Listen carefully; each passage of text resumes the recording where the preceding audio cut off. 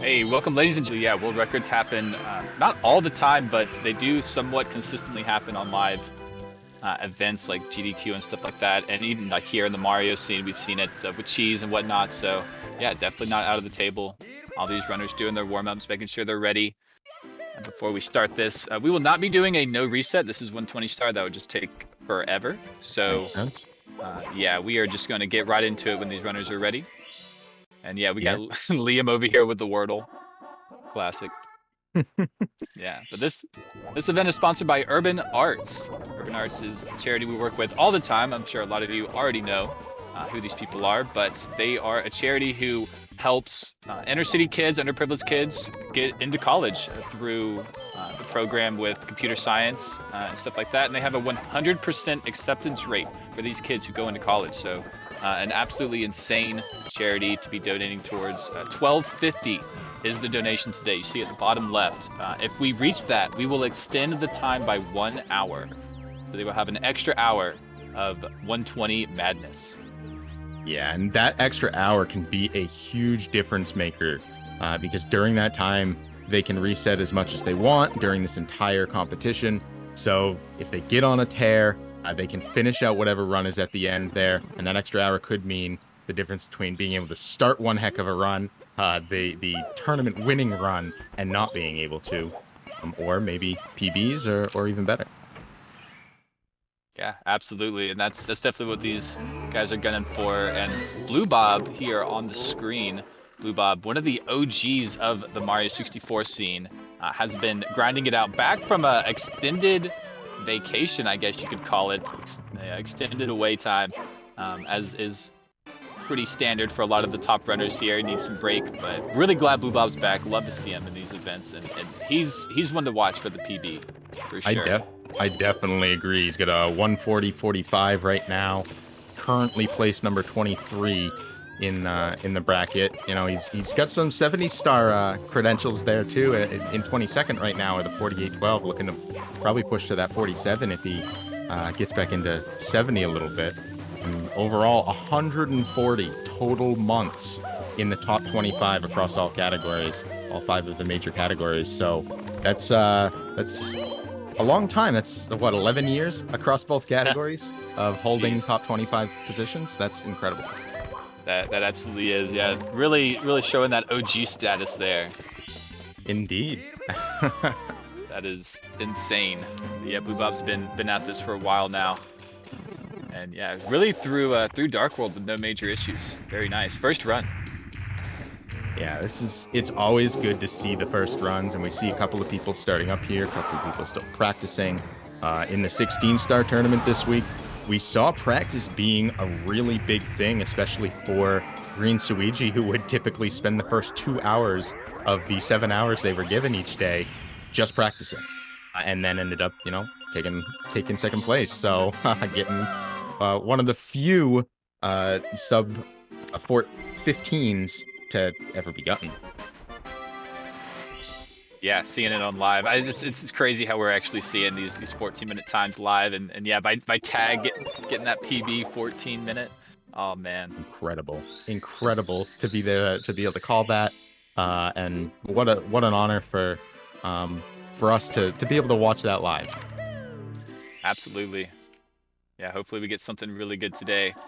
Yeah, Blue Bob on the screen. Who else is going? I think Callie's doing attempts right now. Everyone else is kind of chilling. But yeah, really glad to see Callie here. Yeah, Callie has such a strong fan base. Every time Callie is mentioned, brought up, that everybody is going crazy. They love seeing Callie on the screen. And who can blame them? They're fantastic runner. Currently a 140.04 in 15th. Yeah, Callie started running around the same time I did. I'm currently like 100, like right outside of top 100 and 120 now. After getting bopped a little bit, but yeah, no, Callie's been one of the up and comer prodigy style runners, I'd say. I think that's pretty accurate because I mean it's just been nothing but improvement and grinding, and Callie is an insane beast. One that I thought I might be able to keep up with, but he definitely like just shot past me. I mean, if you're talking virtual console, they're the world record holder right now, 140.44. No one can touch him on VC. So they may make the jump over to the N64 and top 15, number 15 right now. The third and 70-star VC. They have 6 SM64 co-op and online world records, and a top 25 contender in both 120 and 70 stars for the N64. That's one heck of a resume, and continuing to rise and improve and get better every single time they're playing the game. Yeah, it really is something. Yeah, Callie's a man of many talents when it comes to the Mario 64 categories. Like you said, he had like a co-op record in there. Yeah, that's pretty fun. It is, and I believe I have a correction here from Moab Mahler. I'm saying that the VC actually came after the N64 one. My apologies, I had my dates mixed up there. But either way, I mean, the important thing there is Callie is a beast, and it's pretty undeniable in that regard. Yeah, Callie's always been a 64 forerunner. But yeah, the virtual console world records and stuff are, something that the top runners will go after, maybe just for fun or something like that. That's typically how the history of kind of virtual console world records have been. But yeah, it's just a much faster category, and runners like to have fun with it. Yeah, I mean, we have some other, virtual console record holders here as well. Yeah, you have Ouija. We saw them in the 13. I mean, the previous. I apologize. The previous contest that we did for. What the heck's the other category? 16. 16. Thank you. It's literally the only one I myself have run, and I couldn't remember it. But he's held the 16-star VC world record in 2018, and the 70-star world record holder currently. Yeah, for VC? No, just for actual N64 too. Who are we talking about? I'm sorry. Ouija. Oh, Ouija, yes. Yeah, Ouija's insane. I thought we were still talking about Callie. My yeah, apologies. Ouija, yeah. Definitely a competitor. Real quick, before we start talking about Ouija, Blue Bob is out of Womps, and we haven't talked a whole lot about this run. Or, I'm sorry, no he's not. He's got one more. He's got one more here in Womps, but this is the Blue Bob's first run of the day. This is a really good Womps. I saw a few little mess-ups here and there, like missing a wall kick or something. But yeah, it's not a bad run at all here, and he's going to be green out of here. Just kidding! Got a weird like double jump. I think ran off the edge and took a grind and just gave him a double jump. So gonna be pretty even with the splits here. Shaking his head a little bit there, but yeah, Blue Bob is out of Womps. That is unfortunate, but it is doable still. Yeah, it's first run. Get all of the kinks out now, and start working through these early levels. But first run for anybody today. First run for the competition. It is. Yeah, Callie's doing his best. 3 stars down. And Blue Bob is a fan, as is most people, of the Aquarium early strat here in JRB. You can do it after. Some runners like to do it after during runs. It does lose 3 frames and 2 lag. You get some extra lag. But you don't have to like kind of waste time before JRB. But it's really preference. Not much of a time difference there. But I think Callie will probably do it after, and we'll see the movement there. Hopefully he can get out of there. But yeah, while Blue Bob's swimming, talking about Ouija. Yeah, and I'll do a reset on that. The good chance I misspoke trying to figure out what the heck 16-star was. Yeah, a 139.42 right now, 13th in 120 star. He's been in the top 25 for 42 cumulative months. So definitely a massive contender in 120, but 70 is the main place that they're shining at the moment. 46.58, first place, his first reign as champion in 70 star category. It's been 9 months, and he's spent 54 of 57 months, almost 5 years in the top 10 in 70. That's absolutely incredible. And third right now in 16 as well. Ouija is a competitor. I know Ouija's done a lot with 120 star as well. Never found as much success as he has in like the 16 and the 70 star categories.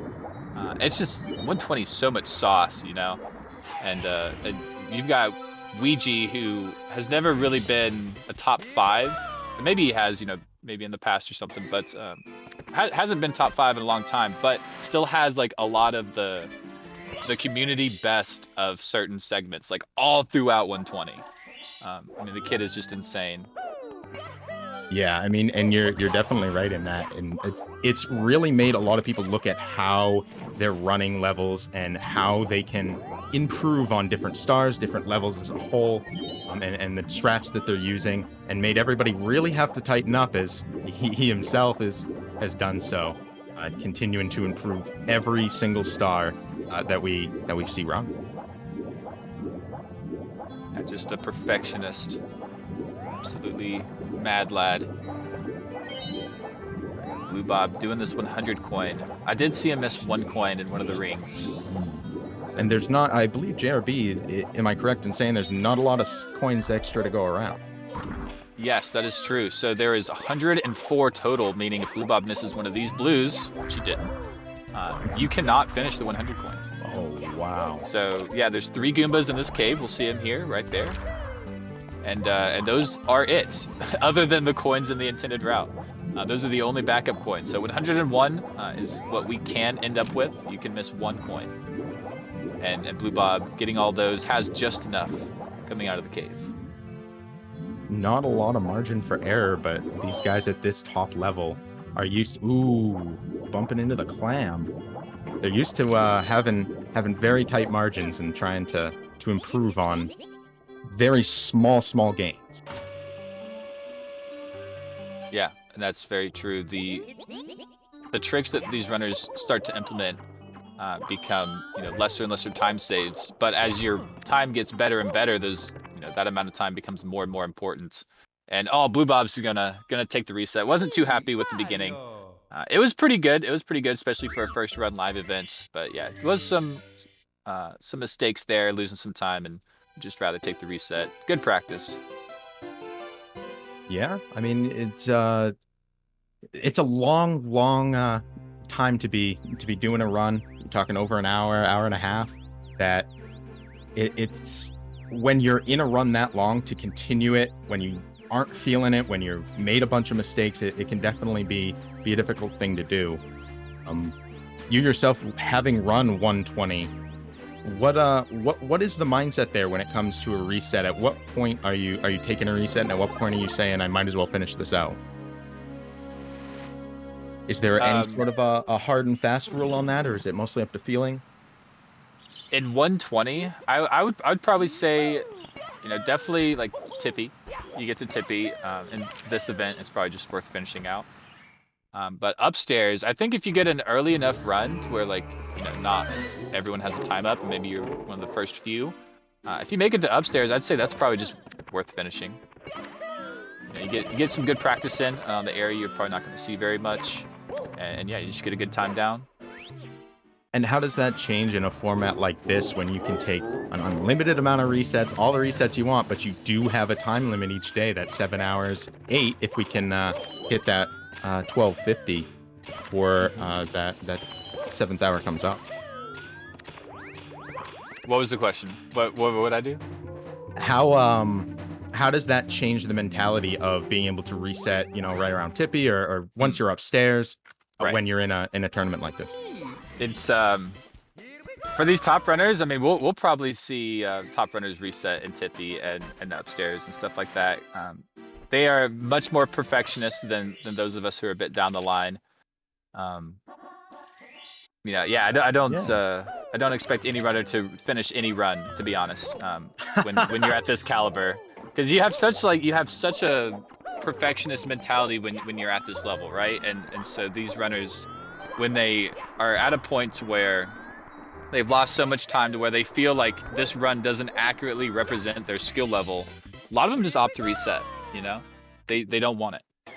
Yeah, and I was talking to I was in Chrism 360's chat yesterday, and I asked him, where does that mentality come from when you're at the top level of speedrunning, when you already have a world record, and you continue to improve your time, like what drives you to do that? And he said, I'm not really a speed runner realistically, so I'm not at that level, but the guys who are at that level, they'll stop when they feel that they've had a good run that they feel satisfied with, and they pretty much never feel satisfied with a run that Yeah. they've done. And that I thought that was very illuminating. Yep, never satisfied. That's the speed run mantra for sure. But yeah, I mean, it's all improvement, making yourself better. I really make analogies to esports and real sports as far as the competition aspect goes. And I mean, you get like top competitor in the world for any sport, and they're still pushing themselves, right? So That's it's true. it's something very like inherent with competition, and you got other people are still gunning for you, even if you do have that world record time. So or number one in the world, kind of stuff. So yeah, it's competition, man. It's fierce everywhere. I see Cyclops asking who is Punkay. I want to super address that because um I have a lot to say about Punkay, but I do want to drop in we had a donation here from Moth Peach, $20 saying Cali Gang rise up. This is what I'm saying. Cali Gang represents, and right now they're the only group representing. I don't know if any of these other runners have some fans out here, but I'd love to be able to read off some donations from them.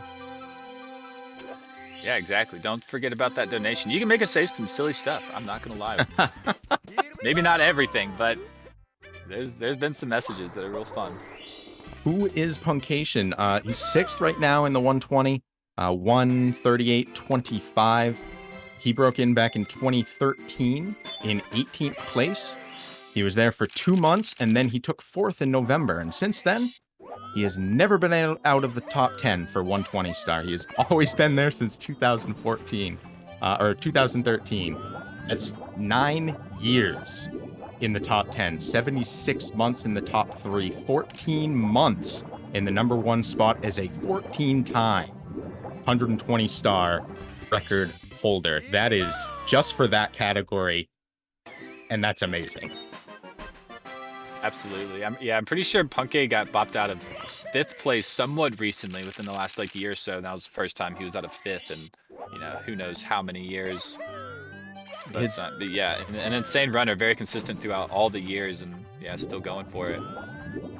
His 70 star records are pretty incredible as well. He's 6th in that as well right now. His first time was in July 2013. He had 3rd place. 2nd place by October, world record by May. He was the first person to take it from Siglemic since Siglemic had it in 2012, and he held it until 2016 when Zaya and then Cheese took over. And since his name was first on the leaderboards in 3rd place, he has never once from 2013 to today dropped below 7th. He has been top 7 since 2013. That's insanity. 8-time world record holder in 70 star alone, and cumulatively across 120 through 70, 16, 1, and 0 stars, all combined, has the most world records of any runner in history with 22 world record titles. Punkation is absolutely a legend, and I think arguably one of the greatest of all time, if not the greatest of all time. Yeah, there's a real argument to be made there. Absolutely, yeah. There's Siglemic, Cheese, Punkation. Yeah, those guys. You got T whatever 70 star. Yeah, Ouija with so many different categories. Yeah, there's so many top runners here in today's era, and it's just fantastic. That's what you always want to see. Like it's fun to have like 1 or 2 people at the top, you battle it out. But when you have like, we've got like 7 here today, and we don't know where it's gonna end up. We really don't. We don't. And a lot of these runners have amazing times, credentials, have been doing this for a long time. We have some who are massively up and coming, improving their times, coming back from hiatuses where they've been gone for a little bit, but have made a heck of a name for themselves, and with really good reason, in this community. So Mario 64 continues to improve every day, let alone year over year. And these runners are why that happens. Yes, it is. And yeah, I love the competition. These runners are great. We got Callie here on the main screen. Wingcap, first person to make it here. Him flying. It's always nice to see, but it's very hard. It's very hard. You have to keep your speed. You don't want to turn Mario too much, or you'll lose some speed. And it's one of many unique skills in Mario 64, I think. One that I surely have never mastered. So it's always really cool to watch them be able to hit those reds. It's one of my favorite parts of the 120 run is watching the reds early on in the race, and then I like Tip Top as well. Yeah, Wingcap is fun. We have a lot of good red coin stars actually. I love Lethal Lava Land reds. That's like my favorite. You hear all the sounds as you collect them like all super quick. That's a really satisfying one to do correctly as well as the reds in LLL. Reds here in Dark World are really nice to do too. When you actually hit it well, you hit a nice cycle, like Callie's doing at the moment. Yep, I believe Callie's on Shig's cycle, got burned, but is doing the good backup. And actually, I believe that is Zaya's cycle, the half cycle before that. So a little early for Shig. A very nice Dark World. Now, for those who don't know, myself being one of them, because I was never good enough to make it to actually understanding what the cycles are in a more technical sense. They're denoting how fast you're getting through the stage, and you can tell by those little diamonds at the end. Is that correct? Yeah, it's like the moving platforms. So yeah, anytime we talk about cycles, it's always a moving platform that is like holding us back, or something like that. So like any elevators that are spinning, those flat platforms that are kind of rotating around. We have to stand on certain parts of those things in order to continue the movement that we're gonna do. And there's so much like backup movement and alternative movement that you can do if you're not on time. But optimally, you get there on time. You don't lose any rollouts. You don't bonk on anything. You don't hit anything.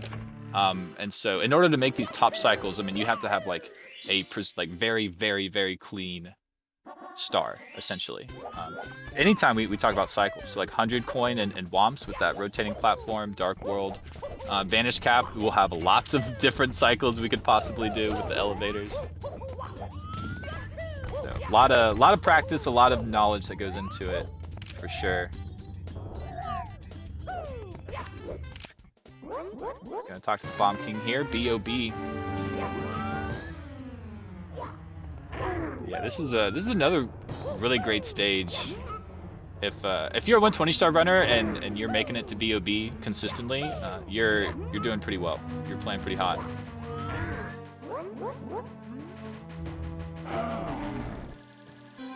It looks like Callie's using brand new splits for this event. We got nothing on the timers here. A lot of runners like to do that in these lifetime attack events. It's hard to go against like your direct PB. Especially like in these live events and stuff like that. So they'll just opt to improve their lifetime times, I guess. Which is not a bad strategy. You just play the game. You're just here to play the game.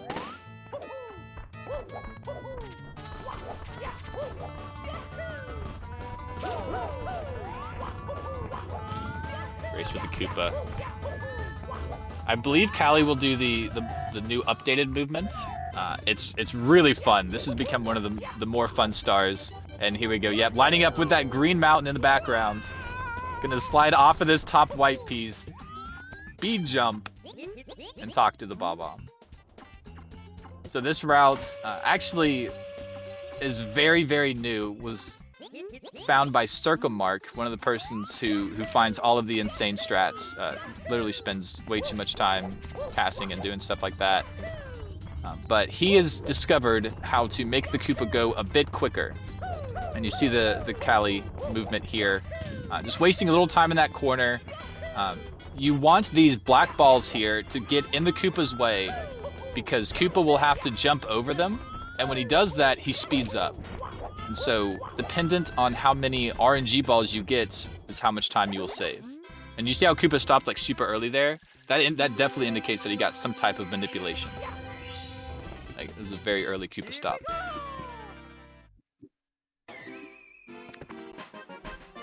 Yeah, just some good fun knowledge there. And I think my co-com might have dropped out of the booth for a minute. Get him going. Just got word that the power crashed. Okay, word. Sounds good. But yeah, we got another $20 donation from Moth Peach. $40 in total. Cali Gang, rise up. Thank you so much for the $40. Said that twice. Very intense on this Cali Gang. Oh, I'm sorry. No, it was just one time. My bad. I'm sorry. That was the other one. It came up twice. It came up twice on my side. But yeah, thank you so much. The next one is $10. Took a second to come up here. Callie sits on the front of his white cube because he's on another dimension. Perhaps. Sits on the front of his white cube. I'm sure Callie fans might know what that means. Alright, 66 stars here in BOB. Or 66 coins, I'm sorry. Coming out of the air. 68 coins, you'll be able to skip a poll without getting anything extra. Callie might opt for the box here and then be able to skip a poll. Looks like that's what he's doing. Needs 2 coins out of here. Oh, nice jump dive with the glitchy regrab. Not having to stop or throw the box or nothing. Hello. Okay. Oh, welcome, Meter. Welcome back. Welcome back. My apologies on that. My power did not like my AC and all this hot Mario action on the same circuit. So it's too much AC, man. I've made some minor adjustments, and it should not be an issue again. Perfect. Callie's doing great here in BOB. We've got a lot of other runners just still practicing. We got, yeah, Punkay, Vanish Cap. Vanish Cap is a really interesting stage. Look at this. Look at this ending. Oh, just clipped the elevator. Yeah. Simply SSL, Liam HMC. All of the trouble stages, we're seeing them in the practice. And that's a smart thing. We've seen it work for runners before. I know people are asking about Liam. How long's Liam been running Mario 64? Their first run was in 2017. And they are second right now in the 120. 137.53 in second place. Yep. The first 137 was Liam with that True. time. That's very true. Some call him the Goat Slayer and the heir to the 120 throne. Perhaps. 26 months in the top 3, 49 in the top 25, and the first person to ever break 138. One of only 3 to this day, with the third being Marlene, and of course the other being Cheese. He was the first one to beat Cheese back in 2020 on his longest reign. Of course, Cheese and Punkay traded back and forth for a while, but Cheese went on one heck of a tear, and Liam was able to bop that, and since then it's been a little more shared around the title. Yeah, Liam is not an OG runner necessarily. Kind of just showed up with some Mad Mario skills a few years back, and yeah, it's Melee's got their God Slayers and stuff, and Liam might be ours. Oh, sorry, I meant how long today. Okay, Tomato. I believe their stream's been up for about 36 minutes. Downstairs basement. Not for the punch grab. It's a little off on the nips there, but securely grabbed. What would you say in the 120 for you personally was the hardest thing to learn, the hardest trick or the hardest movement? And I'd be interested in what chat feels as well, because this is a long run. There's a lot of stuff going on, and a lot of things that I may not even know about where, it's 16 does things differently. Yeah, there is a lot. Callie just messing up that pillarless, going for this topless backup. Here we go. Nice angle. Okay, good. Let's grab. Just gonna be taking care of this little mini boss here. But you're asking about the hardest trick. It's very subjective, honestly, with like each person. They all have their own things they struggle with. You have your classics like SSL stage, HMC, like 100 coin stuff. What is the hardest skill? We have the only good star is Aquarium. Elevator BLJs look crazy on HMC. Yeah. DDD 100, SSL 100, HMC 100. I would imagine the hundreds being very difficult. HMC 100 I've heard many times, and when we're getting it here, and carpetless. A lot of good Yeah. options here in chat.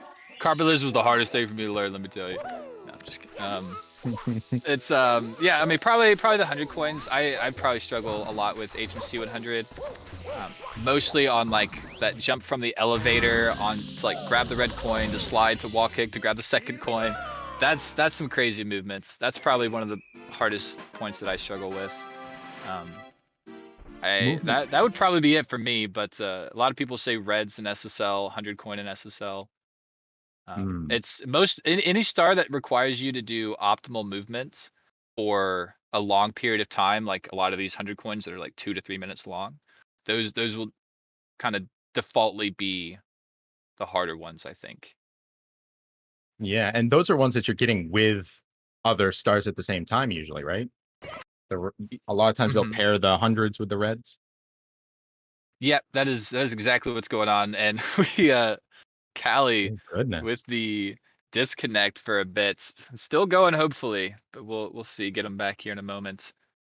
But yeah, normally it's the red coins. There's a couple 100 coin stars where we don't do that, but few and far between. LLL, you know, we get those reds by themselves. Okay. SSL because we have to jump into the pyramid, you know, that kind of stuff. When you're entering a stage within a stage, like happens in a few of them. Yeah, the subzone. That's what the pyramid is. It's a subzone. You have JRB ship. That's a subzone. So yeah, all those places. They're very unique. You don't find them in 70 star typically. There's a couple of them, but yeah, 100. That's a unique part of the 120 run. That's not part of the others. Is learning all the different subzones and like mini bosses like Wiggler and the hands and SSL. Those aren't easy either. And a lot of those are much more punishing if you're messing them up. I know Volcano, you spawn right back in Volcano. So though it's nice because then you can just go ahead and grab whatever star you were going for. You don't have to re-get in the Volcano. Sometimes that can not be a good thing, like if you're trying to do 120 or 100 point. Yeah. And mixes it up on you. That's I think that's the big thing that makes 120 so hard is, you know, there's just so much time to mess up, and you're doing everything. You're doing the hardest stuff. You know, you got some easy stars, and it's really easy to think that you're doing an easy star, kind of relax, be like, okay, maybe prepare for the next star, and then you mess something up there. So like, there's so much going on all the time. Yeah, that's something that we've talked about a lot in Mario, being that some speed runs you watch and, you know, they're difficult. They have tons of different things you need to know and learn and do, and to be the best at anything, you got to be really on it. But with Mario, there's never any, okay, I can take a moment here to breathe. Okay, I don't need to be doing something at this second. I can just hold up to run forward. You're pretty much always doing inputs of some sort to maintain when you're at a top 25, even top 100 in this very competitive game. Very competitive. Yeah, people sacrifice so much time for this game. Yeah, that is what you're up against. You know, there's a couple people up here we haven't talked too much about yet. One of them being Simply. Simply is you hear him all the time in this booth. He's kind of pioneered a much more chill commentary style than some of the more classic, you know, announcer vibes. He's just very chill, and that's kind of Simply's whole vibe, and he brings that everywhere he goes. He's just always Simply. Yeah, that's very true. Simply very chill guy, very fun person to kind of play games with and whatnot. But yeah, great streamer. and great Mario runner. I mean, it's just he's got the whole package really. Like, what do you say? That's true. That's true. He's held 120 record once. Right now he's in fourth, 138.15. He took the world record from Liam after he initially bought cheese. And 8 months in the top spot, 3 years in the top 3, and 8 cumulative years in the top 10. The first time breaking into top 10 being in 2013, and that's just 120 star. He's also likes to run 70 star. He shows a 48.24 right now in 70 star, which would be 31st. But yesterday, he got a sub 48 live on stream, and then went on to freestyle rap for a very long time, and it was actually really, really good. I was majorly impressed. Yeah, the freestyles. That's something Simply's really good at. If you've never caught a Simply stream, it is totally worth it. Definitely a channel point rewards. You can link your own beat from the freestyle to pick the category. He makes it really fun. He's very good at it. Yeah, Simply is one of those guys who's really an OG. He'll tell stories about how Simply, Cheese, and Punke are used to all just sit in a call and race each other to practice 120 often. And that was kind of how it all started. And a lot of the community was built around Cheese, Cyclimic obviously, but when Cheese and Punke were battling it out and doing all that, Simply was grinding in the background and was able to take world record a few years later. Yeah, and well earned, because like you said, he was there the whole time. I think when you talk about like the history of Mario speedrunning, it's easy to talk about people who have held the world record as many times as Cheese, Punke. I mean, in this newer era, even Liam, Shigeru, Honey, Siglemic, like Le Courier, if you really want to go back. But you miss out on some of these other runners who have always been in the picture and just maybe weren't in first, but they bring so much to speedrunning as a whole and to the game because they continue to push. If there's no pressure from behind, what's making people have that competition we talked about earlier that drives these guys to be better and better? What is driving the category forward, if not the people who are hot on your heels? And Simply has always done that while also helping build an amazing community and culture by having just such a fun attitude. Yeah, absolutely. Yeah, Simply kind of took a lot of the competition side too. Ran his own tournaments back when nobody was doing that really. So yeah, no, he's definitely been somebody who's been pushing the Mario 64 game for a long time. Definitely worthy of your respect. They're asking here, did he bop Armada's 47.59? I believe yes. I think he's 16th. I apologize. I was watching chat when he got it, but I don't remember off the top of my head what the number was. We'll see it within the next couple of days when it gets reviewed and uploaded and all of that. But I know he's top 20 now, and I believe he's 16th. I think he went from like being 20 something to, or 31st to like top 15, and that's incredible. Or top 20 definitely. Yeah, that's a big jump, especially at the top echelons of the leaderboard. It is not the first time he's done that. I believe when he got world record, and please let me know if I'm wrong on this, but he did it by like 15 or 20 seconds, and that's not inconsequential. That's very true. Blue Bob just punched the fence and shot Mario off the ledge. Oh no. Jeez, on an actual run, looks like he has red splits from Womps, but JRB, he's still trucking here. Maybe see some reduction of the negative, or maybe even get into green before moving out of JRB. Yeah, that would be that's what I'm hoping for.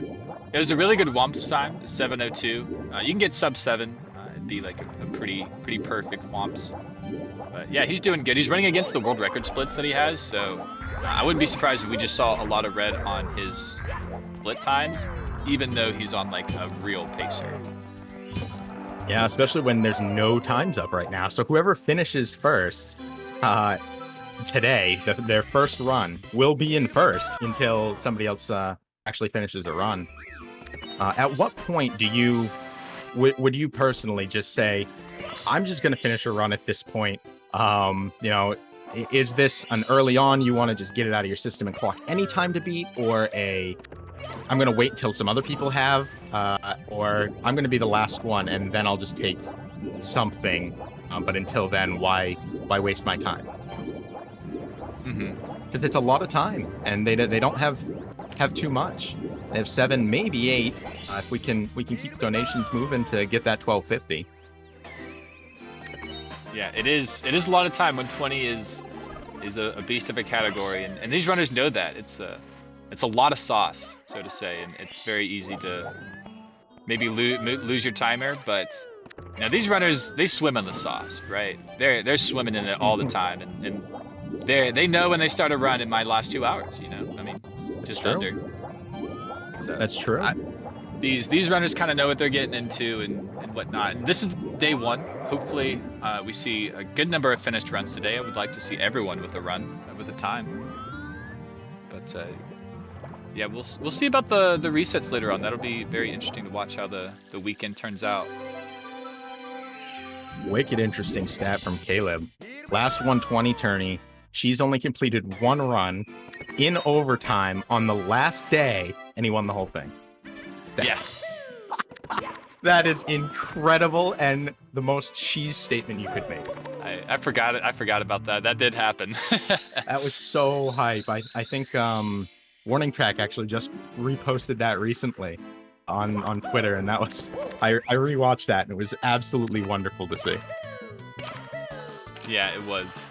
It was awesome. I do remember that now. The very last run, Punke was in first, I think, and was watching intently, and was also on a good run very up until like Rainbow Ride or something like that, and Cheese just nailed it.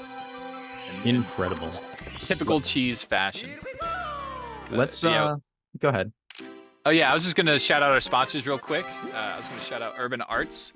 Urban Arts is the sponsor of this tournament. Bottom left corner, we have a donation goal. All donations go towards inner city kids and underprivileged kids, help get into college. They have a 100% acceptance rate into college for the ones who go through this program. Computer science, they help them build apps and games and stuff. So real life skills, which is I think what a lot of our generation is missing. You know, we got a lot of learning stuff. We got YouTube and schools and all that. But the programs that do these in-person, hands-on experience, real-life experience, are just so much better prepared when they get into real-world situations. And you see it, 100% acceptance into college, and it's fantastic. Great charity to donate to. I love that we help them out, and they help us out. Not only a good charity, but hitting that 1250 goal and being able to see these guys run for an extra hour, that could be the difference between, you know, she's getting a time today and ripping off a shirt or not. But let's get those donations rolling in, and in the meantime we can let's take a break and come right back.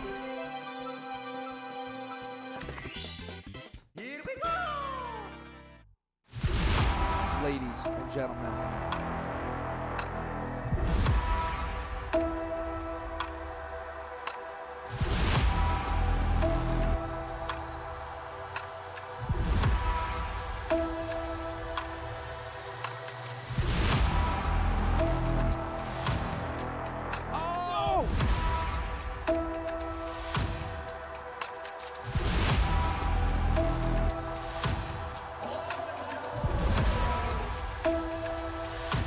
who's ready for some action? Here we go.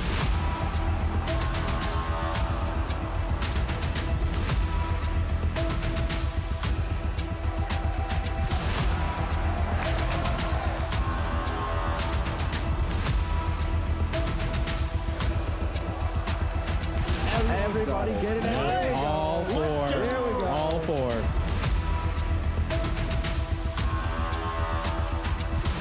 IBK, whole bunch of enemies, just like that, picking up another one.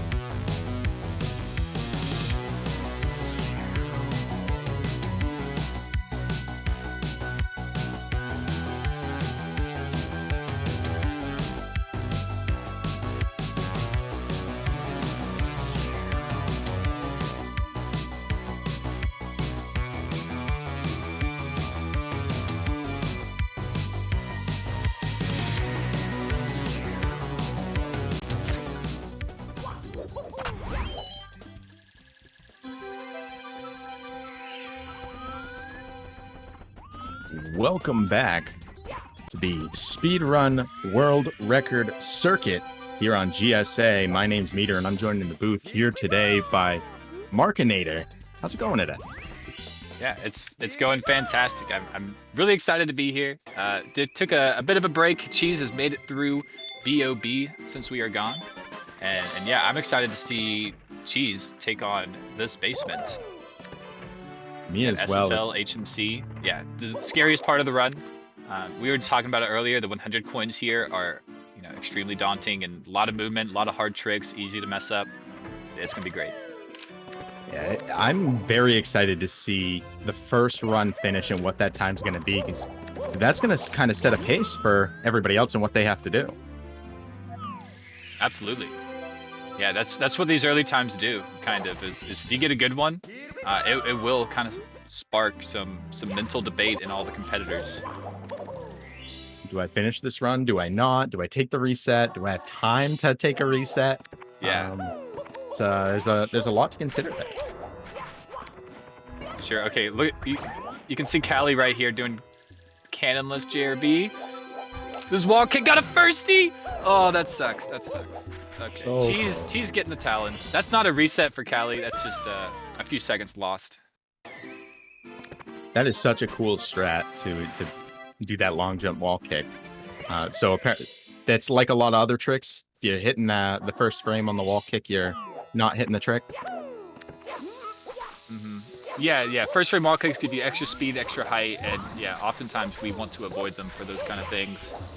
If every time you try to like hold Mario back and like ledge grab something you probably shouldn't be ledge grabbing, first frame wall kicks are like never gonna work. You just get too much speed off the wall. But unfortunate. We do have a couple donations here. We have a $5 donation from Jacob with no message, and then we also have Anonymous donating $10 just saying Liam. Nice Liam fan here. Thank you so much, Jacob and Anonymous. $15 in total. You guys are awesome. Every little bit counts. We got to make our way to that 1250. Get that extra hour of 120 time. We've seen Cali Gang start to rise up, and now we've heard from some of the Liam supporters. Are they anybody in chat got a favorite here today? Who are you guys rooting for? Yeah, let's see some emotes.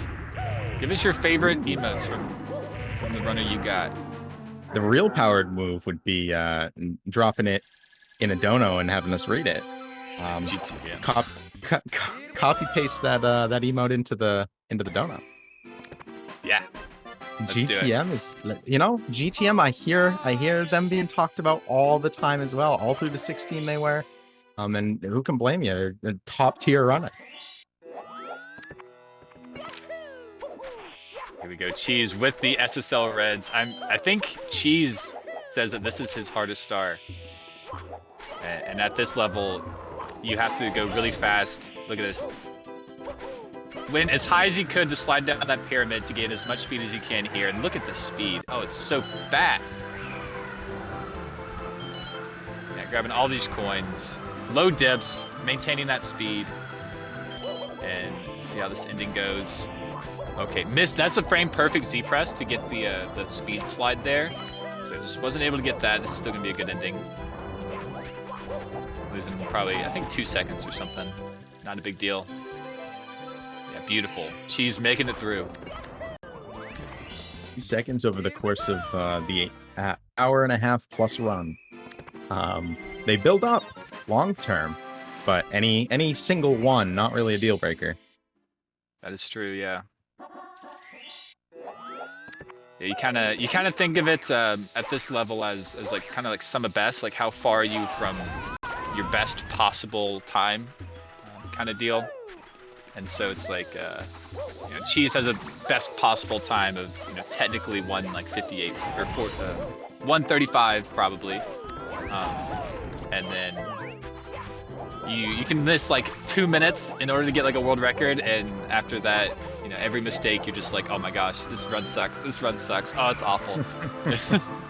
So yeah, you want to keep them all to a minimum as you're going forward for sure. Keep that mental strong. We got Ouija, we got some Puncation. Liam, and a great chance of winning. A lot more Ouija and Cheese seem to have quite a bit of the support here. Ooh, get up there! Sorry. No, you're good. He almost died. A lot of Simply emotes. Simply has some of the favorite emotes in chat for sure. Ooh, beautiful.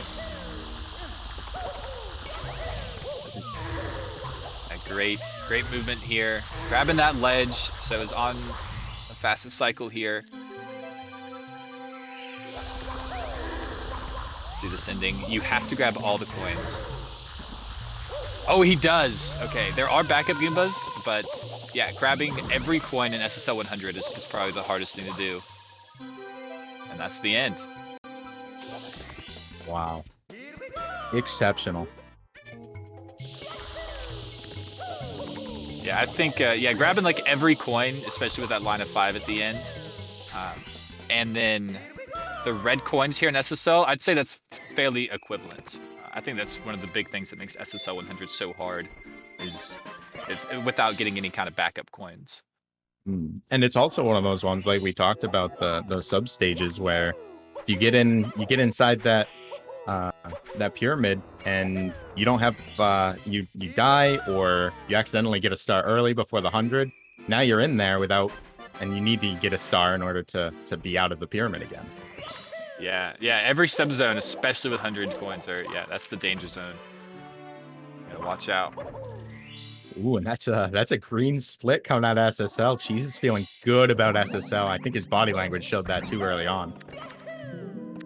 He felt he's very liked happy. that. He liked that 100 coin for sure. Yeah, world record pace, ladies and gentlemen. HMC 100. Let's see. This is the trick that I was talking about. It's probably one of the hardest for me in the whole game. This jump right here. These next 2 coins. Beautiful, good slide. Okay, grabs the box. How's the backup looking? Beautiful. Yeah, didn't get a ton of speed off of that slide, and yeah, took the ledge grab, but beautiful backup. Looking like he's done it 700,000-800,000 times. At least. Very nice. Lag reduction here is critical. This is one of the laggiest spots. Yeah, all these blue coins. Dodging the moles, kicking the snuffets. Sniffets. I did not know that's what they were called. They're either sniffets or snuffets. I don't know. Nintendo likes to do that to us. Yeah. Here it is. Yeah, it's got speed. Yeah, it was nice. Wasn't instant. Looked like Cheese wasn't particularly happy with it. Wasn't completely satisfied.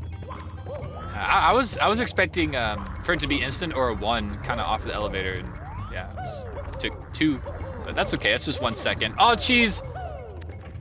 Okay.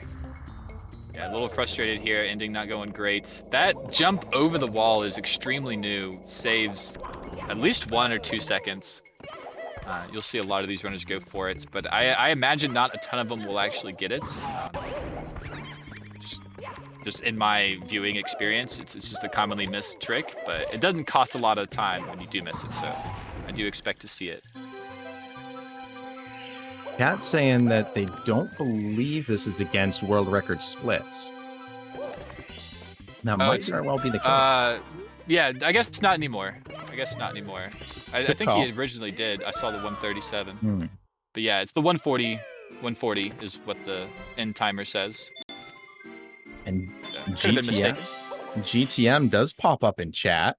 They've been summoned by all of the cheering for him. Wonderful to have you. You know, we've been watching Cheese, but I don't believe we've talked about him in the depth we have a lot of these other runners. That is such a great super jump there, glitching through the wall. It's a great clip. 17-time 120 star world record holder, current world record holder, 137.50. 2-time 120 star for emulator world record holder in 2014 twice. He came in at 16th originally in September 14th, or September 2014. He had 7th by October and first place by April 2015. And since taking first, never once in 120 star has he dropped out of the top 3. That's unreal. Top 3 since 2015. That's insane. Has he ever been third? Yes. He might have been third when after Simply got the world record, but I'm not sure. Like it's somewhere in there between like Simply and Liam. Cheese might have been third, I think. When he was, it was for not a very long period of time. Yeah. But 17 world records, 11 of the world records were him beating his own time. That's silly.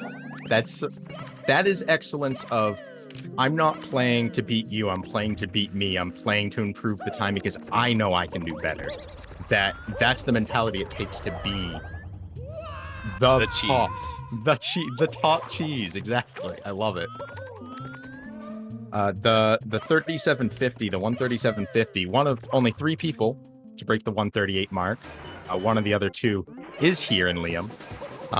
And he and Puncation, they've been doing this a long time. We talked about it, Simply in as well, but those 2 have been trading titles back and forth since 2014 to today. She's honestly dominating in that period, with since 2015 amassing a 4-year run from 2016 to 2022, or to 2020. 4 years with the title, interrupted only by him fighting his own time, cutting it down 1 minute and 48 seconds, and 1 world record bought by Puncation that lasted 1 day before Cheese took the title back by 28 seconds in that single title reclaim. So it was not only I'm gonna take that right back after a day, but with force. 28 seconds. Incredible. That truly is incredible, the dominance. And like you said, the mentality of, I'm here to beat me, I'm here to do better. That is world record mentality right there. It is. And that's what makes him such a competitor. That's why he still has the world record, I think. And he's always pushing himself. It's fantastic. Cumulatively. Oh. Okay. Oh, didn't slide. Very good. Was going for the C up slide there. Was a little early on the C up. We saw him have a save like that in the last tournament too, 16 star this week.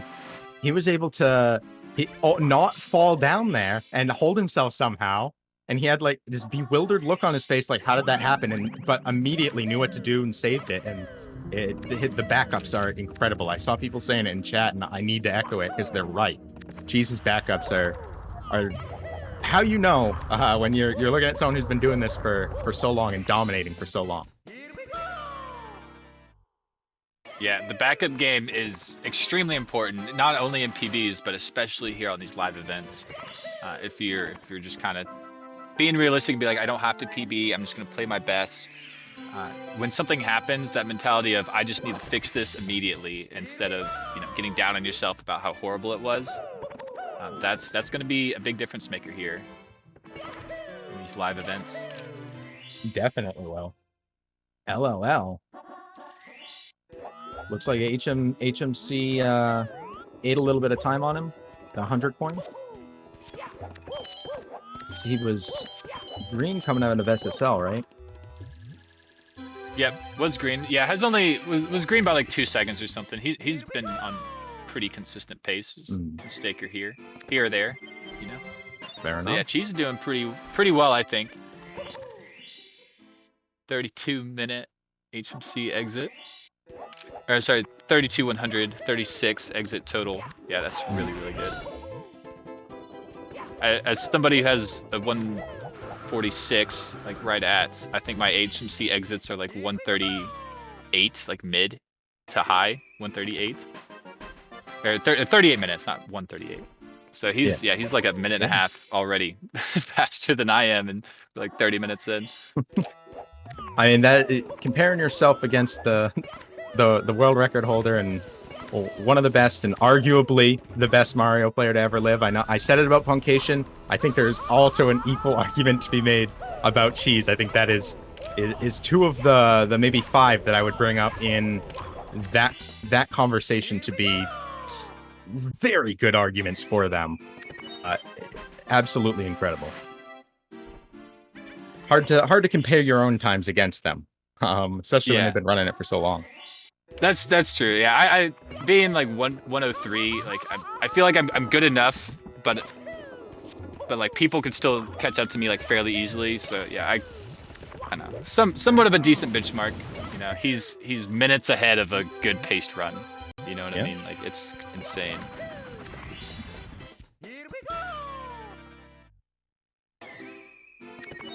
Other than the 17 120 star world records and the cumulative 63 months in first place overall, that's over 5 years. He's held the world record. You know, not necessarily back like all in a row, but if you add all of his reigns together, that's insane. And if you add in all the top 5 categories, world record holder for 95 months and set 20 world records. And technically, that's only in 120 and 70, even though when comparing stats to everybody else, it's still incredible and hard to even compare to anybody else for the amount of time he just spends being the best. Yeah, just being the best. All right, Cheese on this 100 coin. This is a fun 100 coin. You don't get to use the shell too many times, so BOB and LLL are really fun. It's nice to see a lot of these going a little deeper into the runs. Yeah, this is the deepest one we've had so far.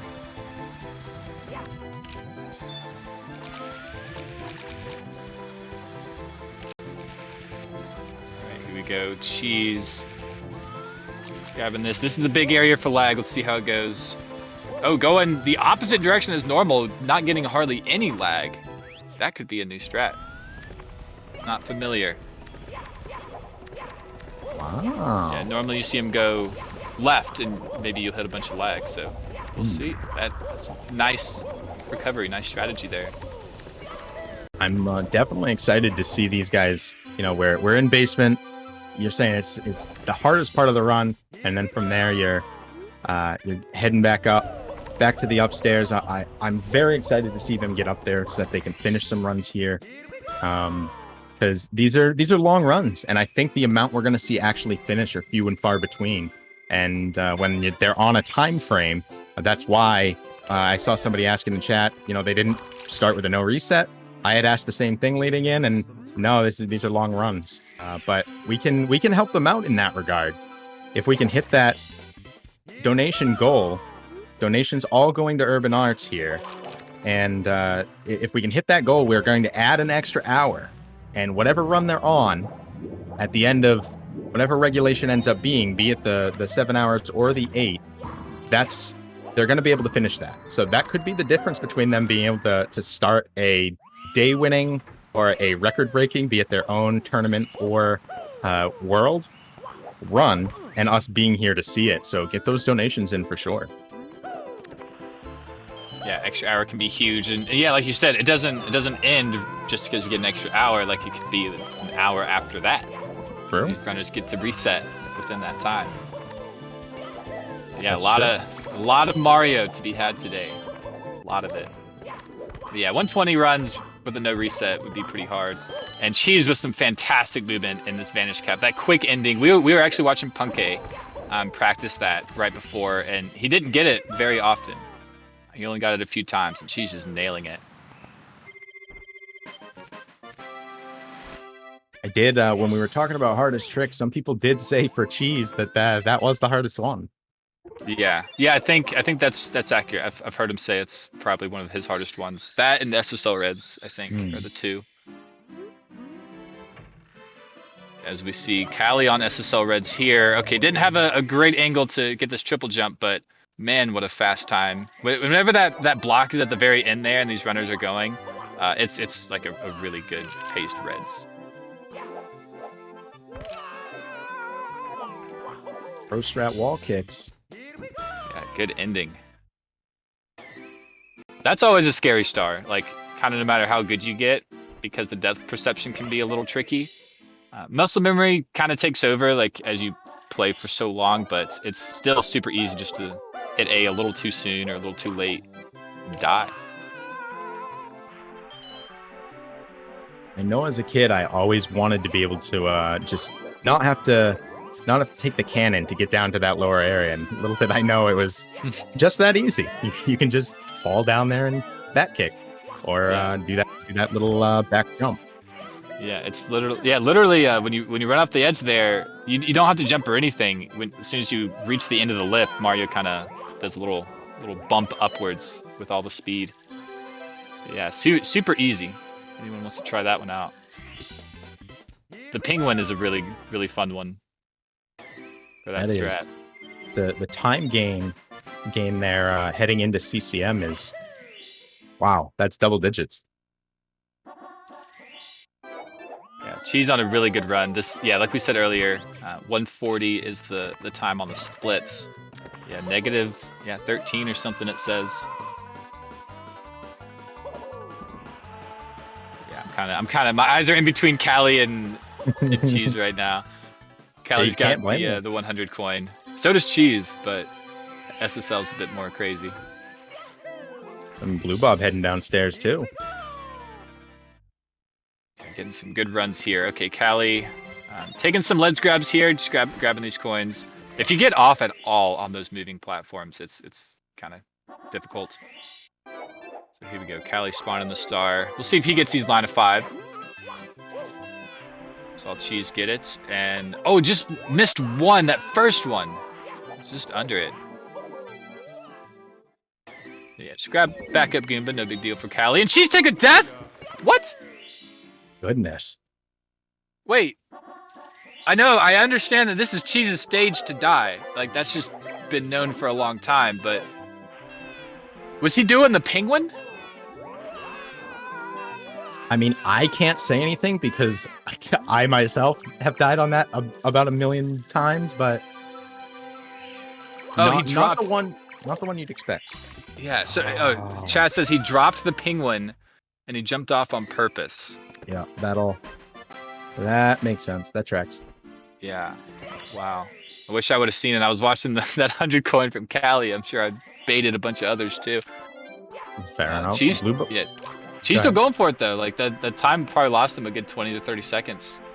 But he's still going. He's still a little green and knows that he's deep enough in the run. He could probably make up for it. And doesn't want to reset. Cheese has gotten a world record. It was about 2.5 years ago, died in CCM and still pulled out the world record. I think I don't know if it was the first 138 or not, but it was somewhere in that time period. I mean, we had mentioned Blue Bob heading into the basement, did take a reset. Liam took one right around the same time, just 30 seconds beforehand. Callie's doing these tricks the difficult ones here in HMC. A little bad coin RNG there, but yeah, got there early enough for the good scuttlebug. If you get there early enough, he'll just kind of meet you while you're on your way to get that red coin on top of the pillar. But didn't get good RNG from him, unfortunately. VG into JRB. Yeah. Oh! Mario touching the corner there, not wanting to go through. Alright, Callie, here we go. BLJ, 100 coin.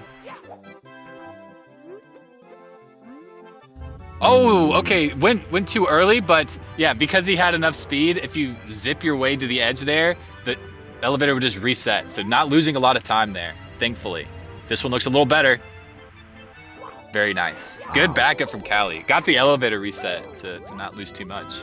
You saw the big, deep breath, realizing reset, it's not the end of the world, and just make it the second time for sure, and doing exactly that. Wow. And Oh, yeah, Callie getting that triple jump over the wall. HMC having 0 ceilings makes it possible. wow. Yeah, that was Even Callie great from looked Callie. surprised by that one.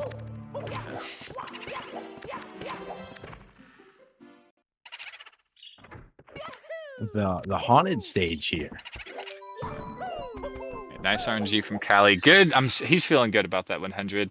I know he missed that elevator thing, but he should feel pretty good about that 100. Everything else went swimmingly. Yeah, spooky time. Ghost hunt. Ooh, not getting the door ghost clip. bomb.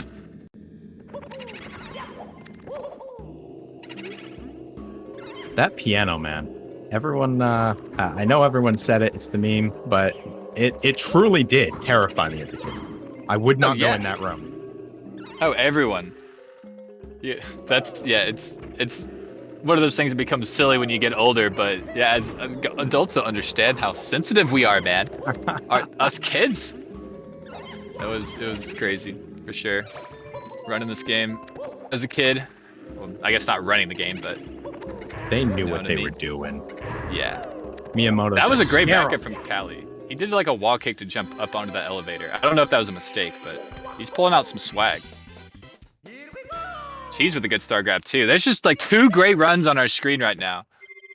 This is exactly why you come to these SWRCs every time. You have multiple runs going that are exceptional at the same time because you have the best people playing. The best. We absolutely do. Just hitting that 50-minute mark for Cheese. And here's that piano, everyone's favorite. Goodbye.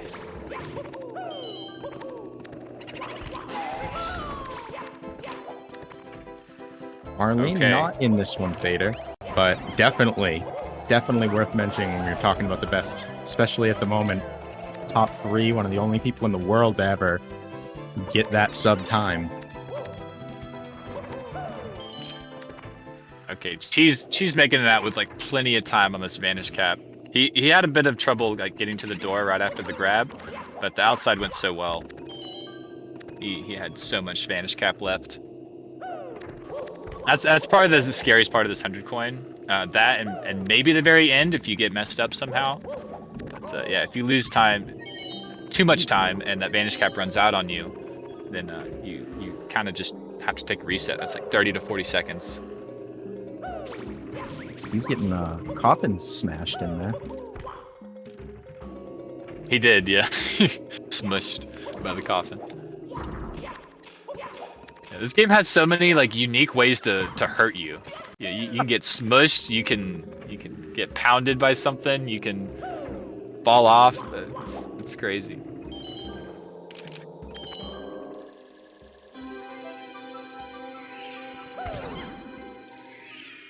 Kicking that boo into the wall. Boos don't die until they either hit a wall, and if they don't hit a wall, then there's like a specific time period of which they die. So yeah, so kicking boos into the wall, kicking ghosts into the wall, stuff like that, will save time. If anyone didn't know. All those unique speed strats. I absolutely did not know that. Now I do. Yeah. Yeah. Now I know so when many, I need to so go many punching things. in the wall.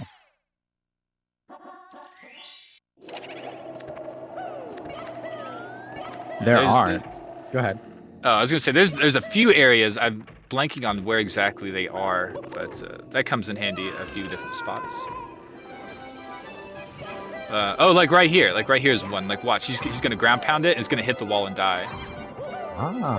And it doesn't really matter until the very last one, but because the big boo spawns. But if you don't hit the wall or something on that last boo, then the big boo will have a mistimed exit. Could be a bit tricky. Great fight. Yeah, it was. Yeah, that was pretty picture perfect from Cheese there. Another reset for Blue Bob. Luigi and JRB and Liam fighting the king. King Liam versus King Womp.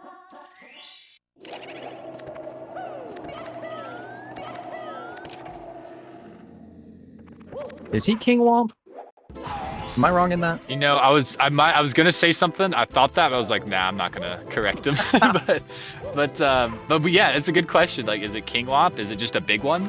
The Bob-omb in BOV has a crown. Yeah. So he's King Bob-omb. But the Womp Yeah. doesn't. I don't know. We need to figure that out as a community. What's going on? If he doesn't have the title, who does? Yeah. Is King Bob-omb reigning? Wait, is King Bob-omb Peach's dad? What? No. What? Dad? Womp King. Okay, I have it. I Womp have it King? transposed. I mean, I'm down. He's the Womp King. Alright. See Cheese coming up for this Big Boo here. Big Boo on the balcony. Yeah, long jump through him. Yeah, see there, the ghost died on that third hit really quickly because it hit that awning, the roof. Yeah, a bunch of places here at BBH. Wow. Check this run Ouija's on. They're calling it out in chat too. Sub 14 JRB. Wow. Oh, Actually, oh no! Okay, well, that's my chat fault. cursed him. No, chat did it. Chat I'll did take it. it. It's fine. I'm calling you guys out this time. It wasn't us. They've been calling out. He's been doing good for a while. It wasn't until I said something. It's totally fine. I take the blame, Ouija. It's on me. Okay, fair enough. It is kind of always our fault, and in the end, I just try to get chat with stuff. You know, it's hard. It's hard to nail them. All right, but here we go. DDD 100 coin. This is kind of like the mid run, middle of the run. Even though it's technically past it, it feels very much like the very middle of the run. Yeah, Now, DDD and Fire C, and then you have like upstairs and Tippy to finish it off. When you're not at the tier that they are, does that end up working out time wise as well? Or upstairs takes about as long as getting to DDD 100? Yeah, typically. I mean, like 50 minutes, you double that time, you're at like 140. So yeah, it's like basically as you're exiting a BBH, you're like at the center, you're at the middle. But DDD and Fire C, like they feel like the middle mentally, because it's like a whole new section of the game once you're done. Okay. Jesus had some good swimming. Yeah, I mean maybe some people have a different opinion, but yeah. Jesus had some good swimming here. All the coins. I know with 16 it's pretty much right at the end. So it's a little different because you got Bowser, BLJ's Bowser after DDD. Right, he did get all the coins. Yeah, so he's good. I think I said it wrong. He missed one coin in the beginning. He needed all the coins there. Good swimming. This 100 coin to me is always one of the most impressive looking. It's very difficult, especially with all the lag, making it even more tricky. Right there, Cheese trying to go an early jump out of the water, not doing any kind of setup, but he's got it that time, and not doing any setup here either. Just going straight forward and missing. That is a spot, and that is a trick that happens a lot. There's some kind of angle, some kind of camera angle they do here. You see it right there, and boom, nailed it that time. But man, doing that setup, doing that precise jump. Oh wait, he's gonna run off. No, he's not. Okay, but it's so tricky with no setup, and yeah, runners do it all the time. Absolutely insane. The level that the tricks have gotten to at this point, that the execution has gotten to, that they have to do it all the time, is incredible. Yeah, if only there was a consistent setup. If only. Yeah, it does that. Like setting that up with lag on top of that EDD ship. I mean, they do save like probably 2 to 3 seconds. I would imagine total. So it's, you know, for these runners, it's worth it in their minds. That's a fair point. Once you get to this level, the time saves that come in like full second versions are just minimal and hardly exist. It's all like 0.2, 0.3 kind of stuff. Mm. Yeah, which is why when we talk, you know, history of any of these records, when people are getting 10, 20 plus second time saves, it's absurd. And since then, it's the time save possibilities have only shrunk. Exactly. Yeah, we don't find extra tricks like we used to. We still do, much like the Koopa in BOB. That's very new, and that's very intricate. And hopefully we find a lot more of those as we go on. But you know, the amount of runners that will, you know, execute those time saves is only going to increase. And so, yeah, it's just a diminishing returns kind of deal. Like, you know, how much time can you really save? And that's what we're finding out. That's what everyone here is here to find out. How much time can we save in this game? How quickly can we get every star and beat Bowser? Yeah, I mean, you know, we have all of these little tricks. Cheese heads into Fire Sea, but the real thing is the movement in the first place. I know what I learned was movement saves minutes, the trick saves seconds. So learning how to do the movement correctly is way more important than the tricks, and the tricks come in when you get to this level of, you know, top 100, top 200 maybe even nowadays, with how competitive this community is. Yeah, that's exactly true. And we got a great lava boost here from Cheese here, making that cycle. Let's see how this ending goes real quick. Very nice rollouts. Nice. Okay, good ending and everything. This is a fantastic Fire Sea from Cheese here. Beautiful. And the one-up. Yeah, like you were saying, yeah, to anyone who's relatively new or not towards the upper echelon of this game, yeah, movement saves minutes. That is very true. A mistake will lose seconds, and a trick that you spend hours grinding will save you 1 second. And you do that 100 times in a run, and there you go. That's where that comes from. So yeah, movement's key. And you see these runners, they are hitting as frame perfectly as possible all throughout the run. Not only frame perfect tricks like wall kicks and stuff, but rollouts have to be frame perfect for them to gain you the maximum amount of speed. And every frame that you don't roll out will lose you more and more speed. So yeah, that's where that movement time really comes into play. Get that muscle memory for dives and all that stuff. You do get to press like A and B. Like you can like roll your thumb over A and B. So the dives, you know, kind of frame perfect, kind of not. But that is what they're doing all over the run.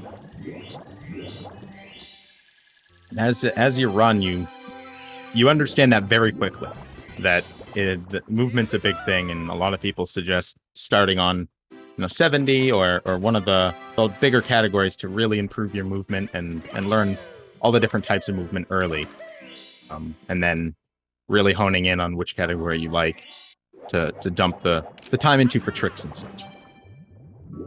Precisely. Yeah. Oh, and looking at Ouija right below Cheese, missing this red coin, kicking. All right.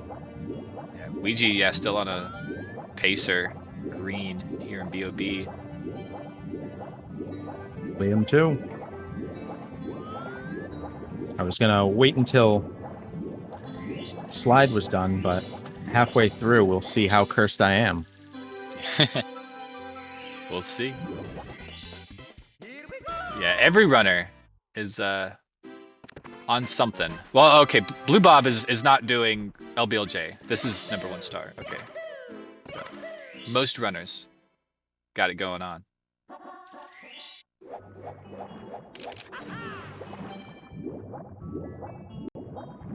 Cheese has one more star here, I believe. We'll be grabbing the Spanish cap.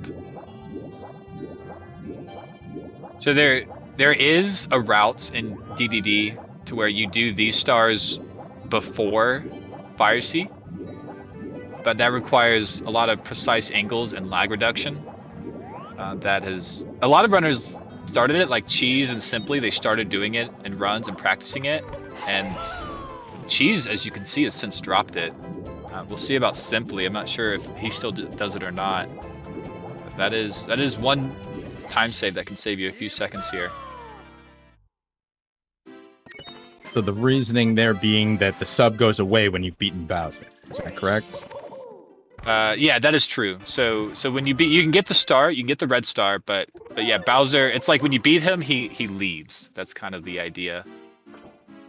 Callie's running up the slope where you slide down. I don't know what he's doing. He's doing the head. I don't know what he was just doing though. Madman. I know there's only like one flag that you have to hit in order to complete the head. A little bit of playing around. When they've done this so many times, you have a second to breathe. Like to give the audience something to watch. Exactly, yeah. Some good swag strats. Callie's got a lot of them. He's a fun runner to watch. Yeah, Cheese making it to upstairs. So door touch time was, what does that say? 103.52. I believe that's what that says. And yeah, so like 102 upstairs time would be world record potential. So I'm not sure. I don't think this really has world record potential, but this is an amazing run. You know, it's not far behind. And right now, world record isn't 100% necessary. Right now, no one's got the time, so clocking anything puts you into first. Yeah, and that's what Cheese is going for. I'd love to see him finish this. Ooh, yeah, that was an interesting miss there. Cheese looked a little confused. Nailing the wall kick.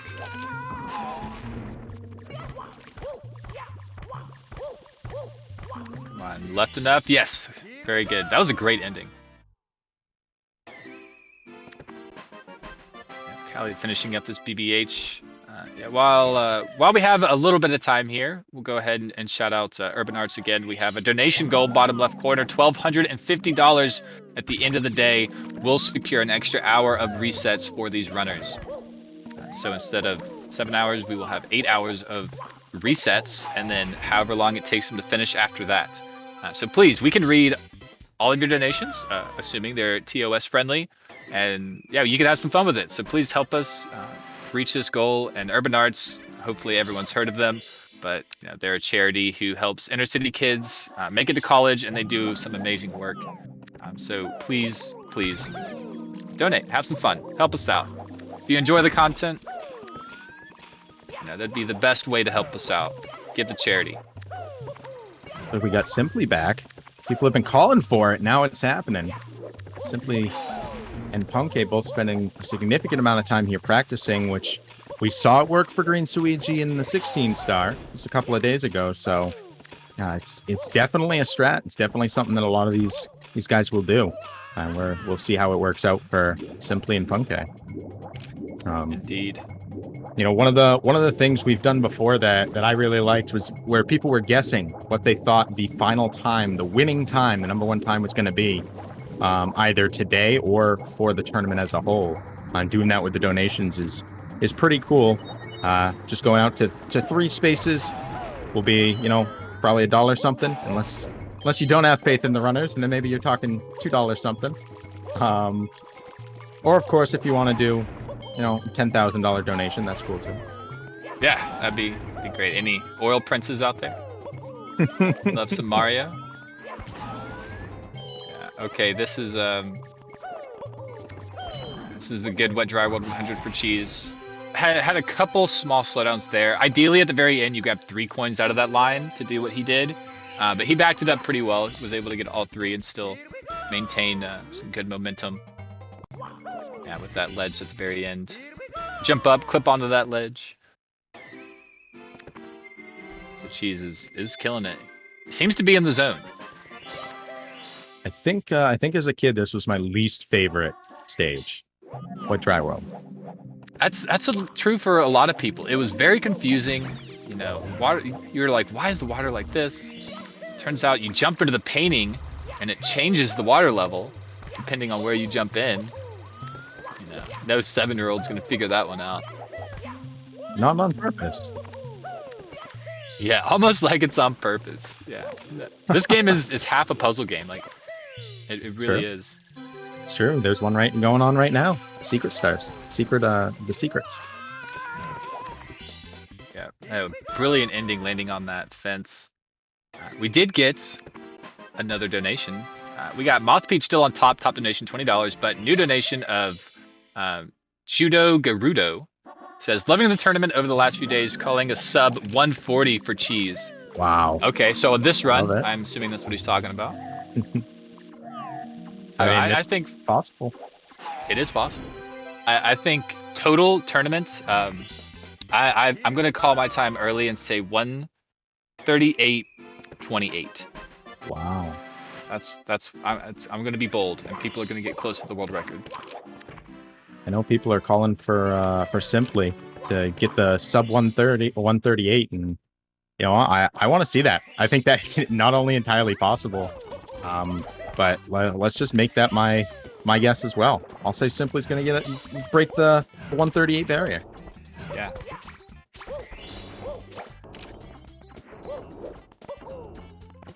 Okay, Cheese making his way through these secrets. A little iffy there. Oh, ran straight into the bomb because he was a little late getting there. Oh, man. We got Fizz Pistol actually bopping down Mothpeach from the top donator. $30 donation with no message. Thank you so much. Just supporting us. Really appreciate that, Fizz Pistol. That's a couple of back-to-back here. We're almost to 100 rays. That would be a very good milestone to hit. Look at that! I've never seen that movement. Cheese, what are you doing? I'm a little behind on the times probably, but holy crap. He's making it happen. That's what he's doing. Yeah. I see that. That's insane. That's a lot faster than ledge grabbing.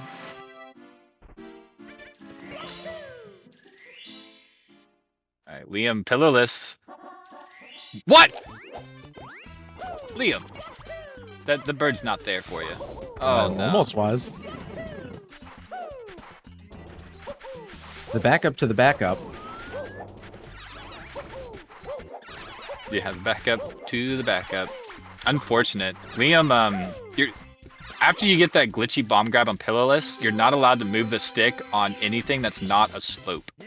So the sand or where he landed, he was sure he was holding up for the speed up the slope, but landed on the flat part. So second try for Liam here. Yeah, there it is. Yeah, you just have to be neutral on that landing.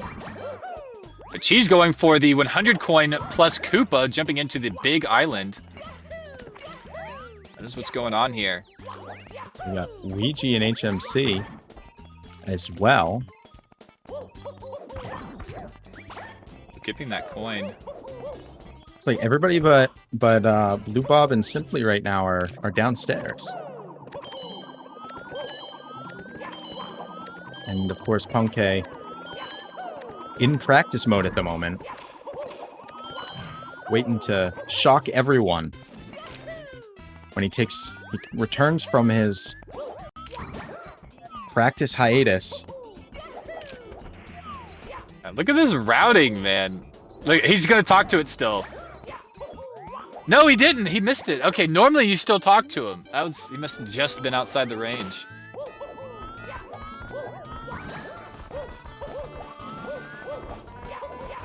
Here comes the race. Gotta grab all these big ones. This is what makes the this route so hard. I mean, look at all these jumps and slides, and he has to kill these big Goombas while the Koopa is racing him. And then after, yeah, still has to grab these. Dealing with the wind. Oh, scary. Poor Koopa the Quick. He Quick is in his name, and Mario can still not only beat him, but jump around and do a bunch of other things at the same time. Go up the mountain twice in the first stage. Yeah, there's actually a good theory out there by Zoomzyke, if anyone knows who that is. Does some commentary stuff for video games and Mario Party and whatnot. But so the big Koopa, every time you see him, he has a power star, and that's the only time you ever see him. And on the Nintendo website, it just says Big Koopa. He's not special. So maybe some power star shenanigans going on there. See, a normal Koopa with a power star becomes Koopa the Quick? Yeah, or at least that one does. That's a self-given title. Someone's got to take that away.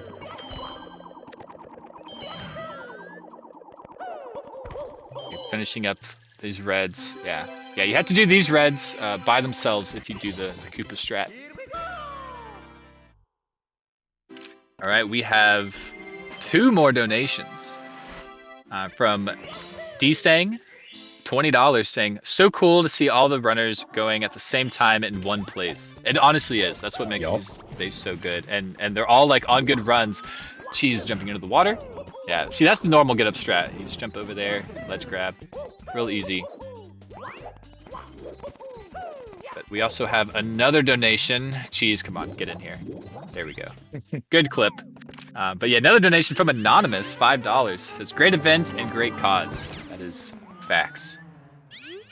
Yeah, thank you so much, guys. $25 more so for charity. Closer to that goal. We are at 110. Almost at 10%. And this is really just kind of like the first block that we have going, me and you. It is. We have yet to see a run finish, but we're pretty close. She's picking up his 88th. Callie has a very funny number of stars. Absolutely funny. Oh my gosh, it's so funny. And Ouija saving Christmas. Ouija saving Christmas, yes. Christmas Miracle Star. Yeah. That is the nickname, but it stuck around. I don't even know what the real name is. I didn't know there was another name, to be honest. I thought it was just a Christmas miracle. Yeah, I mean that's what it is. Okay, here we go. Breezeless. Cheese. Wow. No breeze necessary. Big exhale. It was. Cheese is focusing, for sure. Had a little slip up THI here and there, but he's been playing right around this even mark on the splits. The 140 ending, low 140. If he can just catch up by 20 seconds, this will be a 1-3x time. Right. Got the wall kick, looked upset, but yeah, he's got it. Loses a second or so. Callie about to head into Bowser. It's Ouija jumping out of HMC. Blue Bob on the slide. Simply JRB and Liam with a reset.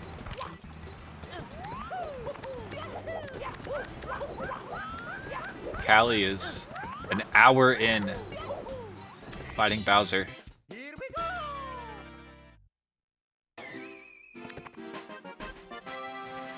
Yeah, I don't know what Cheese's fire suit time was, but he had a high 103 upstairs. So we'll compare that with Callie when it comes. Good memory on that. There was no way I was remembering that. Yeah, that's just the speedrunner to me. I gotta know. I gotta see the pace. So what is it like holding a world record in a game? If I remember correctly, you yourself have one in Fisherman Bass Hunter 64. I do have a world record in Bass Hunter 64. It's like the only world record. It's the only speedrun of the game. I'm actually very close to finishing a video, a deep dive explanation of the game. And so if anyone else wants to run it, that is what I'm doing. But That's cool. It is a fun experience. Even just it's Bass Hunter 64. You know, it's something you could say like, hey, no one else has ever done this faster. It's true. It's true. In the world of the billions of people, it's a great chat up line. Hey, I'm the best at Bass Hunter. Yeah. Hey, girl. You ever play Bass Hunter? No. Oh, okay. Sorry. No, and go away. Sorry. All right, cheese. Back to the Mario 64. Doing great here in TTM on the 100 coin. This is a fun 100 coin right here. It's pretty fast paced. This red section coming up. These mushrooms. Missed a coin. No! No! Wow. Oh, well, there's that. That reaction. No. Does he resets the question? It doesn't look like it. He's gonna keep going. I mean, we were asking what would it take for one of these runners to reset in like upstairs, and I mean, you're so far, no one's got a time. It sucks. You know, kudos to Cheese for keeping it up. Yeah, it was that red coin that he missed. Just somehow skipped right by it. This is definitely my favorite of the 100. Oh, come on. The Cheese is. Oh wait, is he gonna fall? Yes. Okay, that's what it takes, ladies and gentlemen, to get to the center of the reset. It's me, Mario. That is what it takes. But yeah, that was a great run from Cheese. Unfortunate TTM was actually cracked for such a long time. Sure. But honestly, with that, kind of comes out to be a good timing for us to take a break, get some other commentators in here for y'all's viewing pleasure. But Meter, it's been fantastic so far. I've loved these last 2 hours. Definitely agree, Markinator, and I'm hoping we get that extra hour so we can continue to do this. Yeah, absolutely. Everybody get those donations in. Urban Arts is what you're looking for. And with that, so Callie's about 1 minute behind. Now that we know that, we're going to throw it off to our sponsors and take a quick ad break. And I'll see you guys later on.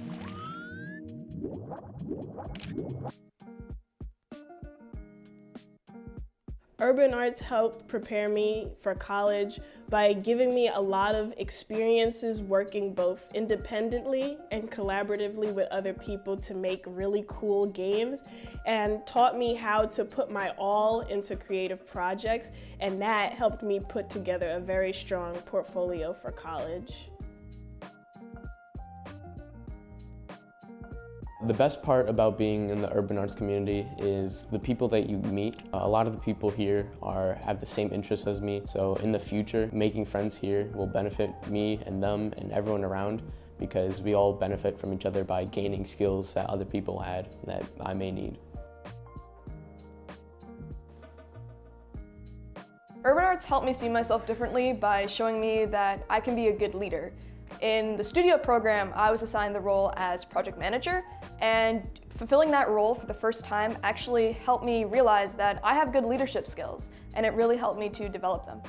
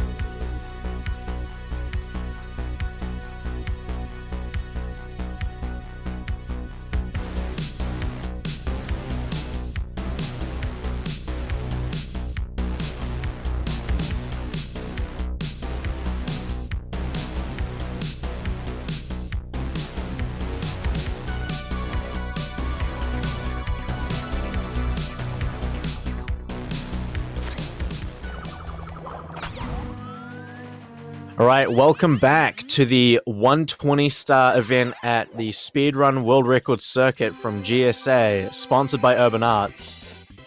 I am your caster for today, or for this hour, Zeus VA, and I'm joined by Mida, my co-commentator.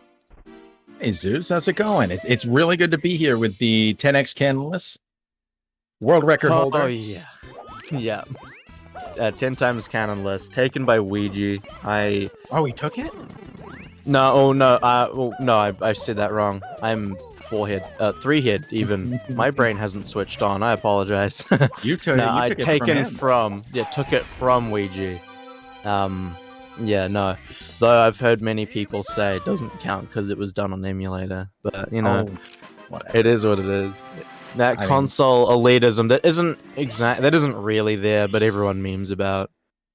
You know, I think there's something to, you know, where the lag argument there, but to completely discount, I don't think is fair at all, especially when some records have 20-second gaps between them on short categories. Is that 20 seconds worth of lag? I don't know. Haven't done the math, but I think that should be revisited in a more efficient capacity. Well, the thing with that is it depends entirely on the platform, because most of the time save actually comes from the loads as opposed to the lag. Like for example, WeVC, you'll save time over not saving and continuing, like is faster on emulator and N64 by just instead saving. And if you, and so on top of that, of course, WeVC doesn't have lag, but it also has really fast loads. So, like even in 70-star, you'll see the Wii Virtual Console runners saving a little over a minute over an N64 runner. Yeah. Wow. Okay. Fair enough. That's why I say I don't know the math, and I'm interested in a lot of the math there, so I know when to compare and what the difference there is. I mean, you're what, 11th in 120 for MU? Something like that. Yeah. 146. Low 146. Yeah, 146.09. Incredible. That's very impressive. I don't care what console you're on. Yeah, though it is quite fascinating to me personally. Like you'll see, there are some very, very solid runners on these other platforms, on emulator and WeVC, but you know, still a far cry from the N64 runners in the end. I mean, That's again, true. top 10 on emulator, for example, on 120-star. Sitting somewhere around that 145 mark, as I recall. But, of course, the difference, you go to N64, and the top 10 is, what, 138? Like, it is a massive difference. It is a massive difference. Yeah, I mean, everybody here today, I think 140.45 is 23rd. So top 25, you're looking at 140s. And that's just N64, not including, you know, emulator or VC. So it's very, very competitive at the top, especially though. The 138, you know, seconds start to separate even at hour. That's wild. And just moving back into the runs here, Callie doing an alternative route to THI 100s and reds, and instead opting to do 100 coin with the Cooper race, and then just there finishing it off with the red coins. But I believe that saves a second or two, that routing difference, but it is dramatically more difficult. For a while, the only person that I was aware of that even did it was Cheese, but Callie is one that very much likes to, how do I put it, push the limits of what is reasonable to do in a run. And you know, a lot of massive fans, like big vocal fans, especially in events like this. They come out in droves and make themselves known that Cali is their runner.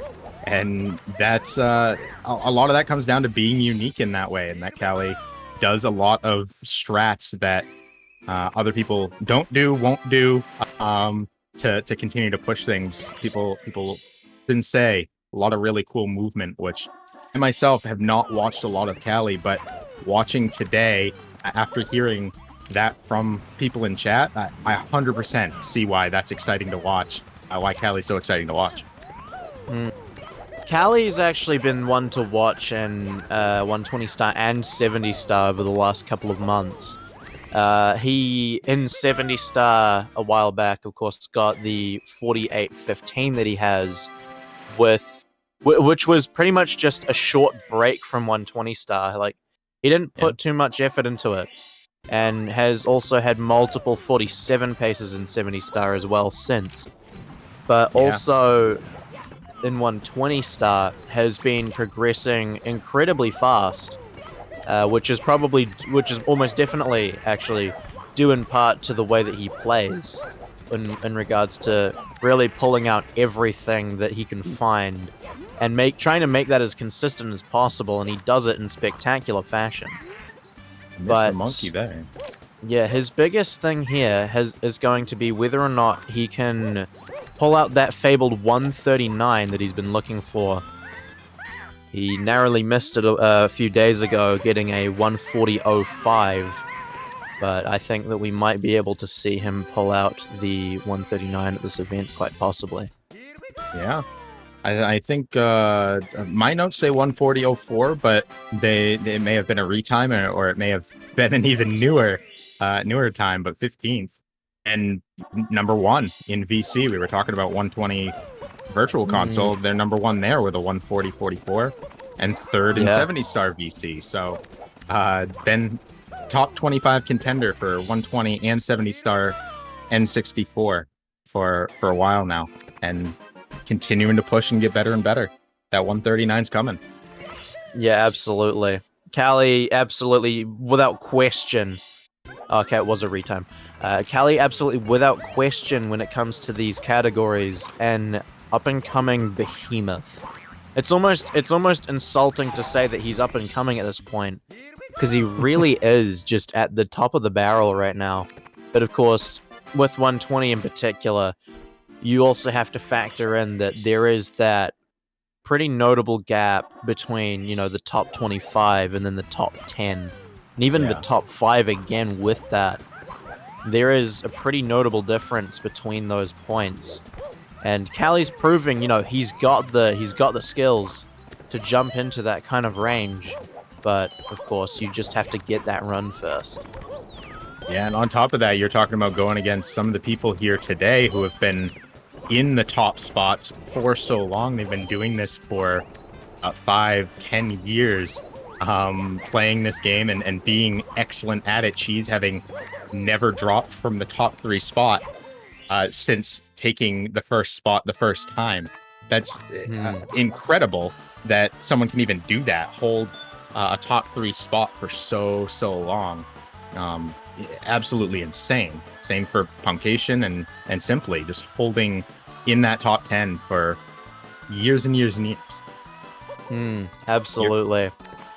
It makes I think that's why you can say Cali is air quotes newer, because you're comparing to people who've been doing this for that long. How do you compete with somebody who's been playing the same game and learning this movement and putting it into their memory for 5, 6, 8 years? And Cali just finishing up 100s and reds and TTM.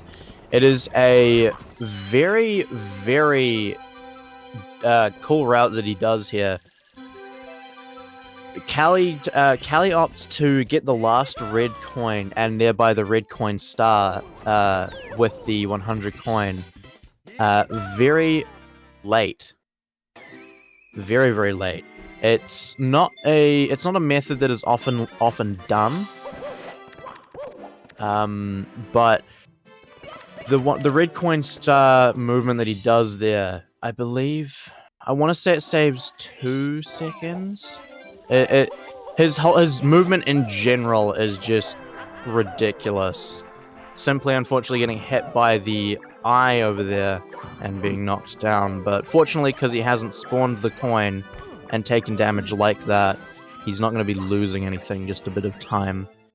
Ali But missing yeah. that, getting up that snowman 3 different times, taking a back up here. That can happen. Snowman's Land is arguably the most frustrating stage. In fact, I'd almost say it's not even an arguable statement. It is one of the most frustrating stages, if not the most, in the entire category. Especially with that 100 coin. SL 100s is... I mean, Cheese has said it before, it's at a point now where a bad SL 100s can be the determining factor between world record and not. Heavily based on that RNG aspect with the coins, you can see a very large dichotomy between one runner getting really good RNG and one runner getting really bad RNG. And the difference in time from that can be upwards of, what, 10, 15 seconds almost? Wow. That is massive. It is very ridiculous. I mean, but to be fair, at this level, pretty much any, bad moment is going to end up being the difference between world record or not. But you're saying this is a random thing, something you don't really have any control over being the difference between if you get it or not. That sounds frustrating. Absolutely. It's something that doesn't really affect you typically until you reach that, mid to low 138 margin, because at that point, you need everything you can get. Everything that you can get in order to improve your time. And having that bad RNG can cost it very quickly and very easily. Got Callie here struggling to get the money bag, but you can kind of see there, one of those coins just shot off in one direction. You can only miss one coin until you need to get the Goomba for 100 coin. Wow. I know some of these stages have larger margins for error when it comes to the 100 than others. Ooh, getting bounced up there. Yeah, catching the spin drift. You're gonna have to do a little bit of swimming. The first bath Mario has had in weeks. It does actually look like Callie missed one of the other coins as well, so he will probably need to get this Goomba in here. Typically, you'll grab the Goomba that sits near the coin wall if you have to get him. But other than that, it has been a pretty rough SL, and there you see Callie getting the Goomba there. So typically you want to be coming out of here with the normal route, because Callie again does a different movement method that still saves time. He is a sucker for saving time on 100 coin stars. But the typical route that people do, typically you want to be coming out of the igloo at around 51 to 52 stars, coins, I should say. Very nice RNG from that money bag. But you typically want to be coming out of the igloo at sitting around 51 to 52 coins, depending on how many you get on the slope before you enter the igloo. For Callie, of course, doing this route, it's different because he's getting all of the coins on that slope before entering the igloo. And getting the spin drifts beforehand as well, around just before the shell. Interesting changes. Now, what would be the reason that you wouldn't take something that's a time save when you're talking about routing and things like that? It is incredibly difficult. It's got some very precise movement in there that can be very, very, very hard to get right. And should you mess it up, you're losing far more than you would save if you get it right. Which this deep into the run has to be significantly more painful to have to eat time losses. Is that a fair statement? Yeah. a lot of people, and especially in 120 this late in the game, you don't, unless you're world record level and you're very comfortable with doing these really hard strats like Callie, like Liam, like Ouija, you're often going to opt for something a bit safer that loses maybe 1-2 seconds of time in exchange for that consistency. Because in the end, if you're on pace in Snowman's Land, you don't want to necessarily do something that's going to save you 1 second over a much easier run, a much easier strat, a much easier 100 coin that would get you through it even just a tad slower in exchange for getting out of the stage. You want to make it to Tippy, and Snowman's Land 100 in particular is one of those things where, like, in 120 star, a bad Snowman's Land can, of course, cost you, that 15-ish seconds, and that's just on RNG. That bad RNG can sometimes set you up for really awkward movement, and that awkward movement can cost you even more time. So, opting for something fast and difficult like that from Callie is always incredibly risky. We see a very nice cloud from Callie. A good backup there after grabbing the pole, trying to just clip that red with his hand, and ended up grabbing it, but knows what to do. He's done it before, and the backups from Callie have been very good, very solid all the way down. Yeah, absolutely. And now we're here in TikTok Clock, which is done. You do the whole stage, typically in 120 and also in 70 star, and it is a lot of people's favorite stage, actually. It's very fun to watch as a viewer, to say the least. If you ask most high-level runners, what is your favorite stage, a lot of them are going to say TTC. We get Callie getting a 0-frame bonk, or wall kick, and unfortunately not going to be getting the wall kick up there and has to fall down, but he's going to do some alternate movement that people typically actually do for Thwomp Star on its own. Alternate movement from Callie? That's weird. Obviously, it's a backup, but the typical routes that you'll see for 70 star, if we use that as a reference, for TikTok Clock is, of course, normally people will do TikTok Clock 100 coin with the Thwomp Star, and they'll do that with, and then they'll do every star in TTC with that. However, some people who are less comfortable with it, because of course TikTok Clock 100 is a very, very difficult star for a lot of people, you can opt out of that and instead just do the Thwomp Star on its own in exchange for then doing Snowman's Land Reds. It can lose a decent amount of time. I know that, like, for example, we take my comparisons, my conversions of them.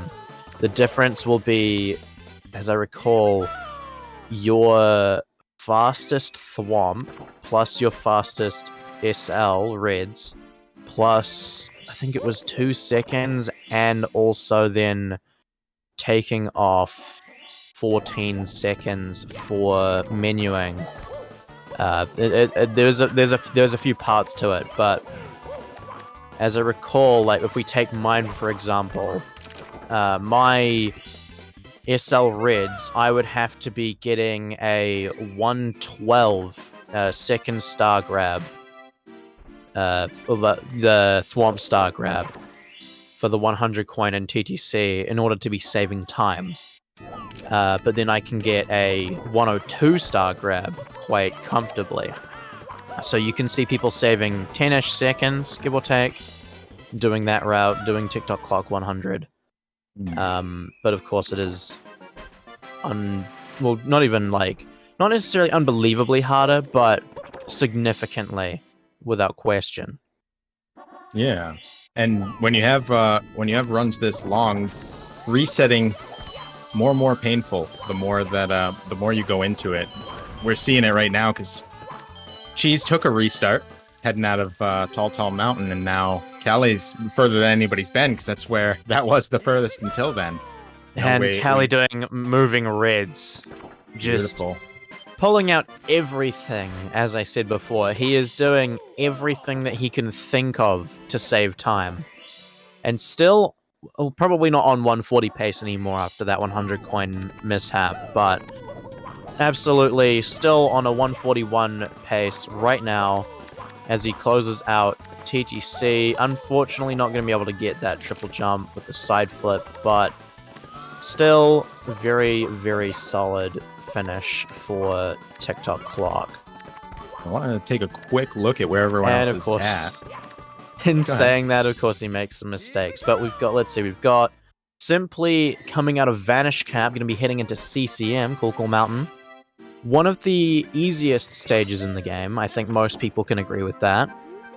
Pretty much I'd say a relaxing stage to go with after the stress ball that is Basement and the pre-DDD 100, which is very much a danger zone for many 120-star runners. Punke on a run here on his own side.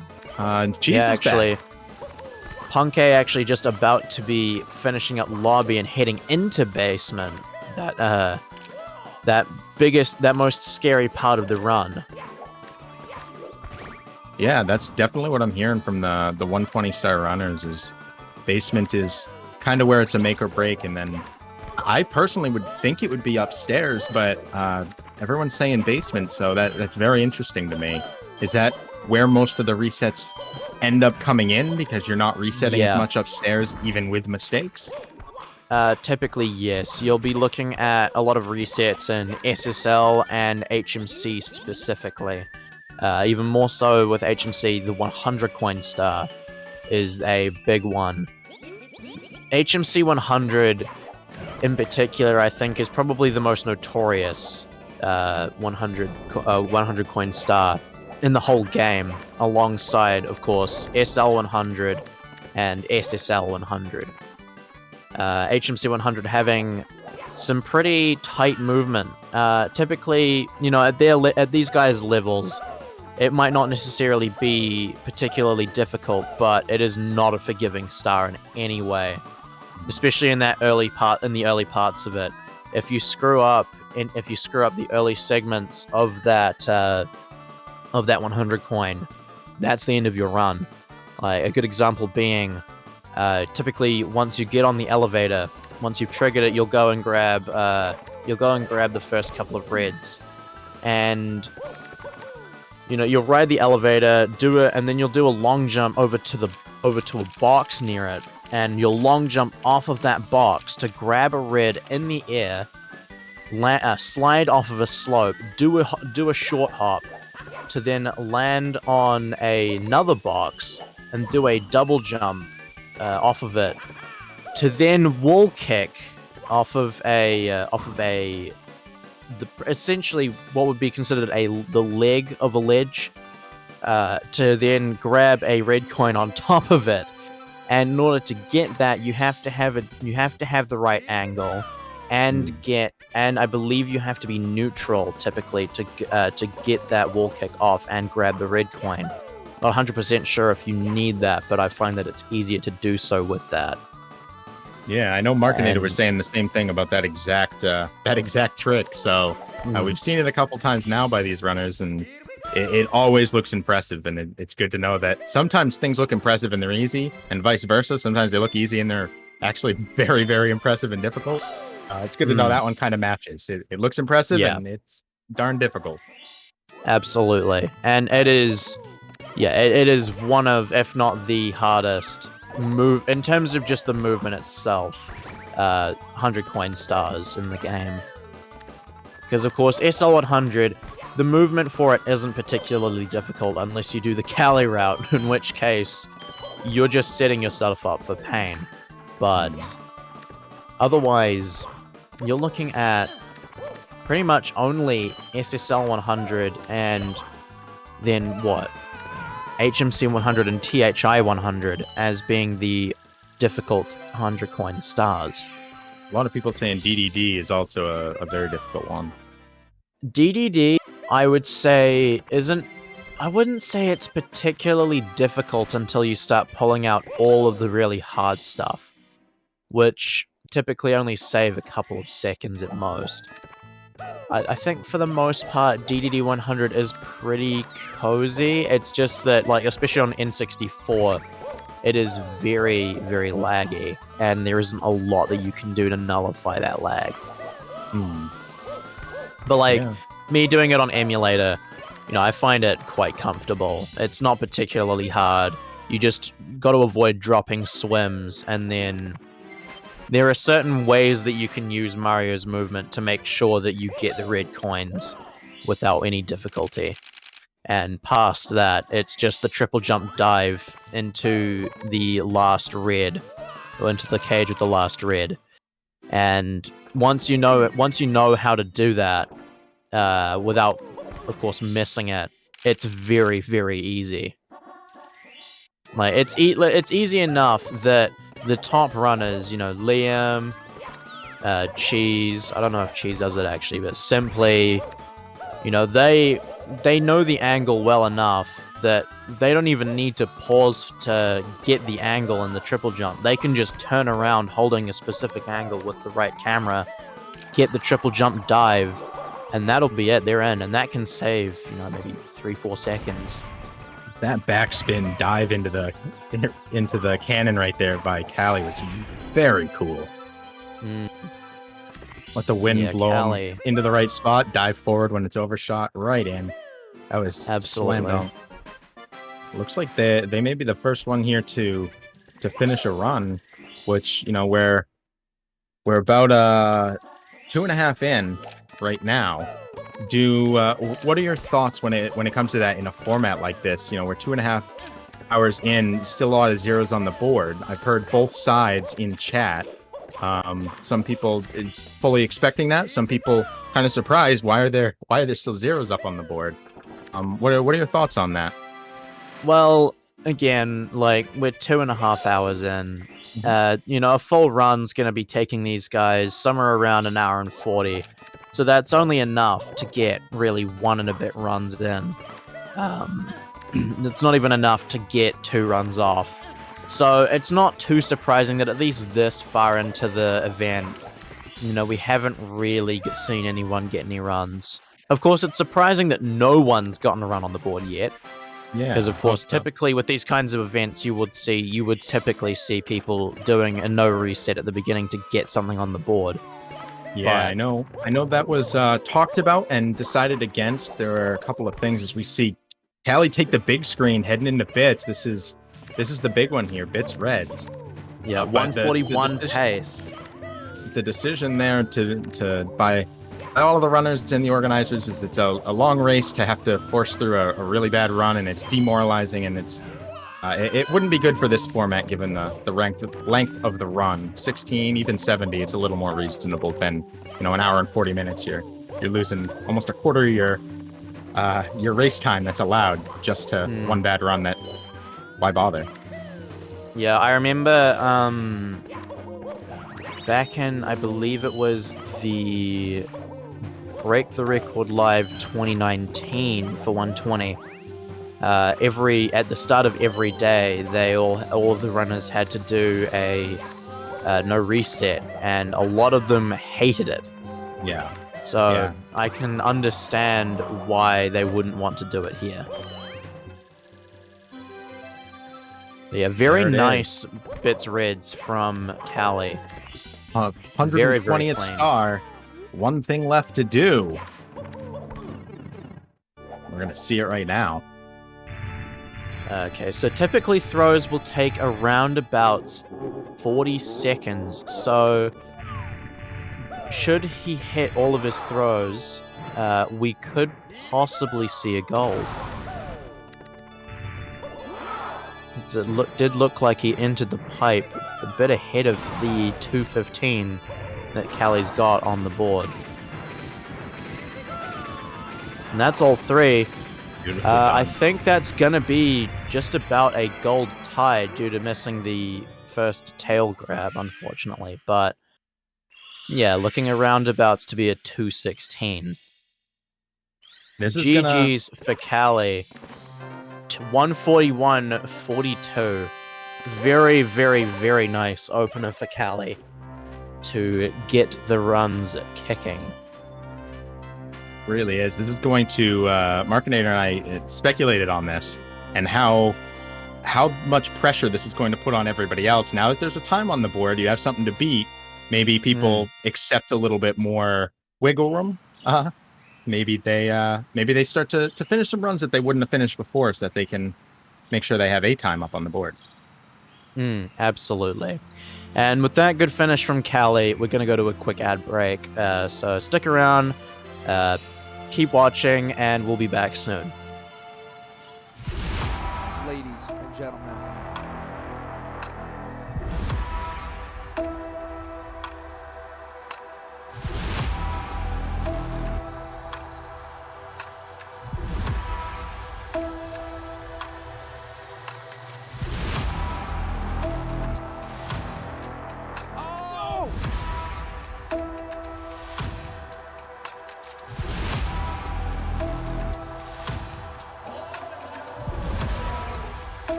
Who's ready for some action?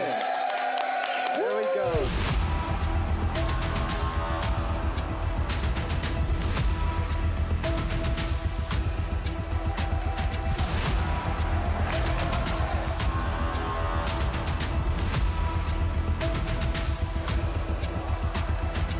Everybody get it out. All four. Here we go. All four.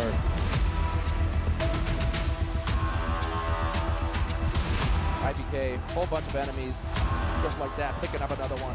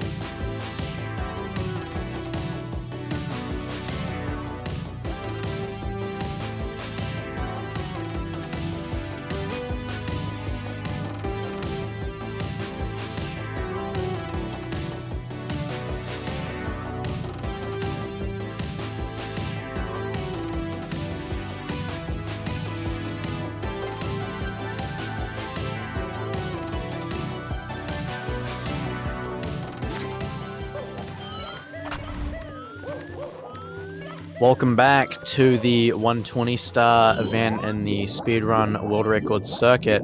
Right now we have Simply in dire docks after getting a pretty solid DDD 100 and looking at a pretty nice run overall for the most part, especially for a no reset run. Ideally, if he if he doesn't have any catastrophic mistakes, but before we put any real focus and attention onto some of these runs, I think it would be best if we do a little dono shout out to Anonymous with a $30 donation saying, "Shout out to Punkation.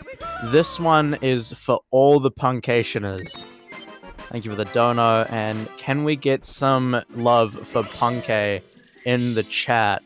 Touted as pretty much the man when it comes to consistency in Mario 64. Yeah. And one of the kings, I would say, of the game for years.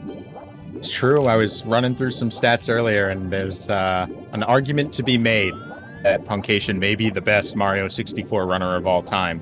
There's an argument for a few people, but their name has to be mentioned. There's no question. 22 world records across the top 3 main categories. Absolutely. You find like maybe 3 or 4 people that you could think of off the top of your head. You got Cheese, you've got Punkay, you've got, of course, Siglemic. You could never forget Siglemic. And I think the other person, yeah, all 3 of them need to be mentioned. Zaya as well. Yeah. Being, I believe, the most recent person to hold all 3 main category world records. And doing some pretty insane things for movement. We see Ouija losing his shell in BOB 100 to the Chain Chomp, trying to be fast. Unfortunately, ending up being slow as a result. Akira and Kano need to be mentioned when we're talking about people who just dominate, get a lot of world records, and someone who I think doesn't get mentioned enough. I hadn't even heard the name until I started really diving into stats a couple of weeks ago, is Drozdowski. The amount of records that they've held and the length that they've held, plus in pretty much every category, they have extremely good times, including 1 and 0 star. Absolutely exceptional, and they should be brought up more. Yeah, Dowski is quite the behemoth, and he's one that's he's a runner that's prone to disappearing for quite a while, simply missing the lava boost cycle by falling off after getting it. Very unfortunate. Might still just barely be able to pull out the early cycle. He will. But yeah, Dowski is absolutely, especially for the short categories, one of the greatest of all time, without question. I mean, his 0 star and 1 star escapades in particular are just ridiculous. I mean, even 16 star, he came back for, what was it, like 2 months or something, and ended up getting a 14 and 16 star after having not played in, I want to say, a year. Yeah, that's absolutely wild.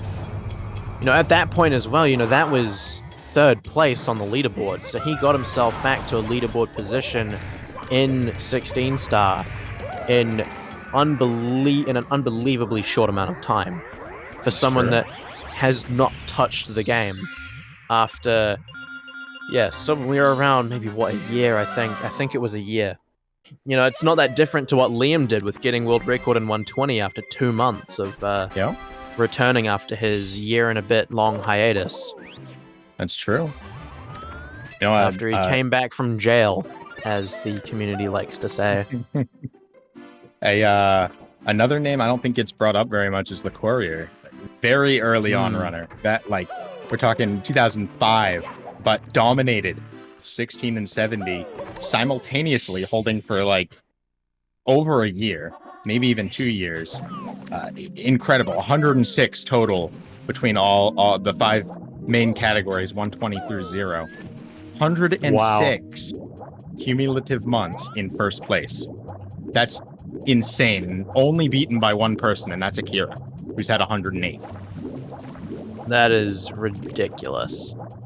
Yeah, some of those really early runners I haven't really heard much of. Mostly because, I mean, I haven't done too much of a deep dive into those super early ones, because finding those records are hard.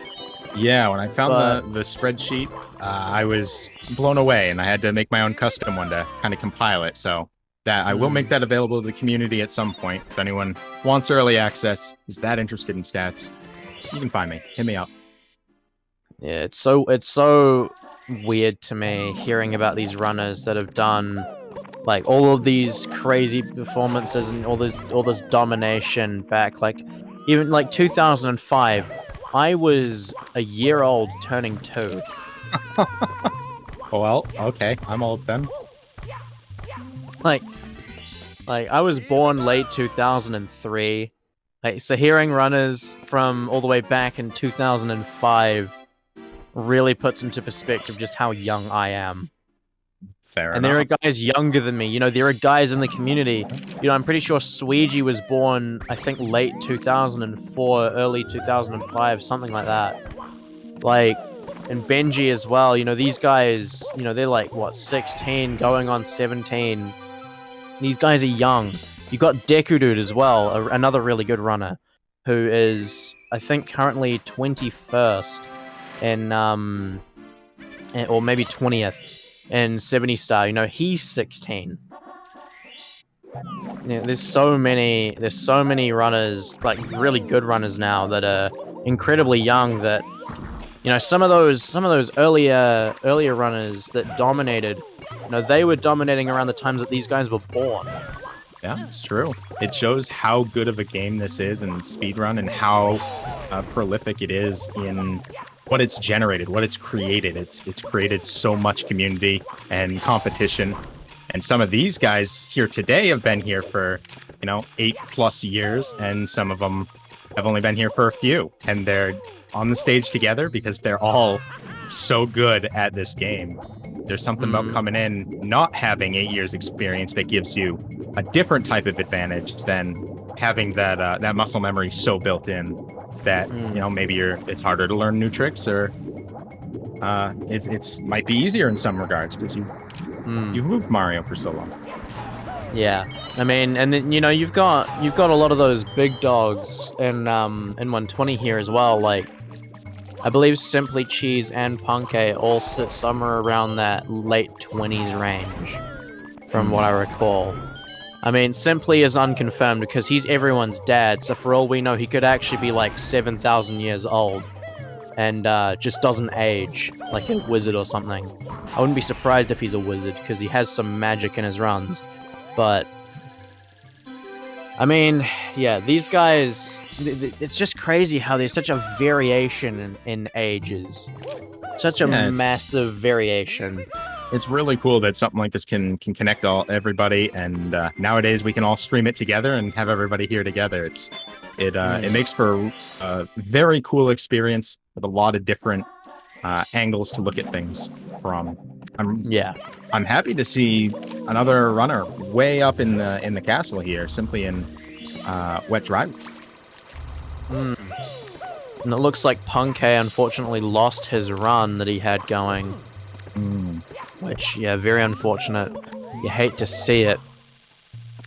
But yeah, at the moment it's just Simply now. You know, we had of course Liam and Punkay in basement at one point. I think Punkay got to CCM.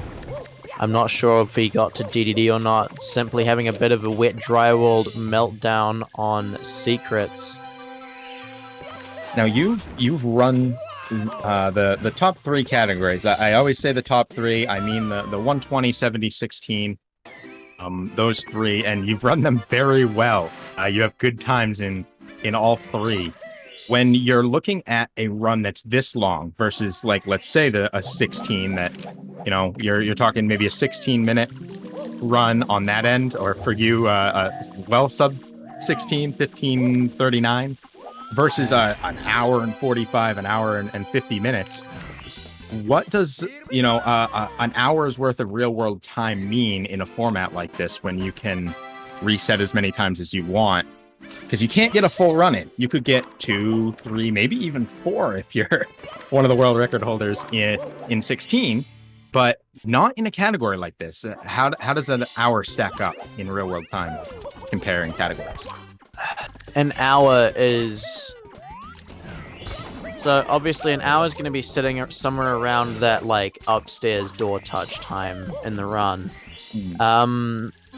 In terms of how it feels like when you're actually doing it, an hour isn't going to mean a lot. Like it's going to, well, I should correct myself on that. Mid-run, that hour doesn't mean a lot, but having those hours there is important because especially with 120, you want all of the hours you can get to maximize. So with that, please be sure to donate, because if we can hit that goal of $1,250, these guys can get an extra hour, and being able to have that last hour to start runs and potentially get the rommel that they need is big. Because while mid-run, that hour might not necessarily make much of a difference, it's what happens after that run that makes the change. You know, we can see these guys, we could see potentially, Ouija and Liam not get a run. Or simply missing the ground pound on one of the Goombas, but fortunately because he got all the coins needed, he can still grab the pole. But these guys will be wanting that last hour. I mean, again, mid-run, that hour might not make a big difference, but it's what happens after that run. It's what happens when they grab that ground star, or when they reset and there's still 10 minutes on the clock to get a run going. And they need to get that LBLJ into Dark World and then get through Dark World, and they're in Womps. How long? That's when that hour counts. How long would you say an average, run in a format like this in 120 is lasting before taking a reset? Knowing that when they're finishing a run, they're usually not resetting after a certain point. They'll just finish out the run after X amount of time. Are we talking 5 minutes and choosing to reset at that point, or is it typically closer to a 15, 20 minutes? An hour? Okay, an hour. Okay, so I'd say in terms of like when people will typically reset, it's either going to be really early on or it's going to be around HMC 100. However, in an event like this, if they don't, as long as they don't make some groundbreaking mistake on HMC 100 or in Bob-omb Battlefield, those kinds of areas, if it's just a few smaller mistakes or even a couple of more like mid-range mistakes but nothing run killing, they might continue it. But I would typically say that once you get upstairs, especially if you don't have a run on the board, you're probably not going to reset unless, it's Cheese with his really, really unfortunate TTM. But I got to imagine, too, that early on, resetting later is less of a bad thing than at the end of the tournament or even any given day, where resetting early makes a little more sense. So would it make sense that later on in the day, as the hours tick down to less and less available, resets will happen more frequently early because they want to try and get that one run? Assuming they have a time on the board? Yes and no, I'd say. And yes, in regards to like they want to get more runs and they want to get those runs far.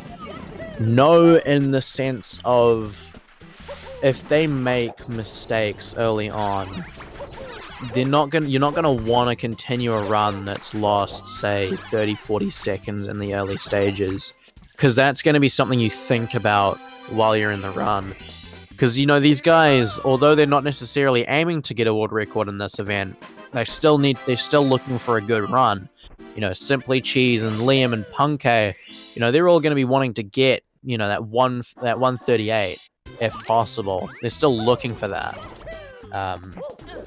And you've got, of course, you know, Ouija, who's probably also looking for that 138 PB, or even a 139 again. I like his PB. And Callie looking for the 139 for his PB, or just trying to get a 140 to stay close to his personal best. These guys are trying to play as close as they can, and in a competitive nature with guys like these that they're up against, I mean, I don't think anyone wants to be taking a 30-second time loss in a run when Liam is in the roster. Or Cheese, or Simply. I mean, Punkay as well. Punkay is, I mean, as I said before, he's pretty much considered to be the man of consistency. Yeah. The king of consistency at Mario.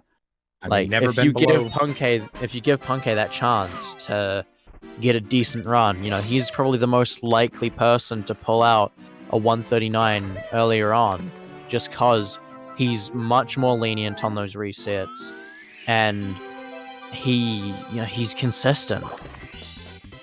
Yeah, I mean, Punkay's consistency is legendary. Never leaving top 7 since his first run was in 3rd. The first run he uploaded was 3rd place in 120 star, and since then he's never gotten anything lower than 7th. That's insane in 7-8 years to be a top 7 contender. I can't. Yeah. I don't know anybody else who can say that. Cheese can get very close, because I believe top 3 he's never left since he first got 1st place for the category. So insane consistency between the two of them in just being the top people for the majority of the time the categories existed in a competitive form. Yeah, absolutely. And yeah, you've got guys like Simply, who, I mean, Simply, he was quite the Cinderella story, but once he'd gotten his world record, you know, he'd been the guy that would be sitting 2nd and 3rd place for forever. Yeah. Never was able to get the world record. Every time he got close, Punkay or Cheese would take that record and he'd be set back that little bit further. Until eventually he got, of course, the fabled 138.28, where, I mean, we saw his reaction. We know what happened. You know, that was a massive moment for him. Probably still the biggest moment of his entire career.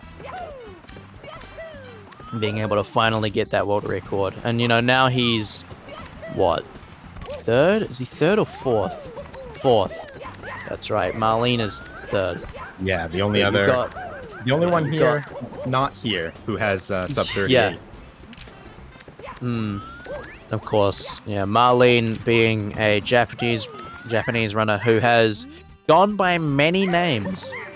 Most recently, before changing their username to Marlene, it was ISO, who was, I mean, everyone knew that, you know, ISO at the time was a very good runner, and now Marlene, you know, top 3 in 120, and I believe, 4th place in 70, that 47.10, which is just ridiculous. It is. It very, very much is. Like, Simply has spent 8 cumulative years in the top 10, with the first time being in 2013. 8 years he's been in the top 10 for 120. Wow. 8 months That in is world record. Insane.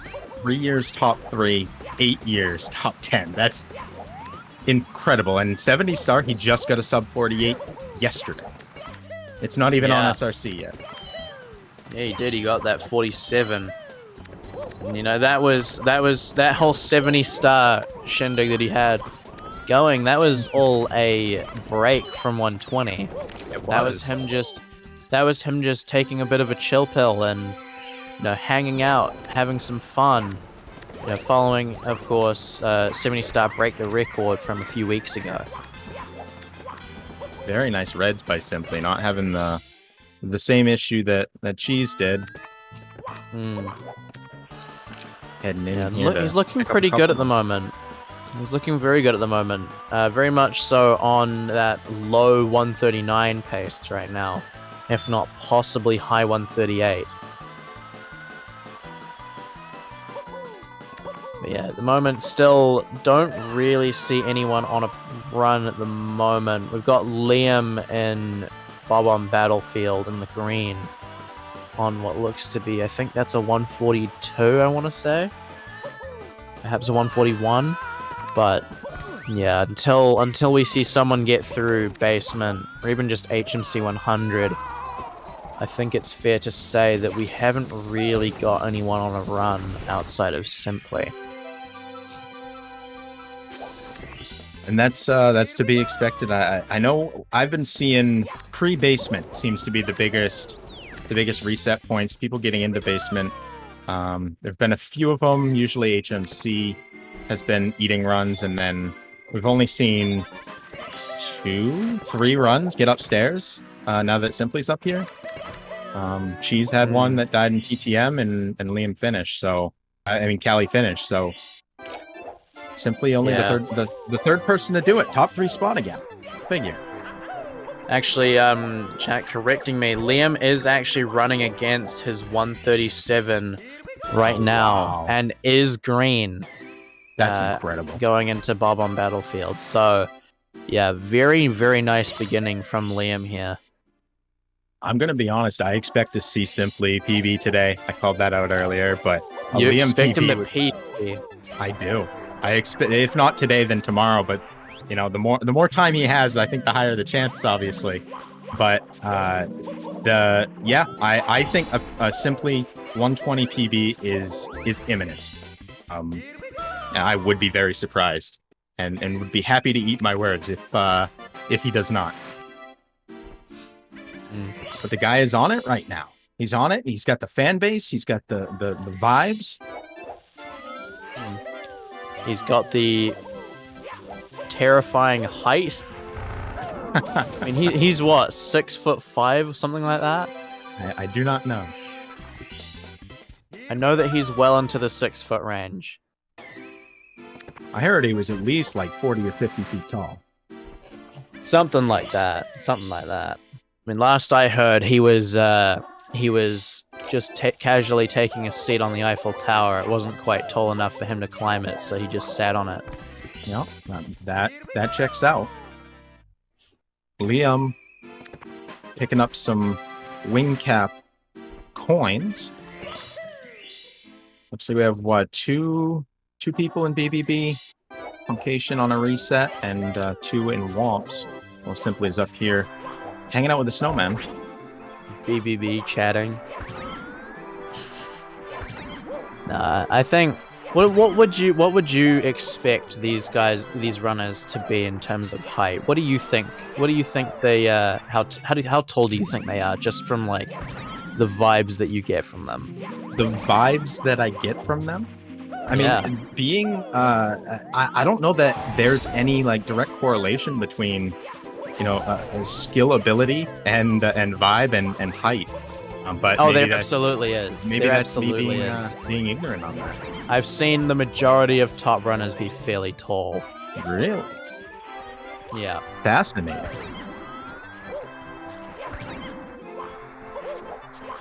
Then my answer is fairly tall. Yeah, fair enough. I mean, I always got the vibe from Cheese that he was like 5'2". I don't know why. I know he's not 5'2", but every time I see Cheese, for some reason, I always think that he's 5'2". I always feel like he's short. But like, I know that I think he's a tad taller than me, actually, if not slightly shorter. I don't actually remember how tall Cheese is. I think he was somewhere around 5'9", which is about what I am. Yeah. Well, at or below 6 feet is what the general consensus seems to be here. But some people are saying that that's not true too. So who knows? Cheese is 5'11", right? You know, there is a way that you can find that out though. And that's PACE 2022, live and in person. All of these guys are going to be there because that's going to be the ending here for the Speedrun World Circuit. We'll be at PACE 2022, and that's coming up. And you can get a run put in there. You can submit them now.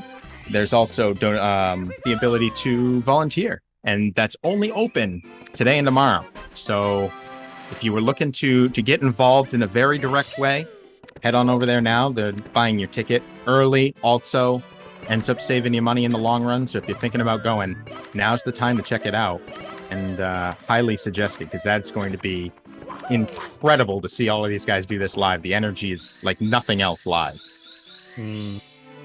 Unfortunately, simply not able to get Wilco clips, so he might as well reset. This run is already dead. Everybody, huff the copium, because Liam's run is on the ropes after that. Liam, I apologize, Simply. And, of course, this is what, see, Simply missed that first red, or, yeah, that second red coin. I need to brush up on my 120. He's missing red coins, all because he didn't get Wilco clip. Like, this is what happens. If you don't hit Wilco clip, you have to reset. It is law. I mean, to be fair, Liam wouldn't miss Wilco clip. He never misses it. So yeah, that was blasphemy on my part. I apologize. I will be sure to never do commentary again. Oh my goodness, that would be an absolute travesty. I've committed a sin. I have committed a sin by saying that Liam would miss Wilco clip. That's like saying... Okay, I can't think of a good comparison. Give me a second. That's like saying that Westdog can't come up with a good segue into an ad break. Fair enough. I Simply here heading into TikTok. Looks like he's still got some green splits. In fact, he improved. Yeah, I might need to get an exorcism after that. I'm being possessed by something to think that Liam would ever miss Wilco clip. Looks like he's comparing against a 142. His best possible time here is saying 138.52, and actually, something that I kind of forgot to point out that I really should have is that I keep doing this. Simply, oh my goodness, Simply got a 501 TTM, which I believe is just barely shy of his goal. Ooh. Yeah, that was a really good TTM. Especially the reds in 100 were very nice looking for sure. I keep thinking about Liam. I think we all are. We're all always thinking about Liam. Yeah, we all have Liam in our hearts. We all love Liam. Liam and Callie both in SSL. They're basically the same person at this point. Jeez, JRB. Punky on a reset, and Luigi backing at it, going through Darkwood. Yeah, this is a very, very solid run. Very good run. You know what? Solid is underselling it. This is a very good run from Simply for an event like this. 138 5x best possible time into TTC. Unfortunately, messing up moving reds. Take your blame. You know what you did. I didn't do anything. Oh man. No, this is all Simply's fault. Don't blame it on me.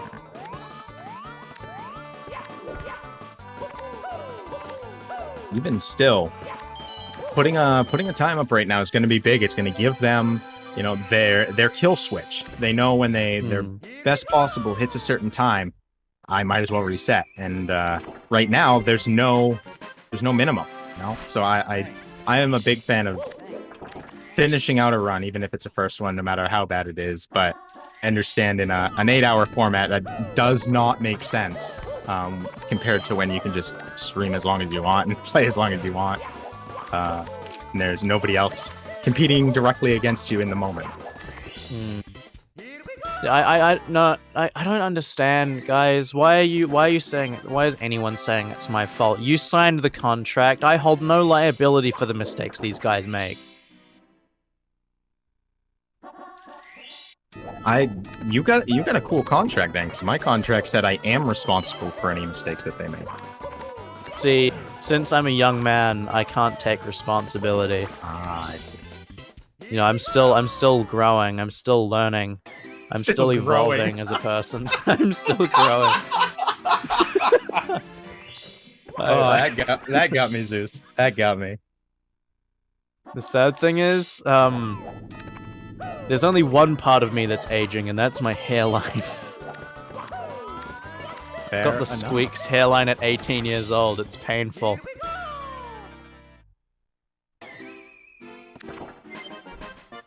What's simply as what, 1, 2, 1 left here in TTC? 2? Yeah, 1 left. Nice. This will be good. Have him head into the final couple of stars. Oh, my. Oh no! You can see he's absolutely, like, shocked that happened. Yeah. Very upset. Molding, you could say. That is going to make the 139 very tight now, after what has been a very, very rough TTC. 139 might not even be possible at this point, after all the mistakes that he's had here. But it's going to be very, very close. We might be looking at a low 140. We will find out very shortly. I mean, that was still a time game. He gained, he saved 2 seconds there. Which is... These splits are very lenient. Yeah, very lenient. But honestly, I personally like that idea. I like the idea of, you know, he's splitting against 142. Let's get a time on the board. A 141 is the time to beat right now, not 139. Not his PB. I think he will get PB at some point, but not, you know, even if it's not this run, I still think getting anything close to a 141 is a good time.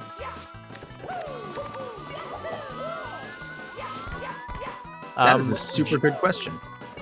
So, I can actually explain this. So, they get towed before Rainbow Ride in 120 because it's a natural progression to go and do Cloud first. And you want to do Rainbow Ride last because it's easy. It's an easier camera to actually get the clean castle movement into bits. You could You could technically do Rainbow Ride first, and then finish with Cloud. Goodness. But in 70 you don't do Cloud, so you want to do Rainbow Ride first. And after Rainbow Ride in 70, what happens is you can actually grab the Toad, and it will save about, I believe, a second or so. However, it comes down to the clock cycle because the goal is to get into the clock while it's stopped time afterwards, and there's a pretty small window in order to actually pull that one off if you get towed early. Ah, that makes a lot of sense. So it's a routing thing. Yeah, it's a routing thing. So if you get time stopped, you will typically save. You will save time by grabbing Toad earlier. However, getting the stopped time isn't the easiest thing. So a lot of people, even in World Record, will just opt to grab Toad after TTC. It's a very, very minimal difference, and it makes it a lot easier to just get in at stopped time if you don't grab the Toad. But, I mean, we've got Simply here with a very good run, and still, we're seeing Blue Bob and Dark World and Punkan Dark World. These guys are going to want all the time that they can get, so please be sure to donate if you can. Even just $1 pushes us ever closer to the goal. every donation counts, and you're putting it towards urban arts, which is an incredible charity, and of course these runners with that 1 extra hour, they want it, they need it. Every hour counts. Remember, they don't finish until they've reset after that final hour has turned over. But you can extend that hour with a donation if we can hit that goal of 1,250. It's a big goal. It's a big goal. It all starts with a couple of smaller donations. Get a small train going. Let's say everybody in chat right now donated $1. We would more than hit the goal instantly. At this point, if everyone in chat donated 50 cents, we would hit the goal. Which, I mean, that's a testament not only to the how doable this donation goal is, but also to the amount of people we have in chat. I'd just like to say that we all really appreciate you guys coming out to watch, because this is a very cool event, a very, very enjoyable event. I know that I'm enjoying my time casting here, and I hope you guys are enjoying viewing. I mean, again, this is the best of the best, plus, the best of the best, plus simply because we know that dads can't play games. But there are some that aren't here that people would love to see. They're always getting shout outs in the chat, and that's great. But we can't have everyone all at once. These guys here, though, everyone here definitely deserving of the spot on this board, and I agree, deserving of the extra hour there. And people asking for us to talk about very specific things. Best way to do that, drop a donation. We'll be reading the donation, assuming it's TOS appropriate. Yeah, Great way to start a I'm conversation. seeing some Squeaks hate in the chat, and I have to say, although I agree, absolutely, Squeaks deserves all of that. Okay, I'm kidding. He doesn't deserve any hate. He's a great content creator, I think. Squeaks is someone that I think everyone should at least check out once, just like all of these runners.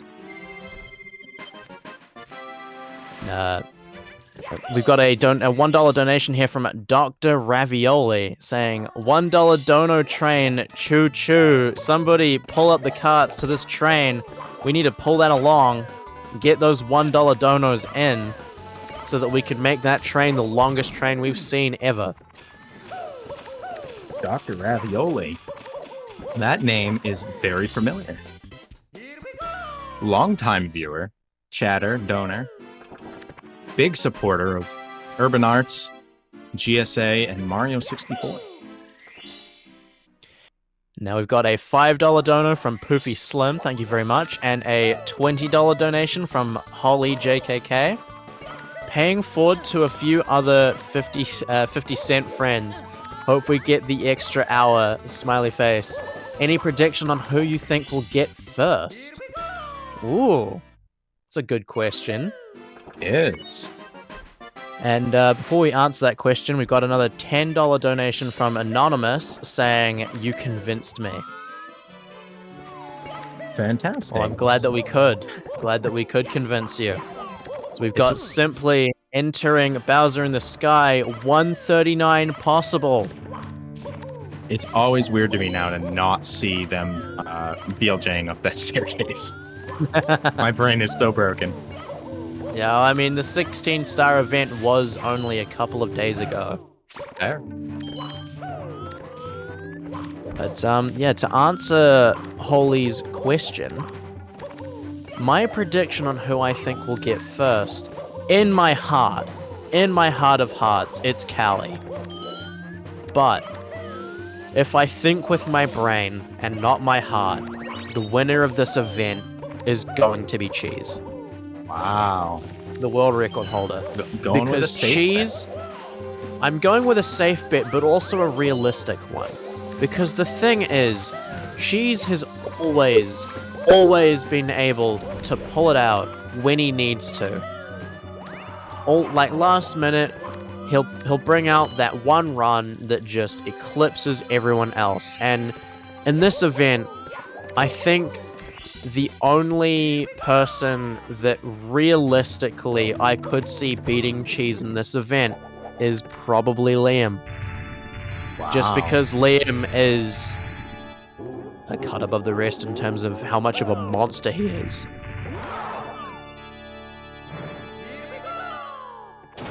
So yeah, we've got Liam. I need to like do a rain check or something. Listen, I've called this out. 139, big opportunity here for Simply. Yeah, missed. Liam is pacing, yes, but yeah, Simply missing a throw, unfortunately. So that 139 is not going to happen, but it was very well possible. And we've got a lot of more donations coming through as Simply finishes out this run. Matt Smith, $25 donation. Tell them just to move Mario faster. And K-Runners, if you hear that, move Mario faster. Yeah, we got a 140.13 from Simply. Very, very solid run. Congratulations, Simply. I'm sure he probably would have preferred something a little bit better than that, but you know, it is what it is. It's his first run on the board. He's still got a few hours left, and there's still tomorrow. And if we can get those donos in, we can get him that extra hour. And so now continuing with the donations here, we got a $1 donation from Mal117. Sure, I can spare $1 to help. Better than nothing. Absolutely. Something is always better than nothing. If everyone were to stick with that mentality of, oh, someone else would do it, we'd never get anything done. True. Sometimes you've got to take the initiative to do it yourself. And we can see here, yeah, Mal doing that, taking that mentality and showing the absolute Giga Chad nature of sending in that $1 dono when it's wanted and needed. True. Revolutionary, I'd say, actually. Yeah. And we've also got we've got a $5 dono from Hi, I'm Scott. TOS appropriate. Off. Like OFF, off. That makes sense. Yeah, only half spelling the curse word. I'm loving these donos rolling in now. We've got a $6.78 donation from Wario himself. Whoa, he's here. Honestly, the most out of character thing I've ever seen. Wario putting money somewhere other than his own pockets. Mario. Wow. Whoa, that's so much better. And we got a $5 donation from Anonymous and a $10 donation from another Anonymous saying Liam brackets 2. Just Josh with a $20 donation saying improvised comment here. Just Josh, honestly, I'm honored to be able to read out your donation after saying such an incredible thing as Callie is the greatest speedrunner since Siglemic. You know, I think in our hearts, everyone here understands that this is the truth. This is the gospel of Mario, that Callie is, in fact, the second coming of Luigi. Yeah, we got a $2 donation from Anonymous saying, donate or you're sus. It's true. I don't know how I feel about that statement. That's very antagonistic. Very antagonistic. Sometimes the truth is, Zeus. But it's got to be stated. I know, but like, that's such a threat. Like, no one wants to be sus. No one wants to be sus. Oh, that's like saying someone wants to be sus is like saying a 120 runner wants to run 0 star. There's only one. There is only one. And although he's not technically a 120 star runner, I feel like that would be Ouija, who has run every category. Well, Dowski isn't necessarily a 120 runner. I'd say at this point he is more of a 0 star runner / 1 star runner than anything else. He's a Mario runner. What are you talking about? Every category. Well, yeah, of course, that is true. We got a $10 donation from Peter DeLuca, who says Peter DeLuca. Nice. Very much Nice. loving the Pokemon mentality of calling out your own name. We've got. I hope I'm gonna butcher this. I apologize. Judo Gerudo or Judo Gerudo. $5 donation saying 5 train passengers. Thank you very much.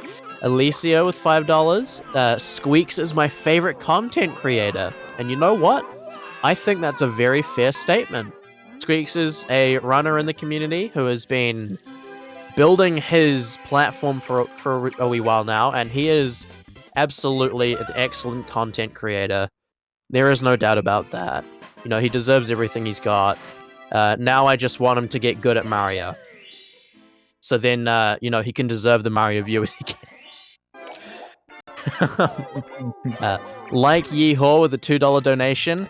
Actually, I'm not going to read Like Yeehaw's comment because it is making fun of Squeak's dumbness, and I don't want to condone any of that.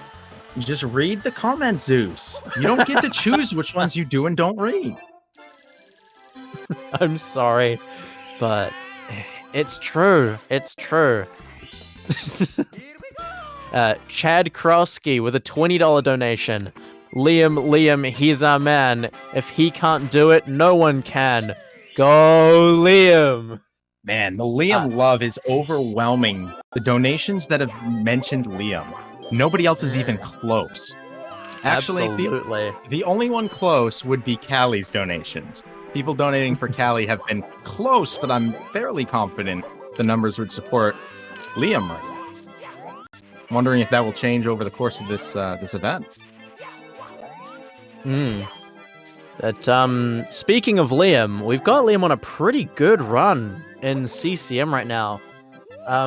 Pretty much keeping pace with his 137, which is incredible. Very. And you see, if you look down at his best possible time there, it says 136.12, which, I mean, as insane as that is, this is almost par for the course for Liam. That's your call. Yeah, it is quite insane. In your heart, at least. Yeah, thank you very much for all of these donations. That was quite a nice train we had there. Hopefully we can extend that a little bit more. But you know, Liam's run right now really is nuts. It is. This has been fantastic to watch. You know, we have Callie in the same stage right now. And yeah, Ouija and Bob on Battlefield. Blue Bob and Womps. Simply hanging out, doing a little chatting and taking a Mario break, watching Mario and watching the cake. Yeah, this has been a very, very good. It's been a very good run from Liam thus far, and from Callie.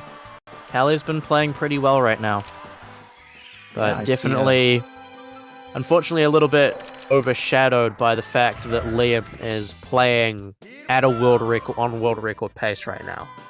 True. Yeah, so plenty to talk about. We've got Punkay in the intro cutscene and Cheese doing LBLJ. Yeah, Cheese has had a few resets here since being in TTM. That's a second or third time recently I've seen him end up at the Portrait of Bowser. One of these times he's gonna. This is the nature of it, right? This is speedrunning. You take the resets and you're gonna get a good one if you keep pushing forward and getting those times down. Cheese is gonna come out with something big. We all know it. He gets warmer and warmer as the hours tick by. Yeah, and it looks like Simply's going to be opening up Usamune, the practice ROM, so that he can clean up some of the things that he struggled with in that 140. Yeah, we saw him practicing early, and we'll see him do so again. And it looks like the practice paid off since he has the best time on the board right now. Yeah. Liam plus 9 on his 137.53 out of CCM. 136.22 best possible time. I don't know if this run might not be good enough to get a 136 at this stage. We'll have to wait and see, but absolutely world record pace right now. Fantastic to see. We have a couple more donos keeping this train moving. We have Anonymous with $5. Shoutouts to Simply. Liam's water bottle bit is good, but Simply's chat is the place to be for RR100. Don't look at his chat during RR100. And we've got another one here from Benny the Great. Benny the Great with a $2 dono saying, Callie is tasked, but chooses to play like a human to keep the competition exciting. Could not have said it better myself. Yeah, you want to take this next one? That's beautiful, and very nice to Callie to do that for us. And this next one's from Eritis, $2. I'm not sus. Donate to not be sus. Real, 100%. So true. And, Absolutely. I agree. Yeah. I love the Callie love. We got some Simply love in there. We've had Liam, Punke. I love this. Yeah. Cheese and Blue Bob have both been underrepresented in the donations. Yeah, I don't believe I've actually seen Blue Bob get past Womps today. There was he took some time practicing. He's out of Womps right now. as you're saying, and in Callie losing the run to CCM. The slide. Goodness gracious. Bike chat saying, when did Leffen get so good at Mario?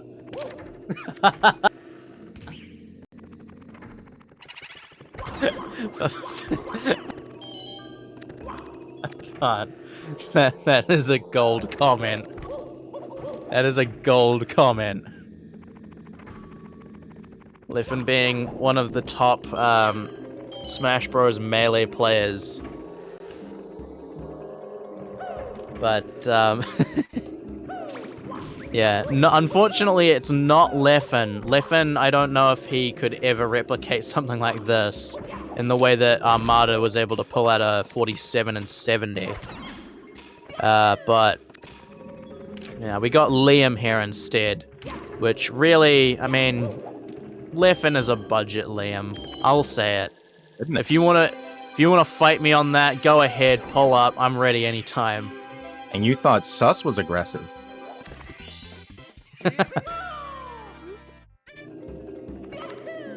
We're punching ghosts. Good part of the run. Yeah, Leffen is a Walmart Liam. That's what I have to say about that. Yeah. Mario 64 is more entertaining than Melee. That is going to be my most controversial statement of the day.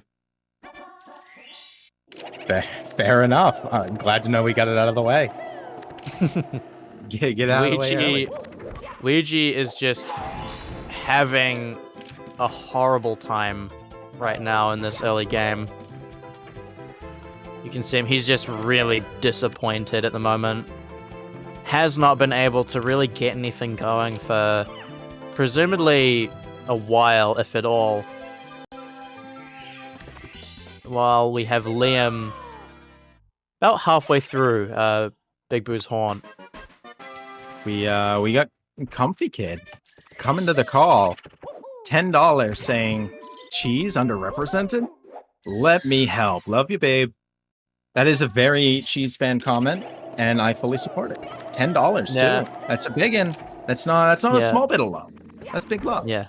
Can we get some cheese love in chat? He's the world record holder in this category, and he has done so much for this community, honestly. I think he deserves all the praise in the world. 17-time world record holder, 20-time in this and 70. Absolute legend. Yeah, if you've got any cheese emotes, put them in chat right now. Show cheese subs. Show your subscriptions off to the world. Oh, I'm a cheese sub. Yeah, then if you're a cheese sub, then show off your emotes that you got. I will do just that.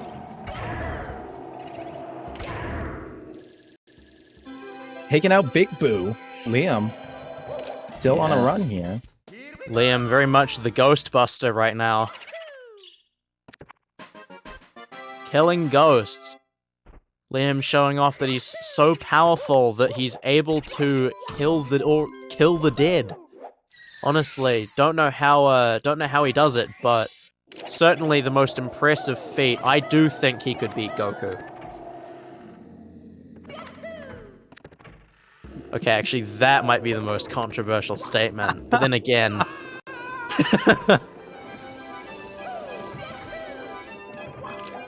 I think it's fair to say Liam would beat Goku in a fight. Okay, it depends which version of Goku. All of them. Wow. Yep. Controversial. That's what I have to say about it. Liam getting a very solid BBH. Gonna be saving some time on there, about 3 seconds. 1:36.29 best possible time going into DDD 100. Probably the biggest, one of the most major stars in the run. Personally, I don't think it is the hardest 100 coin, but a lot of people do. A lot of people find this star to be the make or break of a run. And especially for a world record pace like this star will be important. Blue Bob getting through JRB. ZAA. Yes, there is some differences between each runner. Each of them has a different strength. Ouija is really cracked at lobby. He's got a very good lobby. We haven't really seen much of it in this event so far, but he has the community best exit out of Bob on Battlefield. Very good at lobby. Cheese is just probably one of the best all-rounders really in the game. No real specific strengths, I don't think, for Cheese. He's just insane at everything. Liam, of course, is a monster because he goes for a bunch of hard stuff and is incredibly consistent. We see there the triple jump to grab the red. Just unbelievable skill right there. Missing a red coin and struggling a bit. Simply is someone that I find typically is pretty good at the upstairs segment. He's pretty consistent upstairs from the stuff that I've seen from him. Here we got the triple jump dive, and he's gonna get it. First try. We love to see it. Yeah, co-commentator having some technical difficulties, it seems. Was that sudden? Nothing's changed. Okay, now it's gone. There was some static for a little bit. Okay, well, I'm glad it was resolved. Thank you. Yeah, it seemed to fix itself as soon as you started talking. Fair enough. Yeah, Liam gonna be plus 20 out of DDD 100. Unfortunate time loss, but not a lot that you can do about it. Yeah, Liam is one that is much like Punkei, who is the consistency king, another very consistent runner in Liam. But unlike Punkei, he does most, if not all, of the hard strats that save significant time in 120. One of the reasons why Punkei is so consistent is because he doesn't typically do a lot of the hardest strats and opts to stick for stuff that he's much more comfortable with. Keep in mind, these things that he does aren't slow by any means, but they're certainly not the fastest available versions of each star that he does. While Liam opts to go for as many of those fastest versions as he can, and remains to be very consistent with them. I mean, being able to mix the consistency with the fast strats is next level.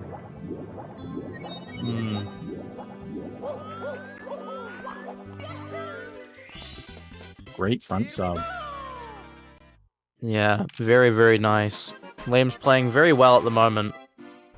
I think he's still looking at a 102 upstairs at this point. 102 up. We'll see how this goes with his Fire C.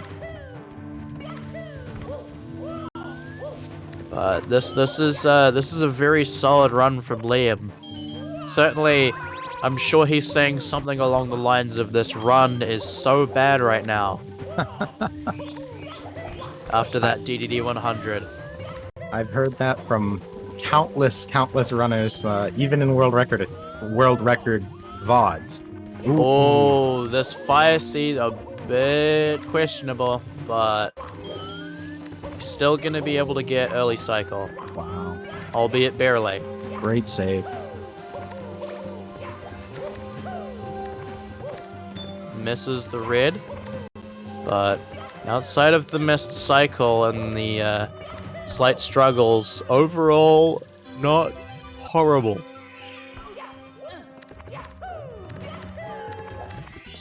However, that probably will kill the 102 upstairs.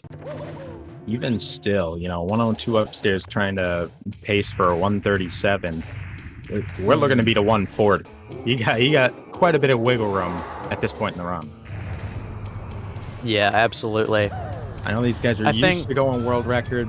They want to go the fastest they can. That's what we want to see too. But the real goal now is 140 to beat. And I think that Liam is one that in this run not in this run, but or possibly in this run, but in this event we very well could see him get a world record. It is not off the table by any means. That's true. And it's the same with Cheese, but especially Liam. I mean, we've seen this man on 136 pace numerous times. And, of course, the world record being 137.50 by Cheese really goes to show that massive difference in potential right there. Cheese also, of course, capable of getting possibly a 136, if not a mid to low 137. But Liam is a bit of a cut above the rest in this regard. I do still think Simply has a good chance of having that 137, getting down to that, and I don't doubt that. That's not a far shot from world record at the 137.5, and Punkei too could pull out a 137. That'd be a 25-second time save on his current pace, but wouldn't be the first time he saved massive amounts of times on runs. Absolutely. But, yeah, no, this has been quite the run. Quite the run from Liam.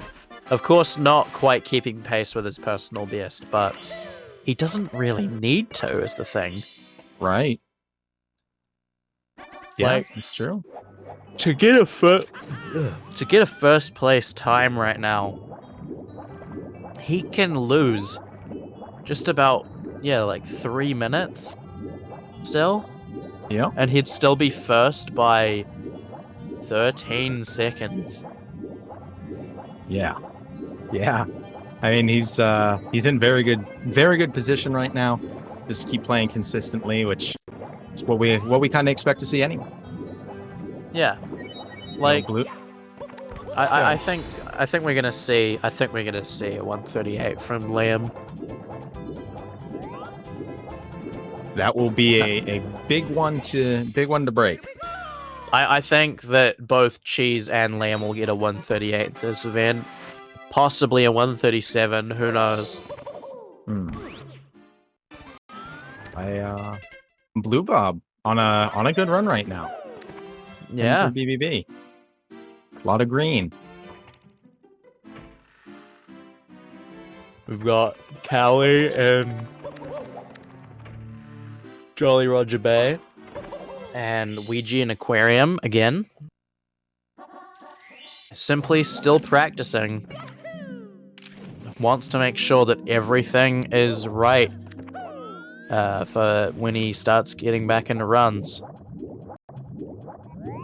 Yeah, we saw the practice early on. It gave him first place, and we'll see how that pays off again. We saw work for runners previously. Absolutely. Now, actually, with the topic of 120,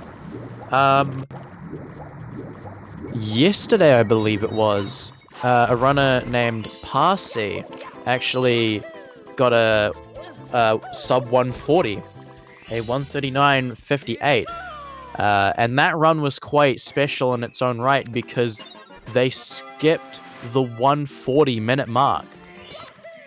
Oh wow! Went from a low 141 to a high 139, just completely skipping 140. Never seen a 140, never will. That's incredible. I don't know if anyone's ever done that. I think that might be the first. I think that's the first 140 skip that's ever been done. Correct me if I'm wrong, but I'm pretty sure that is the only ever 140 skip.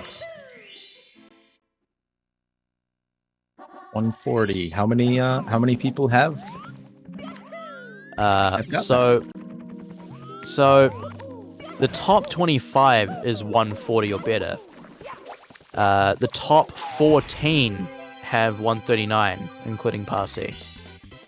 Okay. So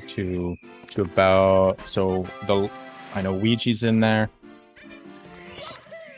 That's interesting. If they are the only person to do that.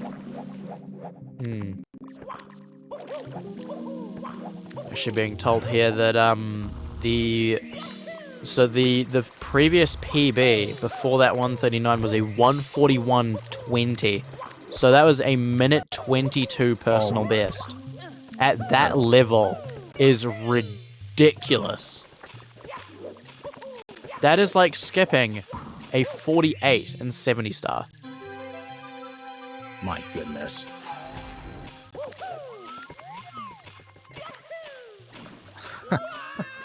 That's that is massive gains all at once. I wonder how nerve-wracking that was to realize you're on a pace like that.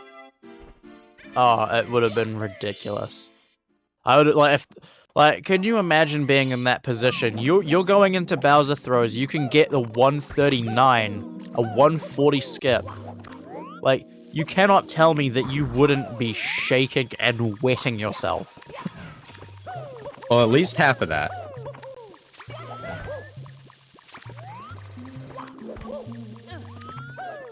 We are in upstairs for Liam.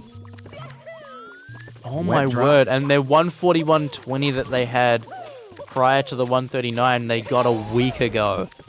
Holy cow. Which was a 30-second PB. So within a little over a week, they went from a 141 5x to a 139 5x, cutting almost 2 minutes at that level in somewhere around a week and a bit. That is exceptional. Parsi's I'm convinced that if in the event that we get events like this with Japanese runners, we're going to get Parsi and we're going to get Marlene. I wonder what changed for them that had that much of a jump. I know. Yeah, honestly. Designig went from a 141.41 to a 140.47. That's about a minute cut off there. And then down to a 16 a month later, and 39 right after that. So it Yeah. was 2 months going from a 41 to a 39. And actually, speaking of Designig, as I recall,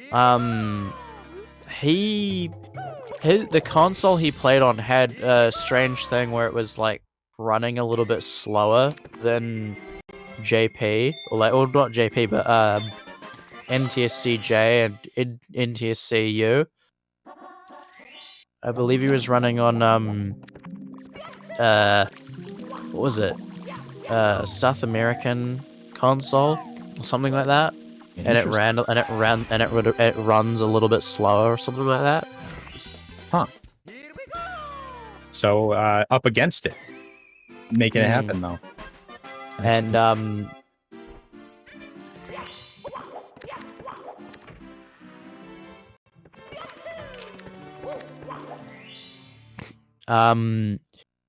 but yeah, no, I mean, yeah, Brazilian consoles run slower, yeah.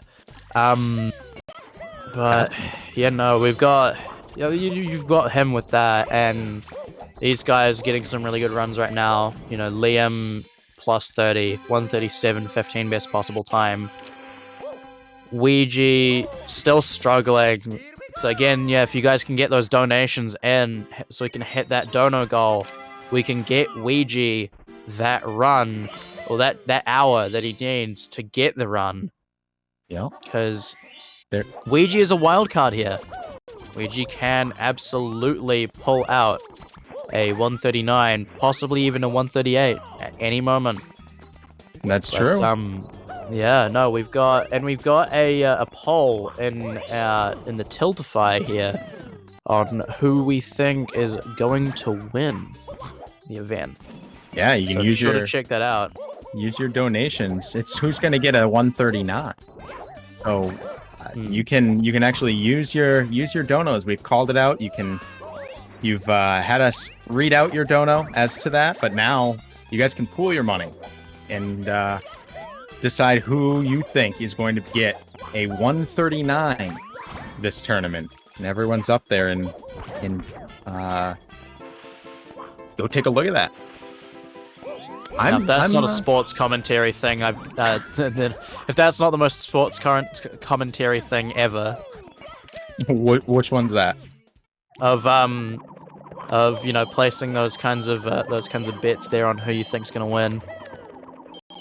Doing those donos, those polls. Yeah, I mean it's everyone has prediction. They're talking up their runner. They have their beliefs. But this is putting your money there. Showing the support in a big way, and also supporting urban arts at the same time. A huge benefit. Liam had that. Liam had a bit of a mishap there on 100 coin, missing that red, but gonna be able to back it up pretty cleanly.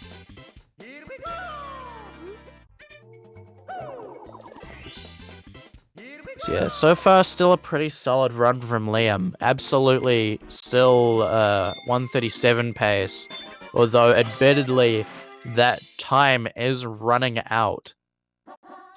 So we could be looking at closer to a 138 than a 137 at this point. It'll be interesting to see where he ends up here at the end of the run, but will it be the 139? I think right now putting the money on Liam is a very safe bet. Where it's absolutely Wiggler giving him some sass. Liam doesn't stand for that.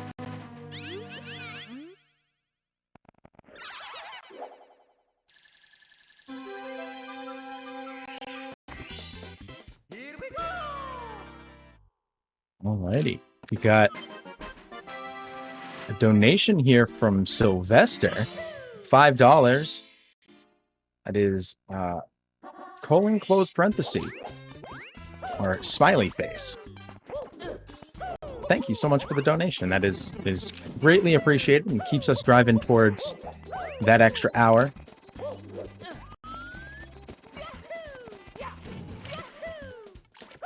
And I like that from Like Yeehaw. Man, Liam can read the Japanese so fast. He's clicking right through it. It's a speed reading. These speedrunners are good at running fast, moving Mario fast, and reading fast too.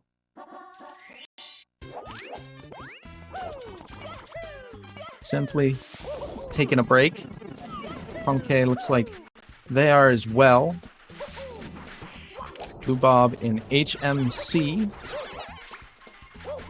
Callie and Ouija BBB. And she's on the LBLJ. Taking a reset. Looks like he'll take a little break himself and be right back. Ouija races to the top of the mountain. Head back down, pick up some... open up that bomb cannon, and then race right back up. Yeah, and of course we got here Liam just about to close out THI with the Cooper race. Some runners, namely Cheese and Callie, like to... they love to do the 100 coin with the Cooper race instead of with Reds, where typically you would do the Cooper race on its own. Yeah, those guys in particular will pair it with the 100 coin star and then do Reds separately. And I believe that saves a couple seconds. Porridge asking a very good question. What the heck is BBB? I have no idea where that came from me. Typically called Bob. I guess you could kind of slant it and say Bub Bomb Battlefield. No one calls it that. That was just a mistake on my part. So to Jay Porridge, appreciate the call out. Keeping me sharp, keeping me getting better. Yeah. Honey suggesting maybe it's Big Boo's Battlefield. Once Mario's been through there, once Mario's been through there, and all the enemies are dead. You know, it could turn into that. Yeah. So 1:37.33 best possible time for Liam going into Tall Mountain. Very good run. Very good run. Definitely gonna be tight. Gonna be very tight, I think, at this stage to get a 137 here. But 138 is unbelievably on the table as we see Blue Bob unfortunately screwing up the box triple jump in HMC. If you call it anything else, you're wrong. And deciding to end the run. Yeah, a lot of these runners, you know, only 2 people have clocked times yet. I know a lot of them. It's easy to get frustrated with yourself. This is a heck of a tournament. You're doing run after run, and you're going up against people for in front of a bunch of people all at once. You know, we have 2,000 people in here right now, so it's a lot. But these guys are good at what they do. Every one of them deserves to be here, and they're all going to clock times. It's just having the patience and giving yourself the grace to have some mess ups, get back at it, and sometimes you got to take a break. We got a couple of runners doing that right now. I think that's a good call. They know how to run the game. That's what they do. Yeah, we're just nearing the Critholith. We are nearing the 5 p.m. mark right now. So, and they have until 8 Eastern. Unless you guys can get those donos in and hit that goal, sure. In which case they'll go to 9 p.m. That's true. No one believes anyone's going to get a 139 as far as the poll goes so far. No donos on that. I figured for sure with Liam's pace, people would be putting a dollar here and there towards Liam, getting the easy win on that prediction. Quite surprising. There but is then again, But then again, people might be thinking that Liam's just gonna skip straight past the 139. That's fair. I mean, does that mean that you were not correct if you are guessing a 139 and they get 138? I'd say if they don't actually get the 139, then you're incorrect. I don't know. I'm thinking it's 139 or less. I guess the phrasing is up for interpretation. I think if you've set a time, it should be within that minute range. If they get better than that, then that's just part of the game. I think we will see a couple people get an actual 139 though. Namely, simply, Punkay and Cheese. Interesting. 3 callouts there. I think that Cheese will get a low 139 first, and then he'll pull out a mid to low 138.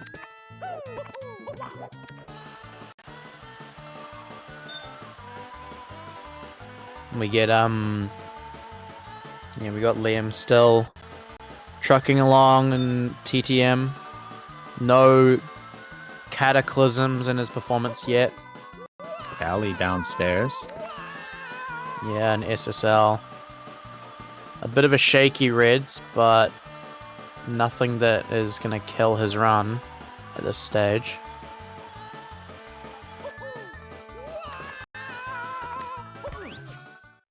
But yeah, Nothing I think too crazy going on at the moment.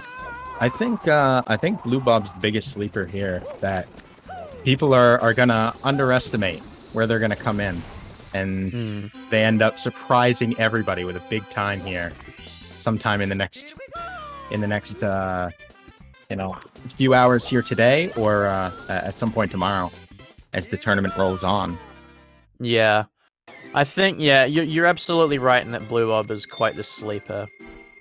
I mean, he's someone that could get a 139, same as Callie. True. They're both fully capable, but Blue Bob is someone that's been doing it a lot more on the down low than Callie has, I'd say.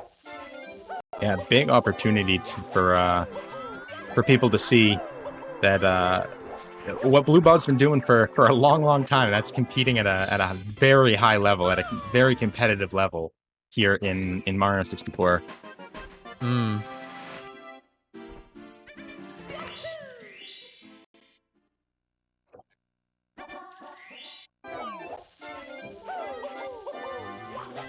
So now we've got Liam and SL.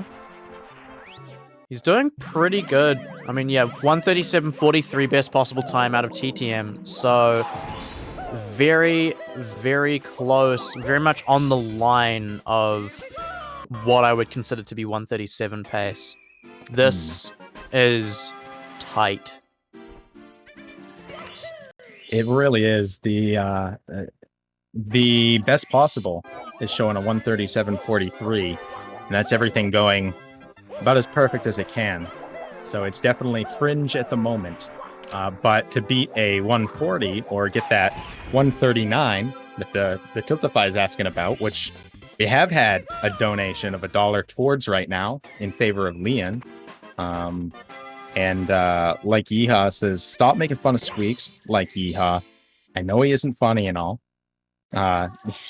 He says tired Bazinga jokes, but I still love him.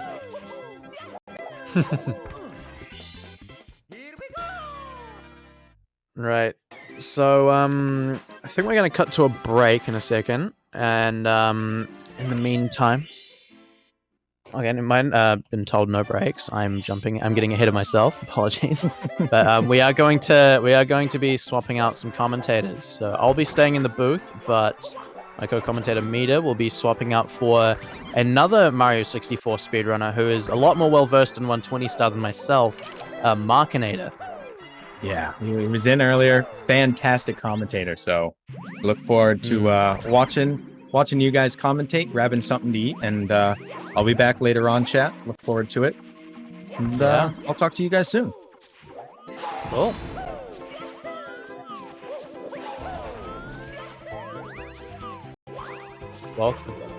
Welcome into the booth, Markinator. Wait,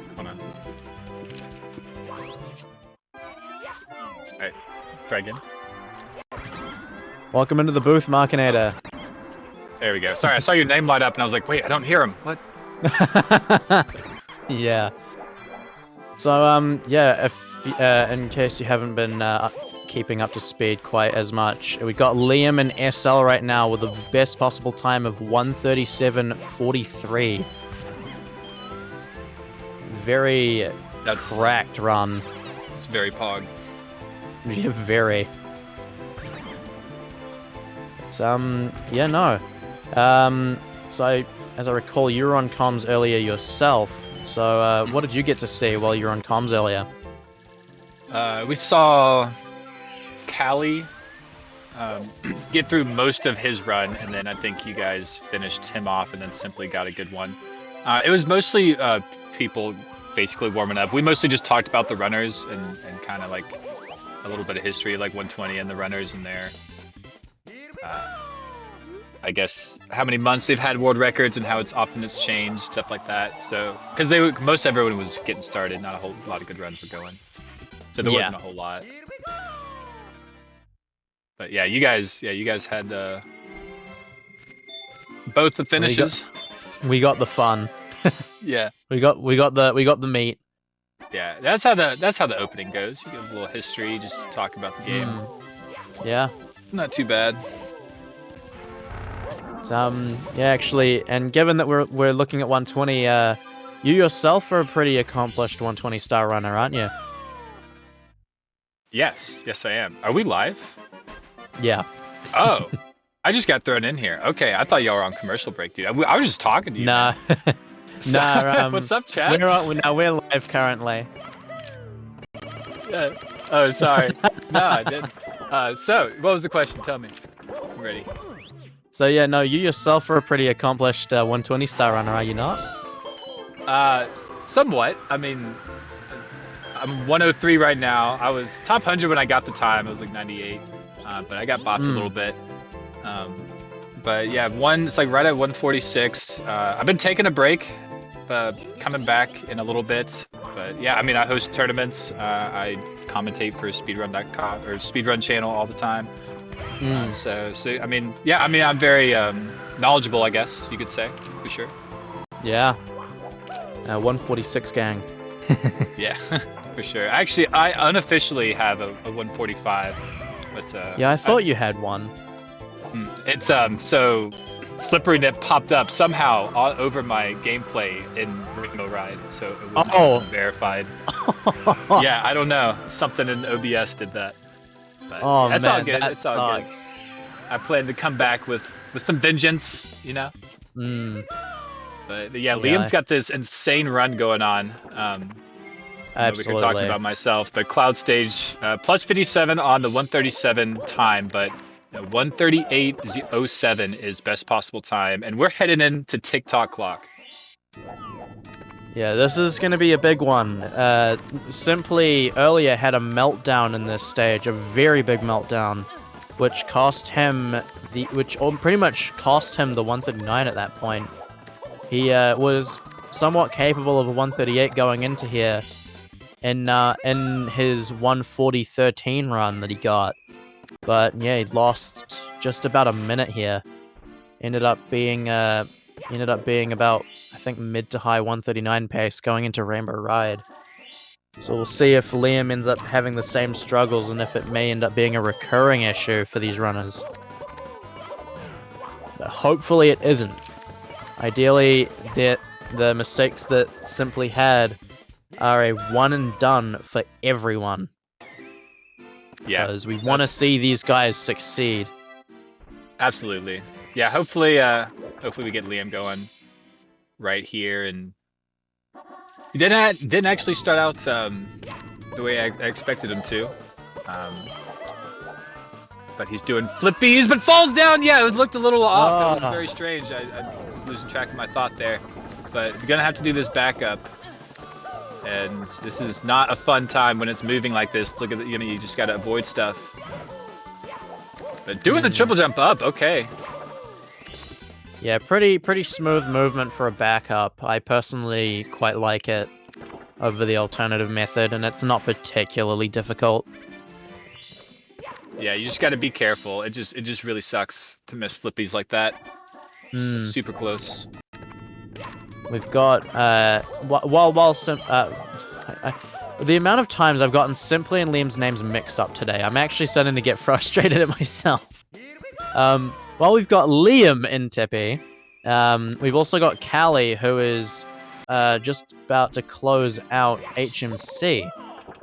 And it does appear that he is ahead of his run, which is always good to see. Yeah, Callie has been on some pacers. When I was commentating the first 2 hours, he had a run, and then he was on the run that he finished while we were getting off, and now he's on another one. So he's been killing it. Yeah, Callie has been playing really well. And I mean, of course, just the other day, getting that 140.04. He's just on that threshold of the 139 that he's been chasing for quite a while. And he can absolutely destroy it. He's very capable. I mean, you'll pop in his stream and see him like -30, like fairly often. More often than you would think it should. So yeah, Callie's super skilled. 120 is just that monster that never ends when you're playing it. So much time to lose. Yeah, 120 is not an easy category to grind. That was some nice fresh movement there. Dive rollout over those gaps, and yeah, a little caught up here, but does get it going. Fortunately, that doesn't really lose that much time. Yeah, hit a quick side flip back up. Very nice. Does have the backup coin, still has both. Cutting it a little bit close with the fire spit. No! He didn't get the kick. But he said he's alive. He's alive. He's alive. There we go. There we go. Okay, well there's our panic moment rather. Yeah, was going for the kick, got the dive. It does happen sometimes, but it is a rare sight to see here on the big screen. Yeah, really choosing to give us a scare. That'll be Liam exiting TTC 138.37 best possible time. We can no longer see a Punkay Bop, but we can still see a 138 if he can close this out cleanly. Yeah, that is what we're looking for. 138. That would be insane. Over a minute into first place. Very comfortable. And after sitting there a mark until like the that, end, yeah, you could probably just chill. Yeah, and after setting a mark like that as well, he's gonna be pushing for that world record, I think. Yeah, we have so many world record capable runners here. Even the ones who don't necessarily have the best times, Blue Bob, Ouija, Callie. I mean, but in these events, and you're in go mode and you're full concentration and you're not worried about chat and all that streaming stuff, we can see some pretty insane stuff happen, and we do. Honestly, I think like it's as Mita said earlier, Blue Bob I think is most definitely the biggest underdog here. But while he is the biggest underdog, Ouija is the biggest wild card, I think. He is one that could, at any given moment, end up pulling out that 138. And it would make sense. It wouldn't feel like a fluke. Oh, Yeah. Callie! Getting burned on the shell in 100 coin. And losing it. Yeah, just gonna go into the volcano, do this elevator star, got the extra coins for the health. Planning ahead. This is why people do 100s before they do elevator. The smart ones do. Well, sure. yeah. I remember when I first picked up 120, I didn't. I did 100 coin last, and then lo and behold, guess who ends up going into the volcano with too few coins? Yeah, it happens. I mean, but yeah, everyone learns their lesson. and they'll stop doing it. I haven't quite yet, even though that's happened to me a couple times. I'll still do 100 coin last there, but that is the danger. Yeah, honestly, I think there are only a couple of stages we're doing 100 coin last takes some serious guts. LLL being one of them. The other main one being, I'd say, TikTok clock. Oh yeah. Like, typically you do it first. But of course, some people are insane and will do it last. And just on the topic of those guys like Ouija and Blue Bob and stuff, you know, these guys are struggling to get runs at the moment. They're gonna want that extra hour that comes from donations. So please, again, be sure to donate. Get those guys that extra hour so that they can close out the day with, hopefully, a good run that has been allowed by you guys. Every hour counts. Every minute counts. And these guys are going to need every bit of it. And Liam takes a death. That's probably going to... it's going to be the nail in the coffin for the 38. 138.37, best possible time. That death is about 15 seconds. So it could still be possible out of here, but we'll have to see. 15 to 20 seconds is typically what that I mean, if he's played borderline... okay, that's it. That's just it. That's it. That's like 10 seconds. Liam gonna be finishing up, still first place capable, 139. I mean, we're being a little downers about the 138, but still like a minute ahead of Simply, potentially here. We'll see. Yeah, we'll have to see. Yeah, this run hasn't been too different to Simply's, at least coming into this end game in terms of capabilities. Liam and Simply both being 138 pace into TTC, but of course choking in different stages.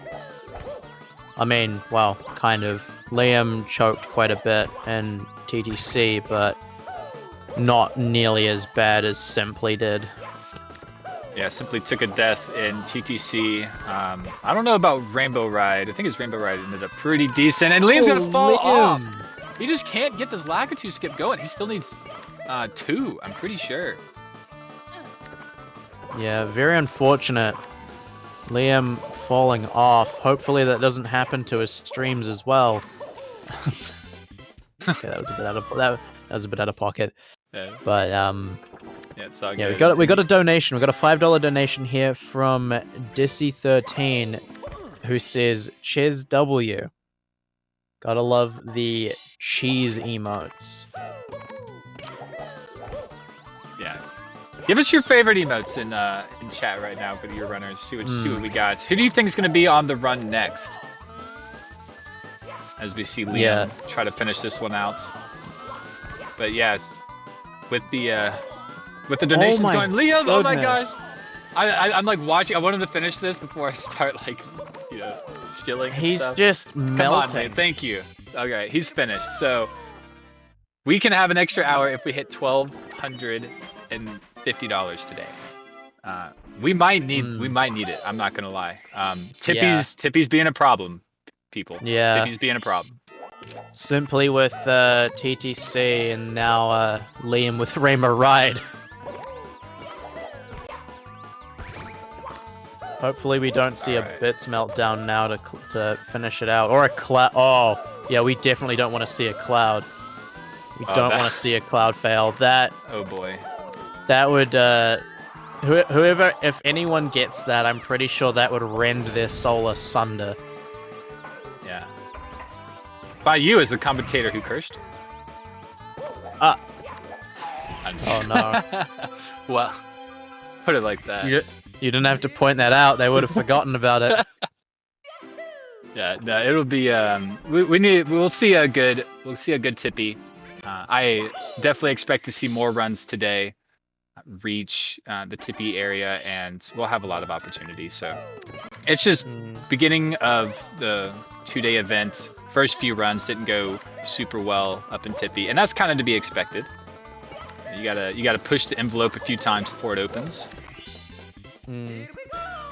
So yeah, we're gonna have Liam coming out of Rainbow Ride with the best possible time of 1:39.46, losing a minute 9 in to his gold in Rainbow Ride. It's gonna be pretty difficult for him probably at this stage to beat Simply's 140.13. And I say that because although he's pretty good with the actual level of Bowser in the sky, Liam is not known for his throws. We'll see what happens. There was a slight mistake there. Could probably, if everything else went well, could probably miss one throw and still beat out Simply. 39 definitely on the table though. He's definitely Liam. struggling. This Tippy has not been kind to Liam.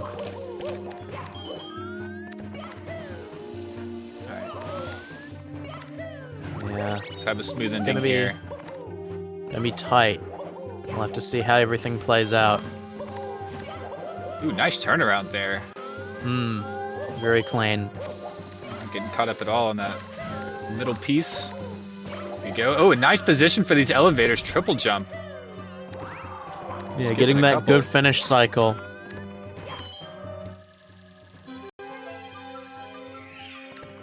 Right, here we go. It takes about 42-ish seconds is a good measure for when you jump into the pipe. Yeah, 41-42. So looking at best a 139.50 probably. Yeah, So we'll have to see how his throws go. The 139 on the table needs 3 for 3. Come on, Liam. That is going to be 1. Yeah, that's 1. Grabbing Bowser before he even touches the ground. That's 2. Last one. And that'll be it. 3. That's the 139. Hey, GG's to Liam Kings. Yeah, The GG king to of the Liam. tournament here at the moment. Finally breaking his curse of missing a throw every run. And what a place to do it.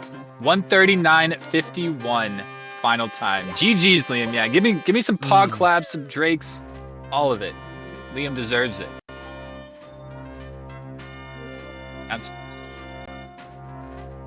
Alright, we're gonna throw, with that spectacular show, not so much in Rainbow Ride, but every other part of the run was very, very good. We're gonna read off one quick donation, and then we have a few ads to read. Didn't want to leave you guys hanging on that Liam run. So, not sure, actually I don't know if we have another ad. Yeah, Disney 13 is the last one I have, so we'll just go straight, or don't have any donations. So we'll go straight into ads. Urban Arts is the sponsor, and we've got a few ads here. We'll be right back.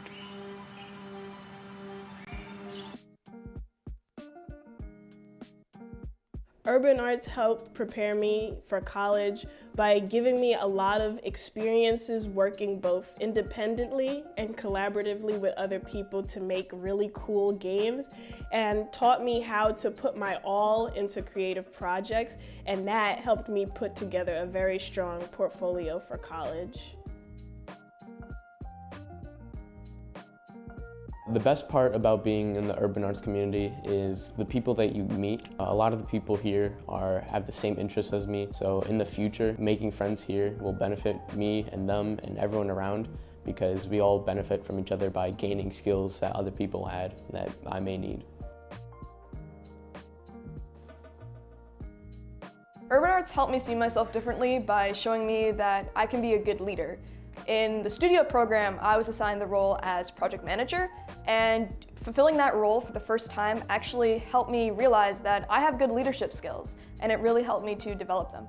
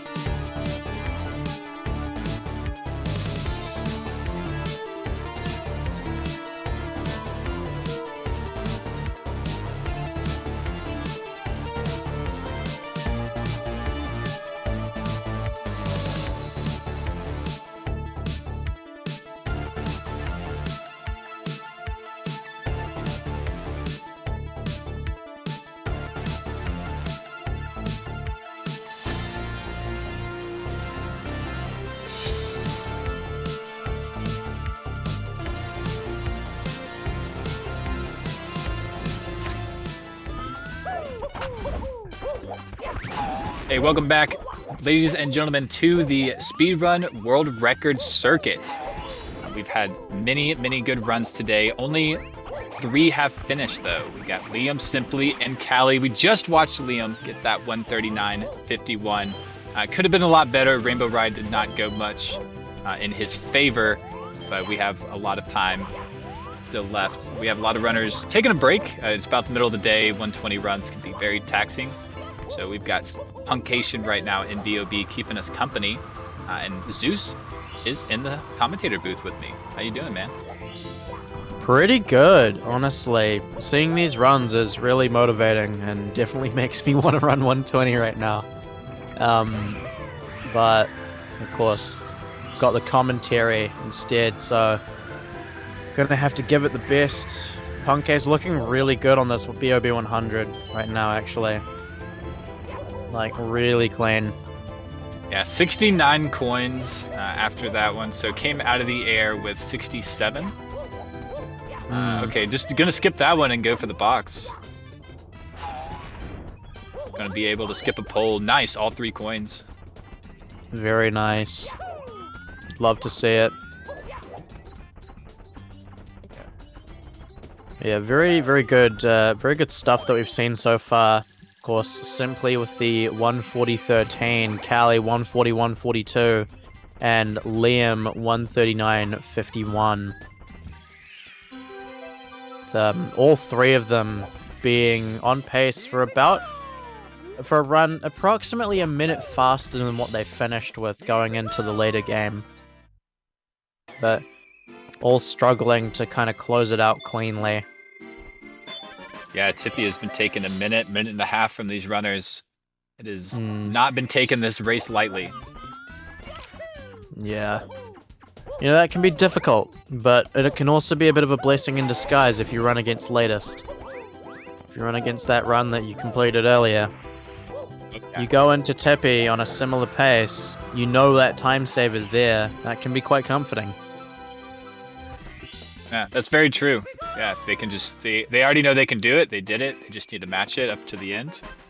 Yeah. That's very true. I mean, I know from personal experience, having that time save in Tippy is a blessing in disguise. Because even though you lost the time in your PB, once you go in ahead and you know that you've got that maybe minute of time save there in, say, Rainbow Ride, that's when you know that you can turn on the gas, because in the end, you're probably not going to be coming out red unless you have something even worse than that, that personal best. Yeah, certainly a lot of hopium for these runners still. Haven't depleted our reserves. Nice flying from Punke. Going to be green headed into basement. Or blue, as it is. Alright, this is where the run gets tough. Shifting Sandlands. HMC. Vanish Cap. Anything can happen. I'm gonna set up for this MIPS. See if he does the punch grab here. Oh yeah. Yeah, the good thing about going for the punch grab setup, there's some spacing you do with the movements, but even if you're off a little bit, you can always back it up with the dive.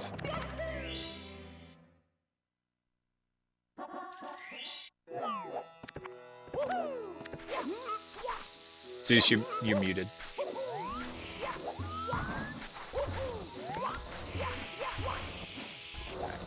Guess it's intentional. Punke headed into the pyramid. Alright, really good pillar list there. Callie headed into Womps. We've got Blue Bob starting up runs, as well as Simply. Simply finally done with the practice. So has been practicing basically since finished the run earlier. Nice to see him going at it again. We have another... Ooh, Cheese is back as well. We have another 2 we're still missing.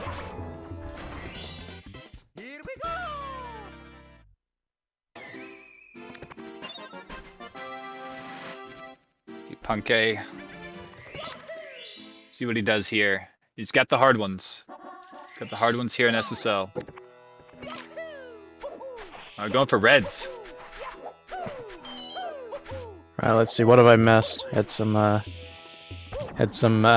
issues with my little brother deciding that he needed my attention. Oh, it's all good, man. Just watching Punkay do red coins. Almost, like, did miss that cap and almost got pounded by that fly guy as a result. Pause. Alright, how's this ending going? Okay, ooh, missed! I thought that was looking good. It did look pretty good. I don't know if he missed the frame perfect or maybe he just had a bad angle, but not a bad ending. Not too bad. Missing about 2 or 3 seconds there, most likely. Yeah, still very solid though. And that's really all you can ask for, especially being green. You know, 23:07 is a pretty intense BOB time. I believe anything sub 23 is super rare. I don't know. I know Ouija got it. I don't know if that was like the first time or if he was like one of the first, but I think the only people that have gotten a 22 are Liam, Ouija, and Cheese. I don't know if... I think Marlene might have. Like, I know it's only those, like, I know that it's only those tip-top guys that have done it. Yeah, like the very tip of the mountain. Alright, yeah, Callie's gotten one before, that's right. Oh, nice, yeah. I mean, it's extremely difficult to get a 23-minute, let alone a 22. And Punkay has 22s, yeah. Yeah, I'm sure the top guys have. It was probably the first time he had gotten it. Is what I'm remembering, but yeah, it's only the top guys are getting this kind of time, and he's right there. Yeah. Honestly, Ouija having a 22:37 is just ridiculous. Like that's like what? Almost a minute, a little over a minute ahead of like my best exit out of BOB.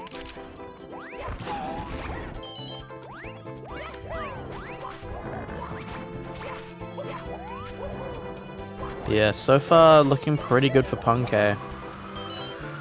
Very solid SSL. A very nice beginning. Decent RNG from the box and everything. See about this one.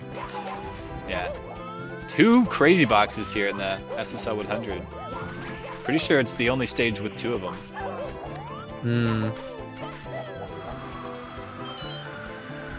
And this flying and movement in general is just crisp from Punkay. Many people dream of playing like this. Yeah, just ran around that corner there at the very end, but yeah, it was pretty picture perfect. Grabbing coins is the hardest part about 120. It's what makes it so much more difficult than 70. Yeah, absolutely. Yeah, it's not an easy category. None of them really are like to get good at, but 120 can be really hard to just get runs started. Like it's when it comes to different categories, 120 is the one where it's like getting started is the hard part. Because those first couple runs are going to take upwards of, you know, like maybe 3 to 4 hours until you get used to it and improve your movement. Oh yeah, just first learning the game. Yeah. Yeah, for sure. It's a lot. It is a lot. And you know, in the event that you're able to, you know, figure out your movement, like some 70-star runners will pick it up once they've gotten a certain time. Typically, I find they'll do it either at the like 54 range or at the 49 range. It's really one or the other for the most part.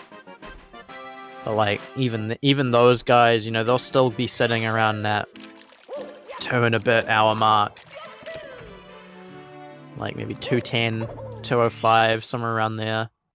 Yeah, I think that explains my experience pretty well. It was somewhere around a 54 or something, and And yeah, it took me a long time to get sub 2 hour, which really isn't that hard to do, like as an experienced 120 runner. But yeah, there's so much sauce involved. You have to wade your way through. Then of course, as you get better at 120, like getting good at 120 kind of just helps everything, I'd say. Like especially when it comes to 70, like the movement that you get from 120 can massively benefit your 70 star. Absolutely, and Punkei's on a killer 100 coin right here. I got the early Scuttlebug. Yeah, no, Punkei's playing pretty well right now. Only +3 on his 138.25. I'll try to explain the early Scuttlebug if we get another run to this point. But yeah, just something that indicates how fast of a pace Punkei is actually on here. And still cruising. Had really good lag reduction as well. Didn't get caught up. Oh, and just like that, maybe like it looked like the Z slipped. Let go of Z because he just started jumping in place. Very odd.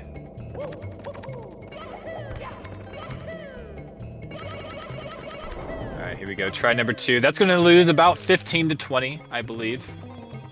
Yeah, it's a pretty significant one.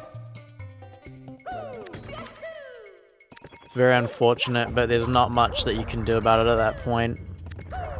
Is true. Is recoverable, and he is not attempting to PB. That would probably be a reset if Punkei was just doing off-put PB attempts. But it only has to beat a 139.51 to be in first place. Which for these guys, I mean, that's pretty much just your average no reset for them at that point. Yeah, I mean, a lot of times you do see that. And I know that Cheese, whenever Cheese is run against average, it's always like mid to low 39s. Yeah, not uncommon. So I mean, I definitely expect us to see a lot more 139s, 138s even, especially towards the end of tomorrow, let's say. Yeah, absolutely. We'll see what Punkei has in store for us right now. 36 stars.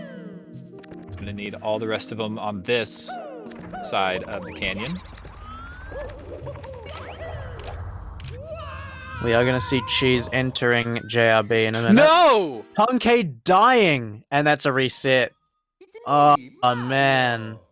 Yeah, combination of that and the mistakes on the 100 coin do...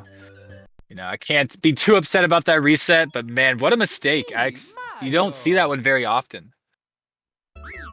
The death plane, essentially, if you're, for whatever reason, there's a death plane there and just a zone that if you touch, you instantly die. And it's avoidable once you go over that wall, you pull back just a little bit, or even maybe just hold neutral. And you can typically avoid it, but Punkei, trying to be extremely precise, the closer you get to it, you know, the better your odds are of getting a better time. You're just trying to be a little too precise. Yeah, and unfortunately entered the back rooms. Got sent to the Shadow Realm, if you will. Absolutely. And yeah, that's basically what happens on the screen. You're done. You touched my zone, you've played enough. So we've got Simply on runs at the moment, as well. Well, actually, I think, yeah, everyone except Liam. And, don't think we see... Who have we not got on screen? It's Ouija. So we don't see Ouija, but everyone other than Ouija, presumably, and Liam are doing runs.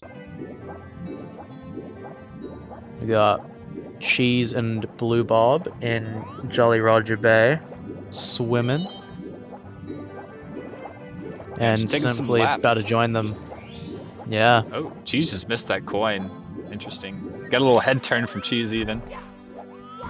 Oh, it shouldn't be that bad, I don't think. Yeah, should be able to miss You can afford to miss one. You can typically afford to miss one coin.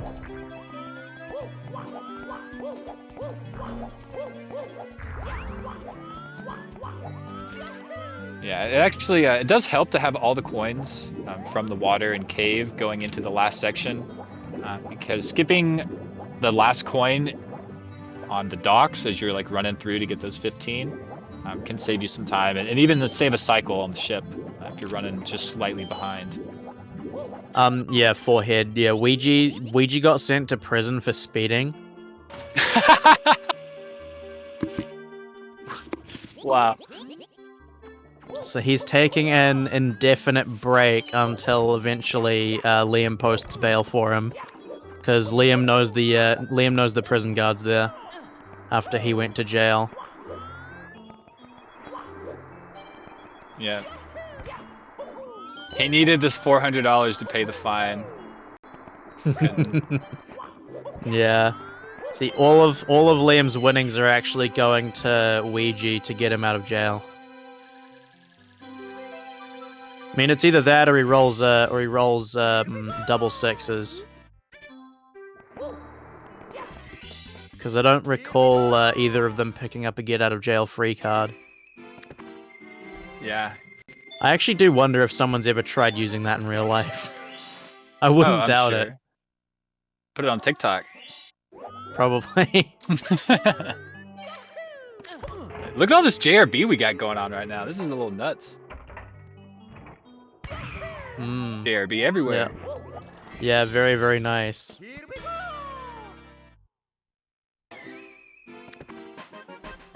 Yeah, this is where Blue Bob's at right now, middle screen.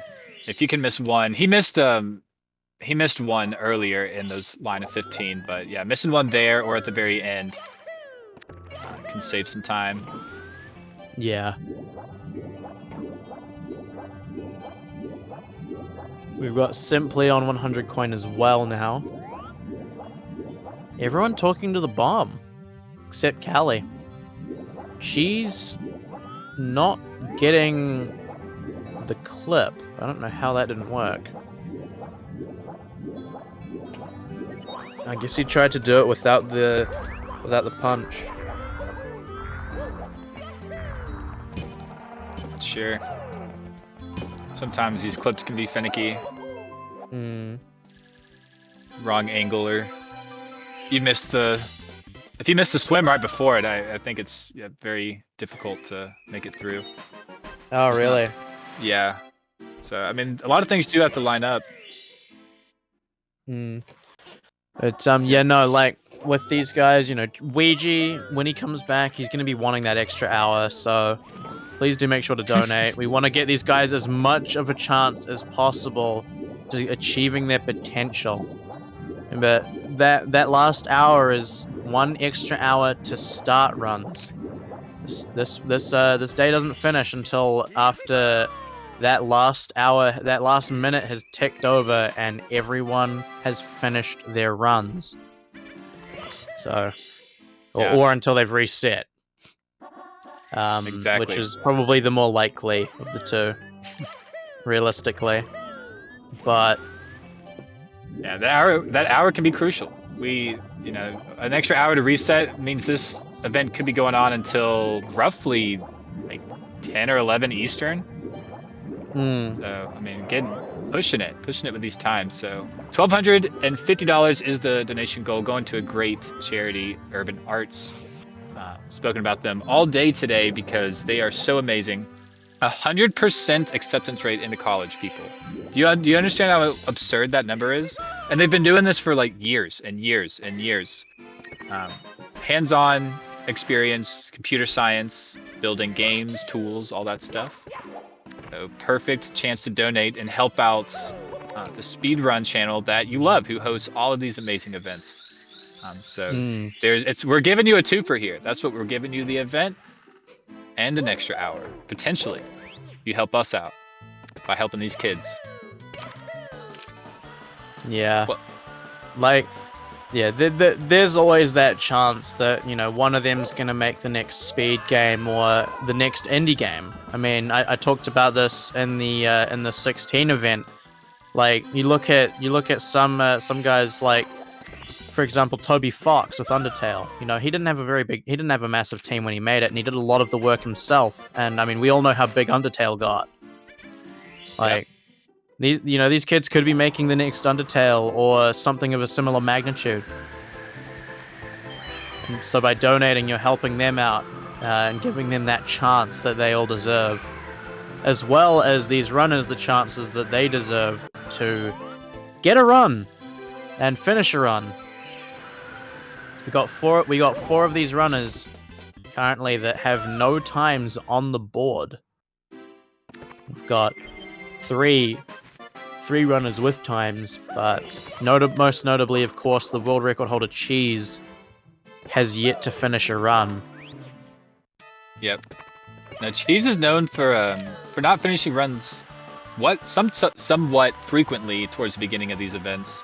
I think the last one we did, he sniped it in the very last run, and didn't have a time on the board until that last run, and got first place. So sometimes that happens. I would be surprised if that happened here. We've seen Cheese on really good paces already.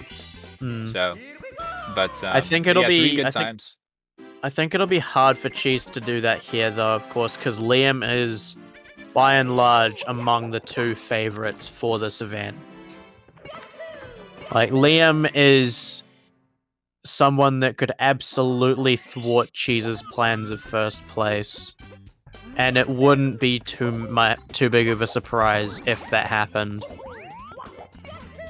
Yeah, I don't think that would be a massive surprise. What might be a massive surprise is our wild card. We actually kind of have 2. We have Callie, and we have Ouija. I think Ouija might be the more likely to snipe first place just on a whim. But Callie could easily just get in the zone and Callie out on the and just dominate 138. Whatever. Absolutely. Like, I know, like, Mita was saying that he's got his money on simply actually getting a PB in this event. And I think that I think if anyone's going to PB here, it's going to be Callie. Yeah, Callie or Blue Bob for sure. I think Blue Bob would be a good contender. Only because he's been flirting with it a lot recently. Yeah. And actually, on the topic of Mita, we have a donation from him, $5, saying Blue Bob has a 130. I think it's supposed to say is a 137 or 138 player who hasn't hit that single big run yet. Don't sleep on Blue Bob. 72 months of the top in the top 25 for 120 star. 6 years. Wow. Yeah. 6 years in the top 25 for 120 from Blue Bob. That's wild. Yeah, Blue Bob is one of the OGs of the OGs. People who we think of OGs will go to him and kind of look at him in the same light.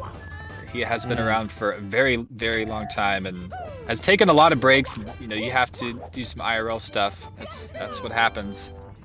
But still hanging around, still having a good time.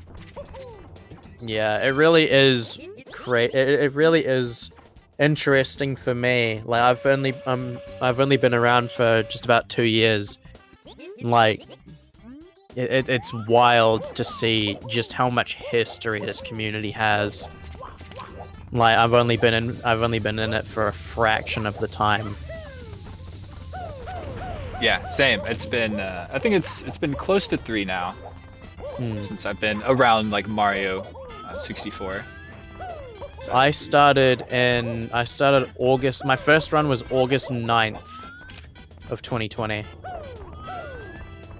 So literally just creeping up on my 2-year Mario anniversary. We've got another dono, $40 from Iluvatar, saying, "Let's go." Hang on, let me do that bit up. Let's go. Oh, that was really good. And one more from Horror, $10. Yeah. It says, "My money's on Cheese. He has the clutch gene." That is true. Clutch gene is in fact a part of Cheese, confirmed by 23andMe. Pending, I think. Actually, Horror is a pretty good runner in his own right. 70 runner who actually I believe it was just a few hours ago, got a 70-star personal best of 48.51. So very impressive runner in his own right, Horror. He's also dabbled in some 120 as well, I believe having a low 147. Yeah, absolutely. Horror is a great runner. I believe we've had Absolutely. him on here at some point with 16-star. But yeah, it's a great runner and donator, as well as Meter. Meter was commentating with me earlier today, donating himself. He is producing a lot of information and history of world records and how long they've been held and by who and stuff like that. So that was his donation who told us about the history. So please check him out. Yeah, no, Meter's compiled a lot of data based on the history of this game, and it is really interesting stuff. We got another donation, $5 from Gizmo, saying, let's get that extra hour. I absolutely agree. Let's get some more donations in so these guys can get one more hour of runs. And so that I can get one more hour of commentary to talk about these guys, because I like commentating. I'm enjoying it. I want to do more. Yeah. Give me more time to do it. Yeah, same. It's a lot of fun. It's a lot of fun to commentate up here and dump the Mario knowledge or what have you onto the chat. Yeah, exactly. I mean, we got a really good turnout of viewers here as well. 2,200. Incredible. Again, you know, if everyone in this chat and if everyone viewing donated like 50 cents, we hit that goal. That is true. That is minuscule. We have 3 people doing BOB 100. I can't let another minute go by without pointing this out. Yeah. They basically race. Oh, actually no. Cheese has 24 stars, but Simply and Blue Bob have 22. So they're pretty much racing. Ooh, Simply grabbing that tree. Blue Bob looking kinda green. I think he's transformed into Shrek. Oh my gosh, he is. Shrek Bob. He's gonna turn into Michael Myers and ask what we're doing in his swamp. The swamp that is BOB. Yeah. Look at this. Look at this finish. Boom, boom, boom. Simply's a little more behind, but oh well. Maybe he's getting angry at the game. Yep. No, that'll be an LLL when he turns red. Yeah, I think it's the grass. He's probably gonna turn red in LLL. It's the grass. So he's not technically touching grass, but this is about as close as you'll ever get before going outside. Yeah, like he's not green anymore. Yeah. That's funny. I'm gonna have some fun with that this weekend. She's with a 2312 BOB exit. Very nice. We got Blue Bob and Simply both on some very solid beginnings as well. And although they have the same star count, don't be fooled. Simply's timer is about 30 seconds behind or ahead. From Cheese. Ahead. I'm sorry to interrupt you. That was unexpected. That was unexpected. Yeah, Fly Guy List from Cheese. Feel free to interrupt me. Yeah, beautiful. Actually pulled it off. Really the only 120 runner other than Ouija who would be capable of pulling that off. Yeah, I would be... Blue Bob missing the star. Very sad. Be pretty confident in saying that. 2345 BOB for Blue Bob and 2314 for Simply. In the meantime, we've also got Punkay and Callie in JRB. Punkay going for ship clip, not chip clip. That's later. And Callie going to chests. Some optimal chests are pretty nice sometimes. Let's see, Cheese. Okay, going for this top list right here. Has an interesting setup. Runs to the left. Yes, Cheese knows all about topless, especially with his world record and pretty much all of his world records, really. I mean, this man rips shirts faster than you can say Mario.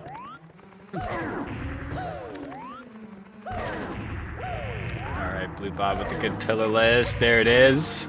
Make it in there. And then simply following suit as well. Yeah, simply got him down there looking cute. Yeah. Honestly, this is probably... Yeah, this is looking good for pretty much all of these guys, really. Yeah, I mean, this is great. Blue Bob, 3 people on the same stage. Yeah, like Blue Bob's slightly red on his PB. Cheese and Simply both have 23 1x BOB exits, which is very solid. Yeah, I believe we saw Punkation with a 2307 earlier. Yeah. See if we get a sub 23, that'd be cool. Unfortunately, yeah, he couldn't quite hold it together in HMC for that run. Oh, make it! Oh, nice. Cheese just grabbing narrowly. that coin. Also had a bit of a stored angle there, but didn't kill him, thankfully. That was very good. Holding A while you have the wing cap and jumping, or I guess falling down, you fall slower, so you stay in the air longer. And Cheese held A like as long as he could, and then like quickly tapped A for the triple. Yeah, very Untapped good and runs. retapped. Yeah, pretty much. Like he had some fast thumb motion going there. Pretty good box RNG there. Good clean 100 movement here. Yeah, Good 100 from coin in Cheese. SSL, definitely widely considered to be one of the scariest 100 coins in the game. Yeah, absolutely. A lot of quicksand, especially once you get in the pyramid, can't fall down. I think the pyramid bit's the hardest part, honestly. I think outside isn't too bad, but once you get in the pyramid, that camera can really screw you over. I'd have to agree. Like, the general movement for SSL 100 isn't too bad for the most part. It's pretty par for the course for speedrun 100 coins. Oh no, Cheese! Oh, jeez, no! You can see the disappointment on him. Oh, what a horrible Grabbing the- mistake. Yeah, It pinching just, like, the ran bridge a of his little too nose, far. just... You can see the frustration in his eyes. He's not happy about that in the slightest. Blue Super having a little bit unfortunate. of struggle on reds, while Simply, on the other hand, gets a very clean reds. Yeah, Simply's got a really good run. Gonna pop him up here on the main screen. Negative 16 out of BOB with that 2314. Running That's against on the the- splits he had earlier. Yeah, against those splits, and that run was 38 pace into TTC. So being minus 14 on that is significant. Yeah, and Simply has a ending that is suboptimal, like minute and a half after the Tippy entrance. Yeah, great pace. So we'll see if Simply can get a clean 100 coin. Hopefully avenge Cheese after being cruelly robbed by the game. Missing the same coin. Yeah, on ghost that rollout. coin. Just going right through it. Theoretically, you're not supposed to miss any of those coins, but every now and then you will.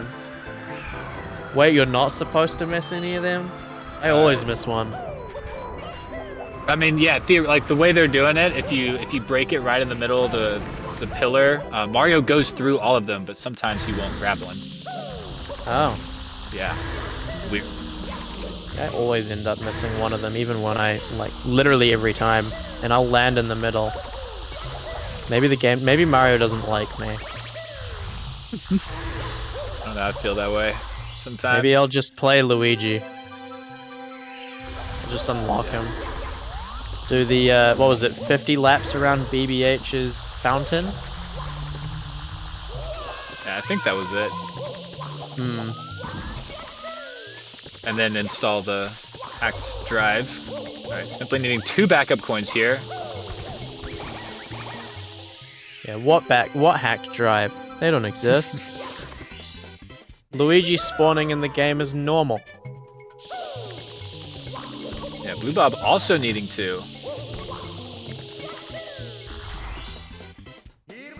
See, I bet the DS version realized that people wanted Luigi in the game, and they were like, well, we made a mistake, but we'll correct it now. By making an arguably worse version of the game, I'd say. But in exchange, you get Luigi, so it's fair. Yeah, I feel if it was on anything but the DS, it could have been better for sure. It's not to say that the DS was a bad console. It wasn't. It's just not for Mario. Well, I don't know about. I wouldn't even say not for Mario. I think the Mario DS game, like the one tailored for it, was pretty decent. But yeah, the 64 remake on it wasn't amazing in my opinion. Simply do an HMC 100 coin. Here we go. Oh, it takes the ledge grab. The ledge grab. So yeah, he's gonna have to respawn the elevator there. Yeah, you have to be super quick. You have to jump off very soon, basically immediately after the elevator starts moving, and grab those other coins to be able to make it back, as Blue Bob is doing right here. Very nice. And then right into this tricky movement. And oh, missing the A press there was on the other side of that line that you want to be on. Unfortunate. I was just about to say it's quite cool having 2 runners pretty much in the same spot, almost like a pseudo race, even though we do know that Simply is actually ahead of Blue Bob's run by almost a minute, but well, it will be a minute now. Wait, actually, Simply. What is he doing? Reds. Did he give up? I think he gave up. Yes, there's no way this is anything. Okay, so Blue Bob remains.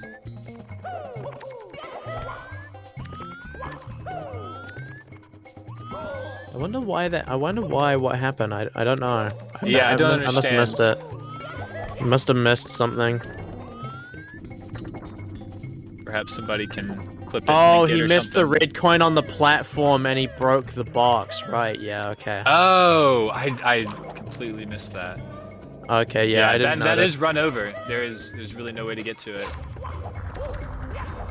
You'd have to ride the elevator, all the way again, and you're already down like over a minute at that point. It's bad. So, unfortunate for Simply. But we are going to throw Callie up on the screen doing BOB 100 coin at the moment, so we'll be in basement soon. Blue Bob finishing up this HMC. This is really nice. This is a good ending. See where this blue coin spawns. It sounds like it dropped. Yeah, Callie looking pretty good so far coming out of PSS. 1628 exit, very nice. Yeah, sitting right on the edge. I've had something around that before, but I'm just bad at BOB, so I can't get a good exit. Same. Honestly, at this point, if you're not you know you're a top runner when you can get sub 7 BOBs consistently. Oh yeah, that is 100 coin it's really fun. It's one of my favorite 100 coins, if not my favorite. But it is very RNG intensive as far as coin spawning and grabbing them, and during runs you could lose like 10+ seconds just to a random RNG. I've been practicing BOB 100 quite a bit. I do really enjoy it, but yeah, that coin RNG can be a bit of a pain. Though thankfully, at least, the RNG doesn't make the entire star, so. You can still get like 22. You can still get 20x's, even with pretty poor RNG. X cams, that is.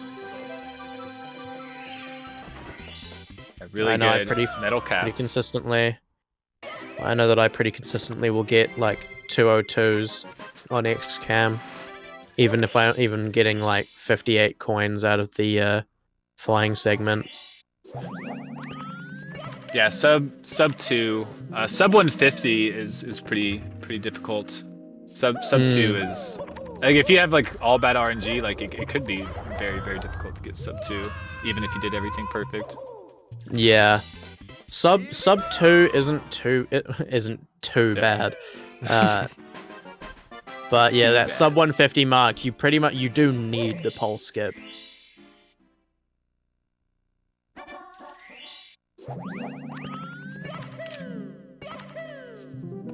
See, Blue Bob gonna have to take care of the rest of the stars here in HMC. Only has 4 of them left, and it's gonna be clipping through the wall. Very nice. Nice. Very finicky trick. We have actually got Punkay doing BOB 100 as well right now. So yeah, we got Callie just finishing up Bob on Battlefield, and yeah, Punkay in the middle of it. Oh, Punkay breaking the shell. Is he gonna man. continue? Okay, looks like he might continue, but that is a pretty hefty time loss. That whole time simply was mucking around and doing reds in HMC.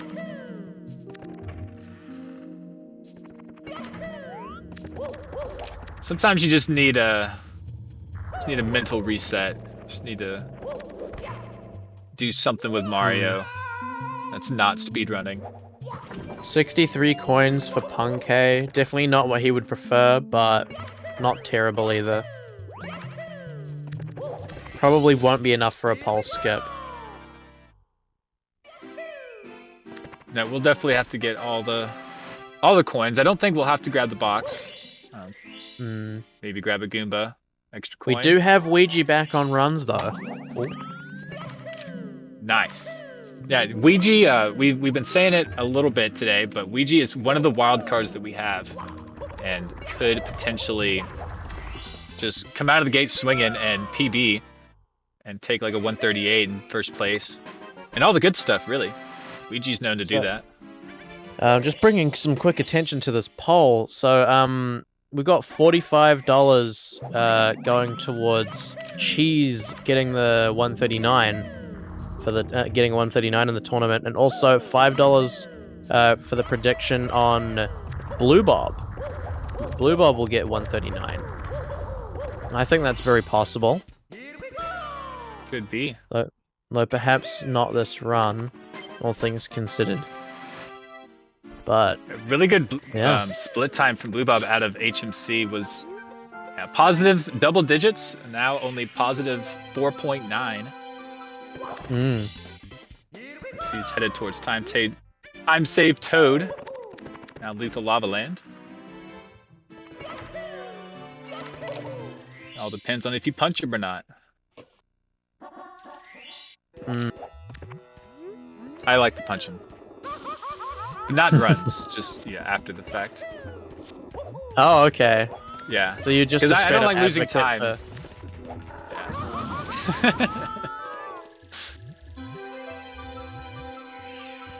Right, taking the burn for Blue Bob here.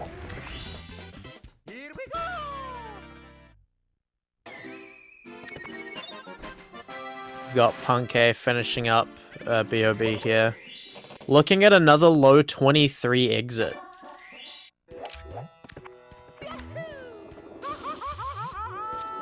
Oh, doesn't... As Ouija doesn't grab that blue coin. Some crazy so RNG going on. 23-13 BOB for Punkay. Blue Bob, unfortunately, backflipping. No! Oh, it doesn't fall in. Okay, stands on the final pixel. Very nearly falling into the abyss. That's a bad spot to be in. You're just getting stun locked by the bullies. Yeah. Can't do anything. Just goes to show you, even something as common as that, it's still That pretty backup from precise. Callie. Anything can happen. Callie with that really wild backup there on reds.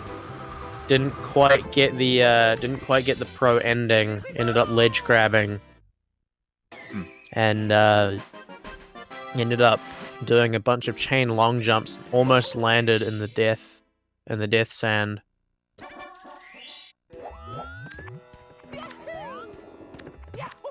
All right. See Blue Bob doing these red coins. I believe we have another commentator. I believe Meter's going to be doing the second hour here.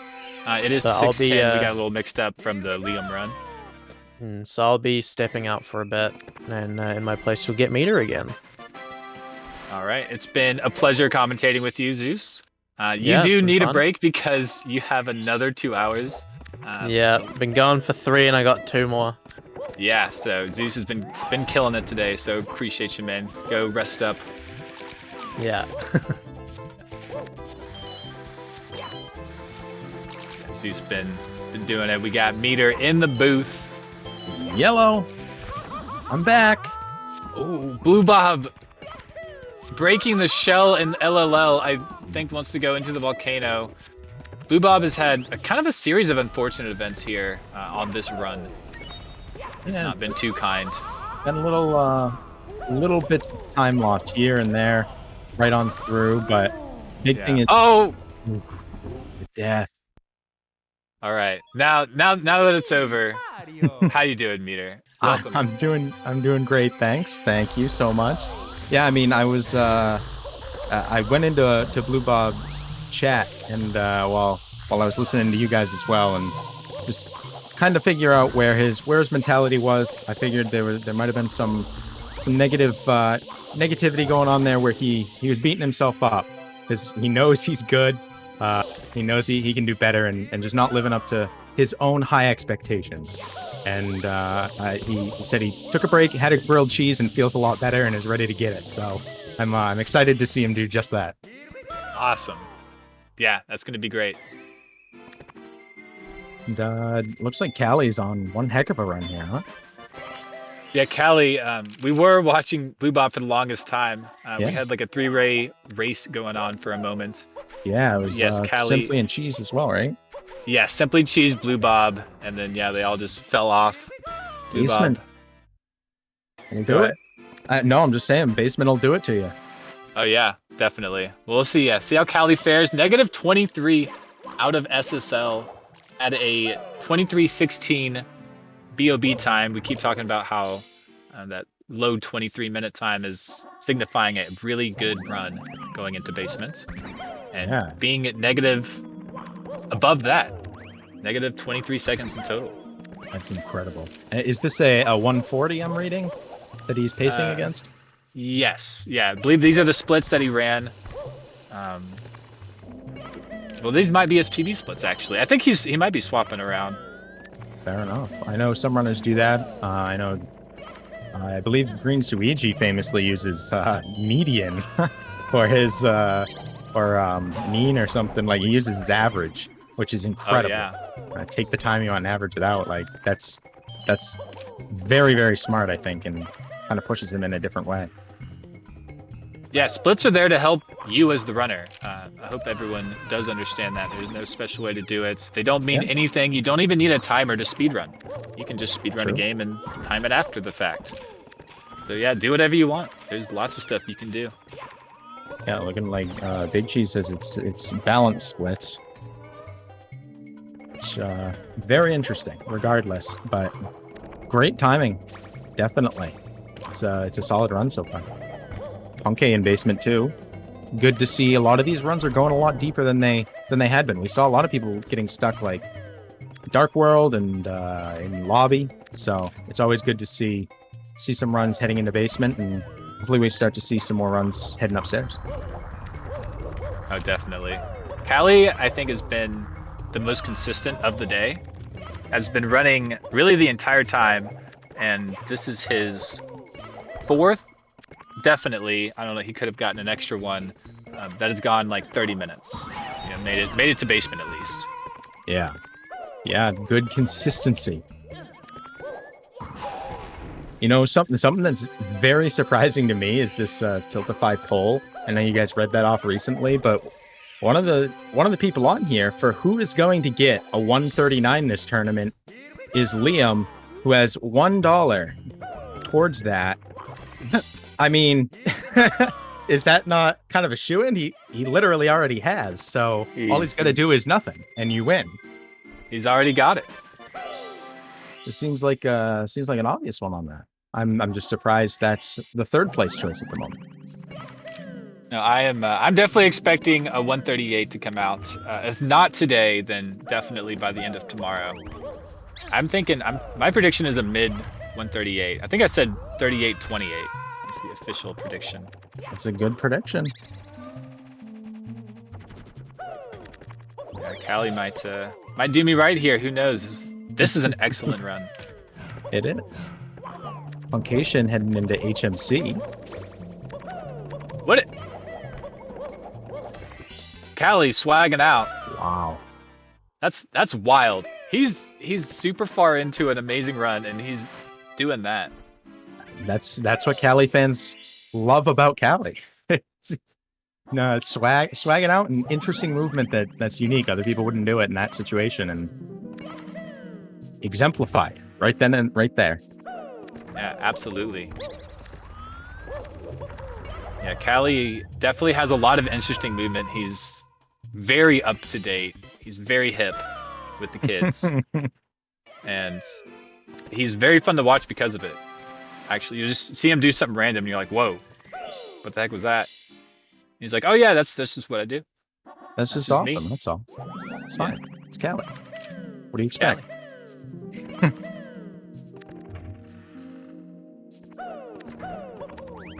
Ooh, I am excited to see if there's some special stuff going on in Tall Mountain.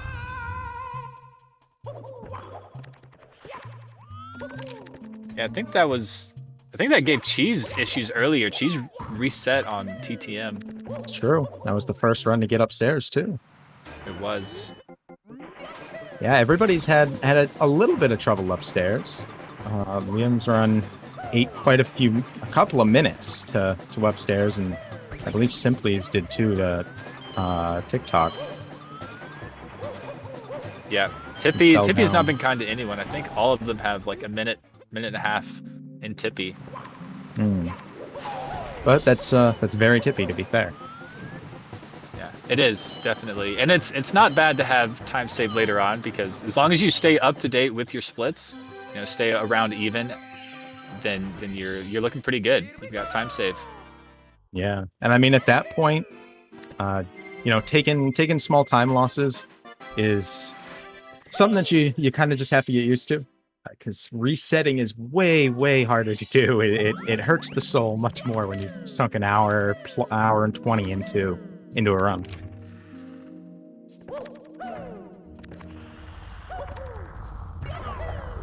Time invested is a big deal. I think at some point, like, you know, for these runners, it just doesn't matter. It's all Mario time, right? That's fair. But like you look back on it and you're like, yeah, wasted an hour and a half, or, you know, like right after the run ends, you're upset. But it's all Mario time. It's all it is. I like that attitude, actually, because like, to be fair, you know, my saying that is not coming from experience. That is pure speculation based off of how I would feel in that situation. But, you know, I'm not a top runner. I'm not a competitive runner. So it is always good to hear from someone who actually knows, has been there, and knows what some of that mentality feels like. Yeah, having a good mentality is certainly key. It's insane, like having to focus on something for so long, and so difficult and challenging. Like Punke, you get into some crazy states of mind. Yeah, Punke doing the BLJs. I was actually watching Callie, but that was sorry about that. Pretty nasty. It's incredible. Yeah, no, if something crazy happens, no, we all agree that you're allowed to scream over us. that is a rule here in the booth.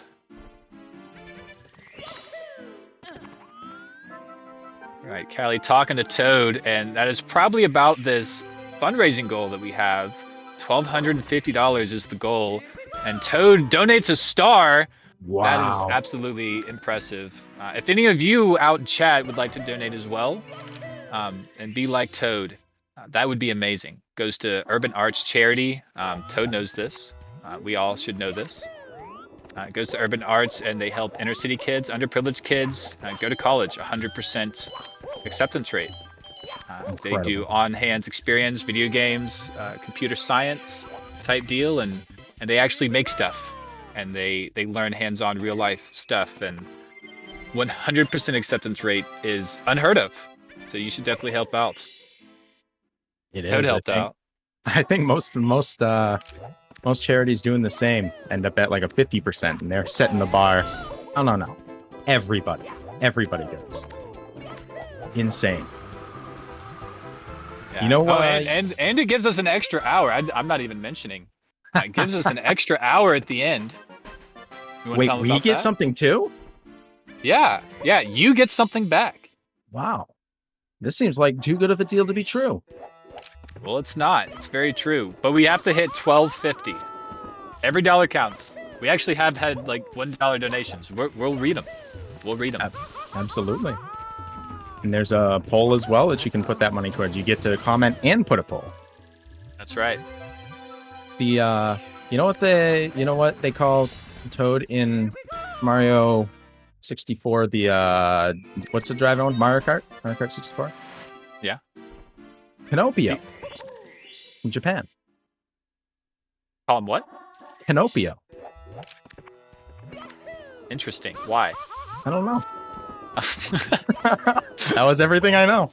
That was about it. Japanese Toad. That's it. Interesting. I'm hoping that channel. You know, I actually did like old Toad's voice better. Like Mario Kart 64 Toad has a high-pitched voice. The new Toad doesn't. It's like a low, scratchy voice, and I'm not a huge fan. Really? He's grown up. Maybe he has. Yeah. He's all grown up now. Gotta let go of the little boy Toad that I once knew. But back to the action. Callie is on a very impressive run here in LLL. LLL, not the most daunting stage. If you make a mistake, it can cost time, but you just kind of burn and you just lose time that way. So it's this 100 coin is definitely the most scary part of it. You break the shell, you cannot recover on the 100 coin if you're less than 95% of the way done. Which we've seen. We saw the Blue Bob loses run that way.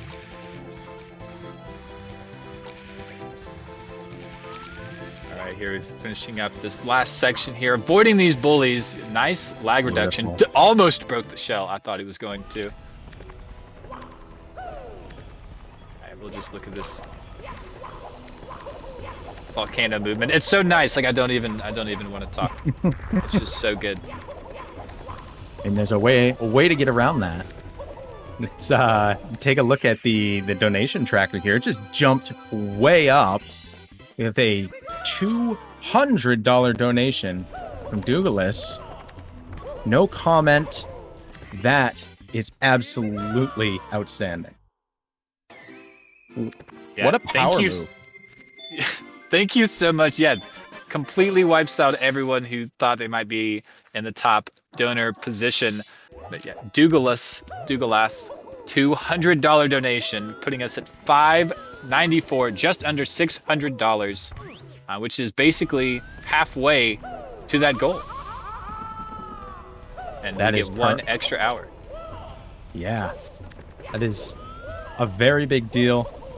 That hour is going to be a big one, because that last hour they're going to be trying to get the run going, the last run of the day. And if it starts before that hour ends, they can finish it out. So there is overtime in that regard. So we could get an extra 2 hours out of that by someone starting late into that hour.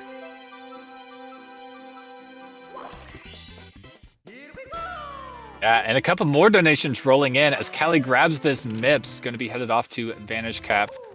We have a $2 donation with no message from, it cuts your name off. Squeaky, I assume it says sneaky. It says sneak. It's sneakers. Oh, sneakers. Okay, you've got the better look. Squeaky Sneakers donating $2 and Anonymous donating $10 with a message. Thanks for the event and Ouija, you can do this! With a 3 smiley face. They also bumped to the poll for Ouija, so adding the comment and the poll bump. So now Ouija at $10 moves into second place in the poll for the 139. She's in first with 45, so a lot of ground needs to be made up there. That cycle Callie was on was amazing. But he like missed the wall kick. And thankfully that wall kick, you just kind of fall onto the platform most of the time.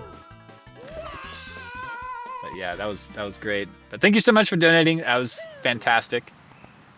Essentially puts us right at halfway, just under. Do we not all yell Siglemic anymore when that happens?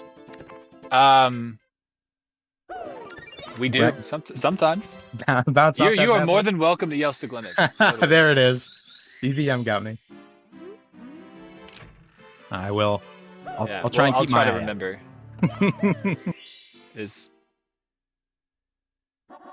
That is a good one. We do. The thing is, like, the movement's kind of changed, you know. So they do like the side flip at the end, and the Siglemic was you do the long jump and you jump off the fence.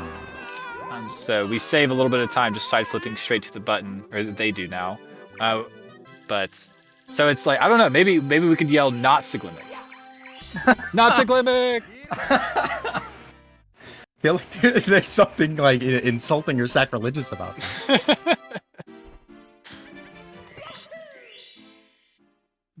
All good fun.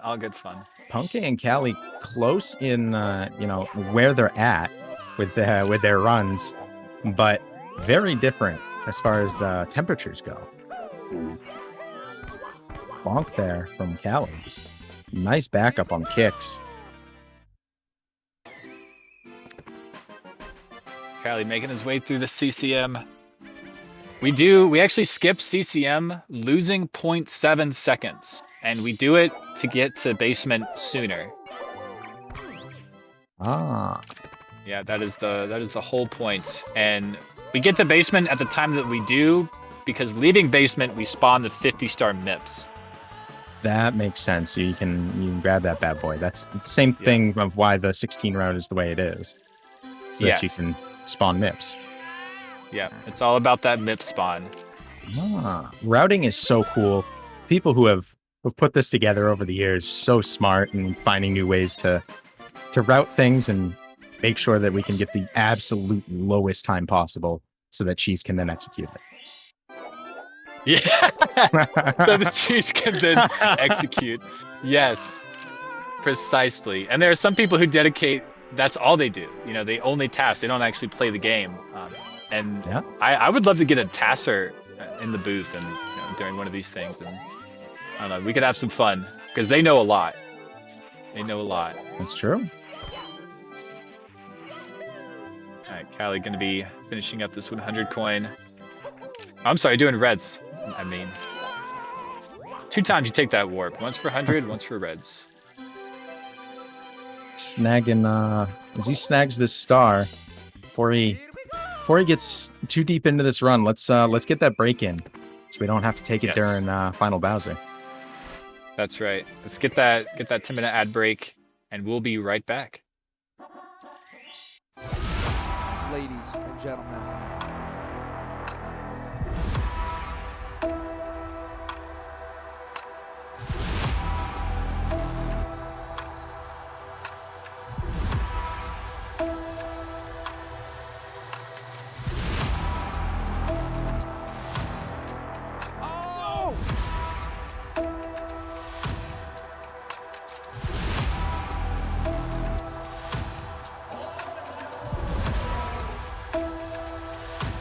Who's ready for some action? There we go.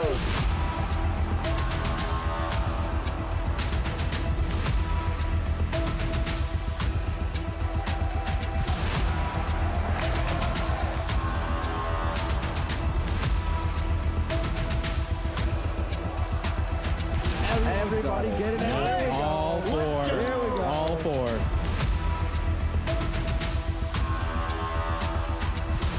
IBK, whole bunch of enemies, just like that, picking up another one.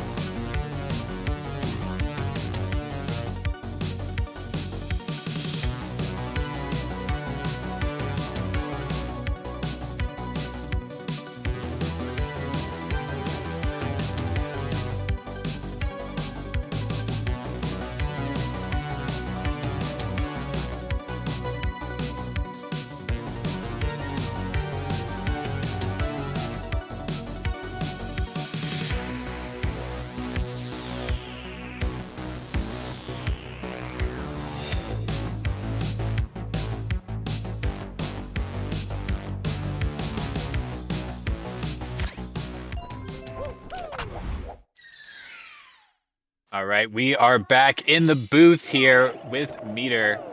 We got Callie on the main screen and looking really good here. Negative, what is it, 18 coming in out of CCM, now doing BBH. But yeah, Meter, what do you think of these runners right now? Yeah, this is a great competition when you have this level of guys going against each other, and a lot of the top guys right now, the world record holder, Puncation, who's held the world record many times, Ouija. These guys haven't even clocked times yet. Blue Bob hasn't. I expect big things out of these guys once they do finish out one of these runs, and the other guys to continue to improve. Yeah, absolutely. I do find it ironic that Peepo came back during BBH. It's supposed to be the opposite, but you know, it's all good. It's opposite day here in the commentator's booth. But what's not opposite day? It's great, great throw off there to the donations that we got while we were gone. We got a couple donations. We got a $10 donation from Anonymous saying, "Thanks for the event." Yeah, thanks for the event. We got Anonymous also with 5922 with no message. So just a pure 5922. Thank you so much to whoever donated that. Much appreciated. And we are above the halfway mark right now. We could change that number. That would be fantastic if somebody could donate really quick. That's a scary number for just Boo. $1 would be fantastic, please. Thank you. I will read your message. But Callie, BBH, see what he's doing. I'm pretty sure he just needs the garage area. I mean, $1 gets us off this this very scary number. And you know, if everyone was able to just $1, we would hit that goal. We'd have an extra hour of Mario. We're driving quickly towards that 8 o'clock hour when it will end. So let's get those donations in. Let's start a $1 train here and bump that number up. Yeah, at minimum, absolutely. get it off the scary one. I don't like I don't like that. We need more. We need more. We need your help, chat, right now to get it there. But we are over halfway. We are over halfway to the 12:50 that our goal is. We will extend the time by 1 hour. I believe there's about 3 hours left before the final resets. They won't be able to reset anymore. So let's try to get that last little bit. We got like less than $600 to go in order to extend this time. And we've seen, like, honestly, in the bonus time, everyone wants to run, and we've seen some crazy stuff. Like, if our donation goals get hit, everyone's like, okay, I'm gonna run and see what happens. Like, it seems to be that way in my experience. Yeah. You know, I'm only scared of two things, and it's numbers and pianos. And right now, they were both on screen just a bit ago, and I don't know what to do. Kind of panicking. Kind of panicking, yeah. Callie might be panicking a little bit too here in DDD 100 coin, but does have all the coins that he needs. Missed one on those up and down lines of 5, which is very common, which means you have to get all the coins in those coin rings. So it can be a bit scary. Uh-oh. Hi, I'm Scott. $3.69 is nice. And now the number. Very funny. Nah, this is a great number. That was the perfect amount. I approve. 69.69. You know, we can include the whole thing with a 9 in the tens column there. Callie just falling. Yeah, looked a little disappointed. Whoa, didn't make it up. What? That was weird. And oh my gosh, is having a lot of trouble getting back up here. This is normally not that big of an issue. There it is. Just had a really weird camera angle. I had to have been messing up the depth perception. Yeah, I mean, this looks like, I don't know personally, but this looks like a very difficult start. Oh man. Wait. What? What a Callie move. Wait. He didn't get in the water. Wow. Oh no! We were all holding our breath on that one, man. He did get in the water. So he's just making up for the movement he should have been doing. That's what's happening here. That's fair. Yeah, and there is a backup you can do. You actually could just run off the sub to go over there. Callie missing the jump again, but yeah, you can just run off the sub. Maybe he'll try it here. It's like a frame perfect trick. It's very difficult. Okay, with him. Yeah, here he goes. Here he goes. Oh, he fell. Yeah, it's very hard. I mean, at that point, might as well, right? Yeah. You're gonna take Looks like he's gonna take a break. Yeah. And that's fairly common. We've seen that from a lot of runners. Get on a really good run, lose it, take a quick break, and come back refreshed, and crush it. Absolutely. But Purged is actually crushing it right here in DDD 100. Just like Callie. We'll see how his goes. But 54-24. I can't. Yeah, Callie's not on screen anymore because he's taking a break. I don't know what his time was exactly, but they're probably not too far apart.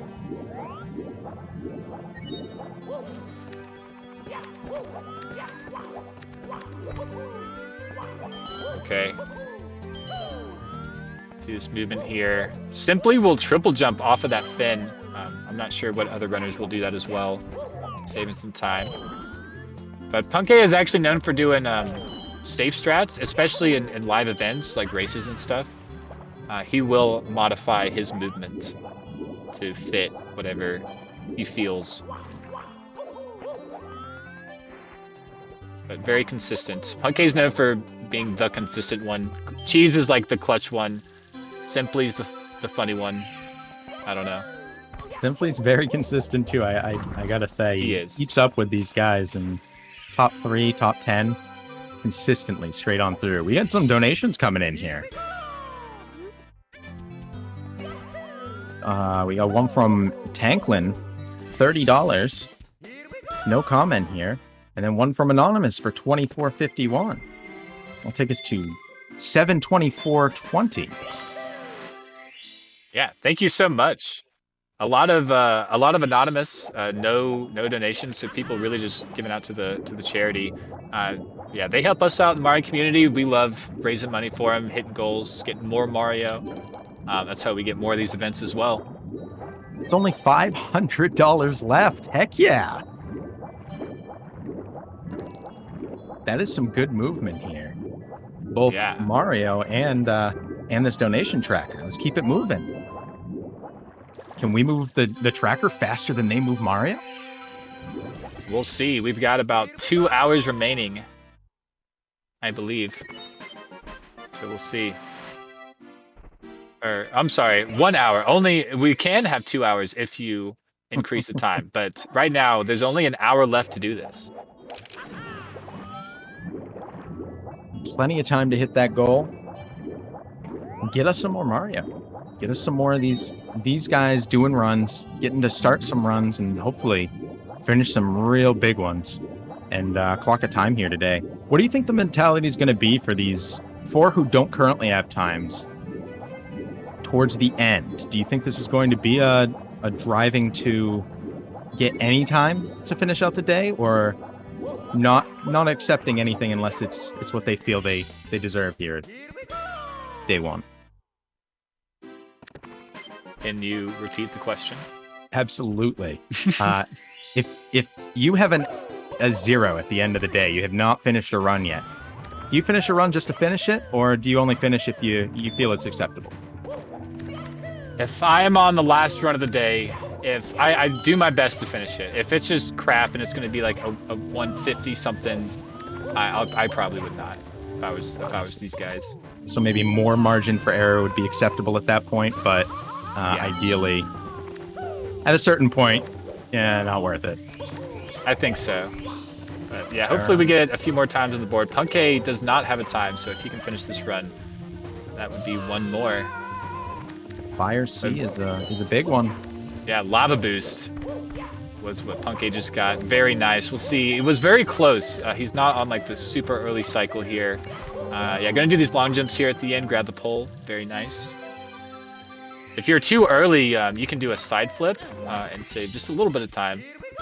We'll see that, I'm sure, later on. Beautiful. Sub 1 hour going into Bowser 2. Yeah, really good time. Has been plus 14 on every split for the last 3 splits. And plus 15 on the one before that. We've said it. He's acting it out. Yeah, most consistent runner. No quarter spin. No, doesn't mess with that. The side flip one is interesting. If you practice it enough, it saves a lot of time. You side flip grab, inch Bowser just a little bit closer, so the like 3/4 spin is not like nearly as hard. It's pretty nice. I'm sure a few runners do it. Saves a little time.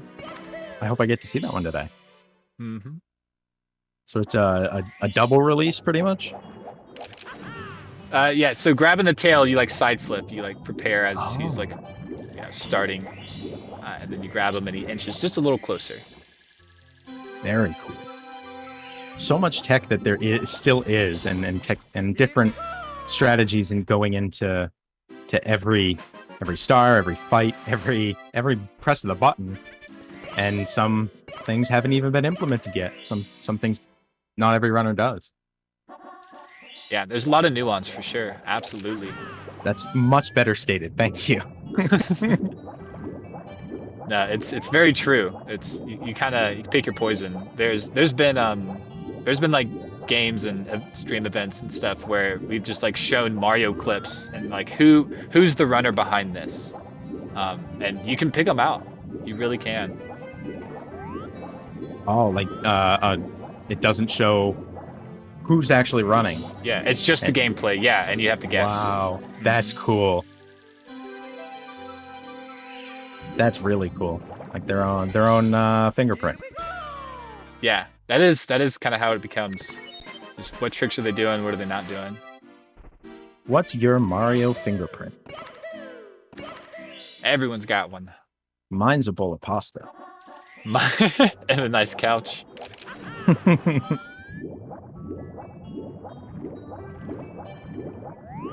Glamic heading into final one here in DDD. Got rid of the sub. Yep, he has one more here. I think it's the Vanish Cap one. Yeah, last part of DDD is kind of whatever. You can lose some time here and there. Preferably, you can lose like 0 seconds or within 1 second, you know. But it is a bit of a snoozer to watch. Will not lie. My other brothers can't deny.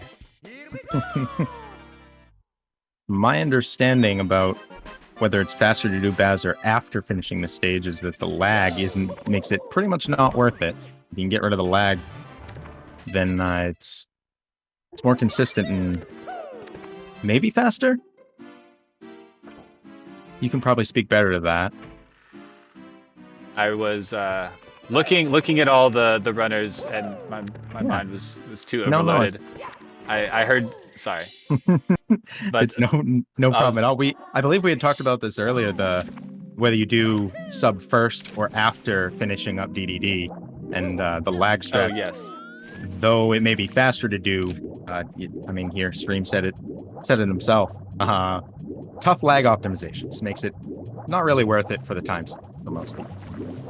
Yeah, a lot of runners have opted to do that, at least for now. But in the near future, it could be like a very, very important time save. Who knows? I love that. But it is available. That's it. That's the exact mentality that the speedrun community ends up having. It's something we don't do yet. It's always yet. If it's faster, it will be implemented eventually. That's been the pattern as we've gone down the years, and there have been tricks where people opt to just not do it ever, or say they won't do it ever. They're like, no, that'll never happen. I'm never doing that. And then you just look. It's like 2 years later, everyone's doing it. Yep. You know. Yep. Or it's impossible. That's usually the thing. No, that's not possible. That's cast only. It's cast only for now. For now, yeah. Yeah, new setups, new tricks are being discovered all the time still. True. Get a few every year, pretty much. Yeah, chip clip was what within the last year, Yeah, it was. Probably close to a year ago. and not even everybody implements that yet. I know Cheese doesn't when he's been doing 16s.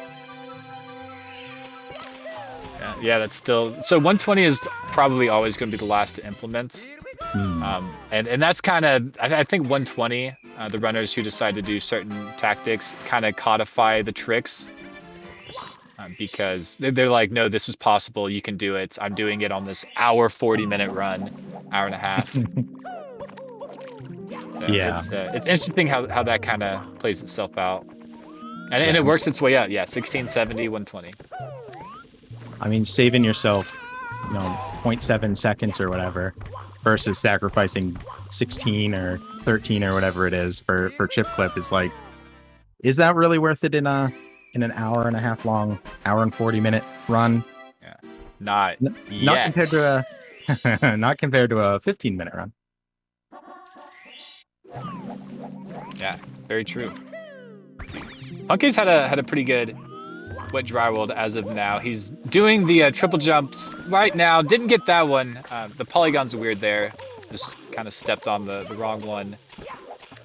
But yeah, it's been knocking him out. It's not a big time loss. But the 100 coin here is my favorite star of the game, I think. Favorite 100 coin. But it's full of RNG. It's very exciting. Hopefully he'll do that right now. What is everybody else's favorite 120 star? Favorite star in the whole game? LOL Reds is definitely a big one for me too. Yeah, that's a very satisfying one. All right, missed a little misstep there, but is on the right track. Ooh, missed a coin. You cannot miss really any coins here. What's he gonna have here? See, I'm a 120 runner, and off the top of my head, I'm blanking. Can you miss 1 or 0? I think you can miss 1 coin, but I'm blanking right now. I would know exactly what I was doing if I was playing the game. Muscle memory. Yeah, the muscle memory turns into like applies to the mentality too, and remembering the tricks in the moment. You know. That's right. If you miss one, oh, that's it, or okay, I'm fine.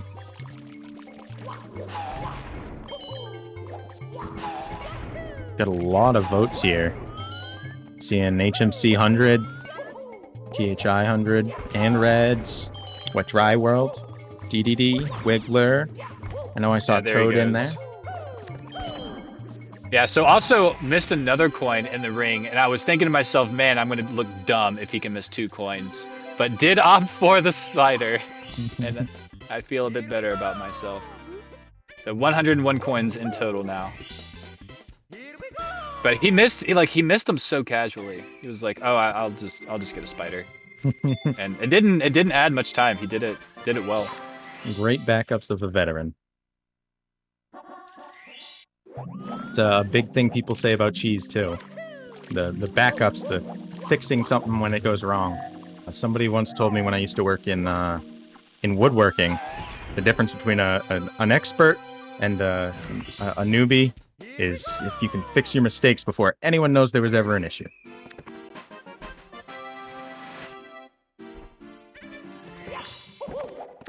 Right, we are headed off to THI. We do have just over 1 hour left to get these donations in. Just as a reminder, 1,250 is the goal. We are almost there. We're like 525 away.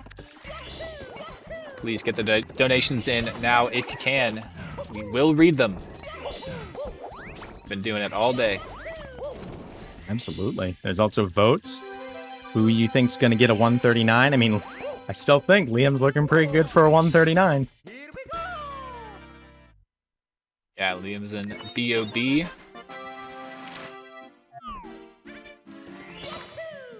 Yeah, a bunch of runners. Yeah, somewhat far into the run. Yeah, we got Ouija, Liam, Simply's JRB. Punkei is certainly on the run at the moment. This run. Yeah, a couple of these runs would, well, maybe one of these runs, just Punkei would be able to end and finish it and start another one, given the hour we have right now. Everyone else is going to need to either finish this run and, well, you can finish whatever run you start on. Right. Yeah, so you're not allowed to hit the reset button once time ends. That's the rule. That's well stated.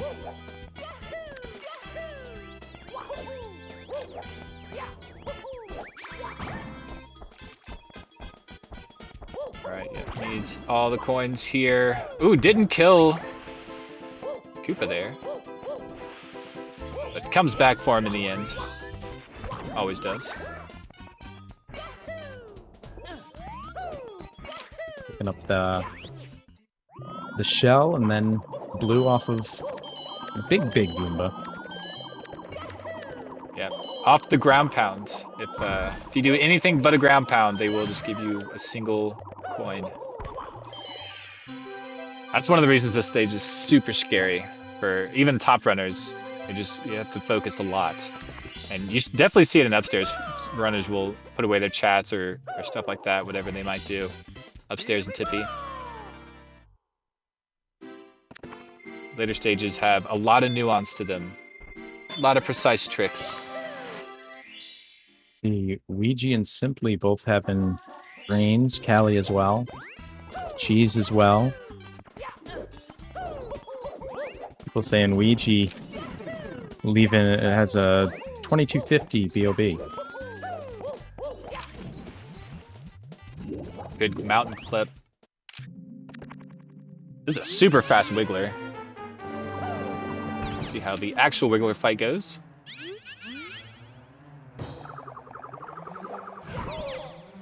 Yeah. Ooh, Punkei ground pounding a little short, gets hit by the Wiggler. And yeah, can't run away, gonna get hit again. Every time you get hit, you do increase your lag counter. So he probably lost a couple seconds in lag there. Maybe like 1 second in lag and then another second or two by getting hit.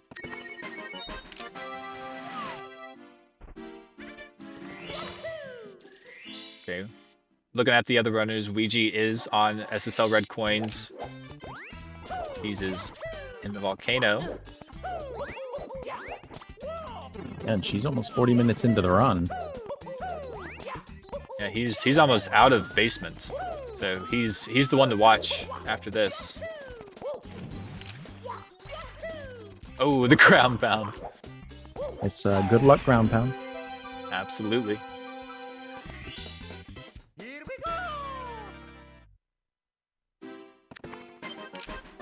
Alright, Cheese right now with the bully. Cheese does the ledge grab skip on that big bully, but does not opt for the ground pound ending, which does save a little time. He's just not wanting to deal with it. The side flip is pretty free, I will say. Yeah, that ground pound's off to the right and somehow pulls him into the lava, correct? Yes. Yeah, Mario becomes a ball of fury while ground pounding, and the bullies just cannot handle it. And so they're just like, they're getting hit like every frame. But yeah, you pull the bully just a little bit and then do that. That's how we do it. That's how the top runners do it. Yeah, that is. I was never able to land that one. Side flip was significantly easier. Yeah, it is. It is much easier. But he did fly guyless, so like I don't I don't understand. But that's the fingerprint. That's what he does. Yeah, Punkei with the race now.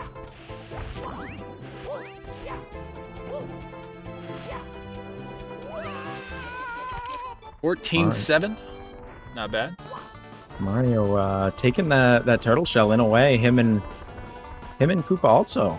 Koopa's got a shell too. If he'd just take it off and ride on it, he'd probably beat Mario.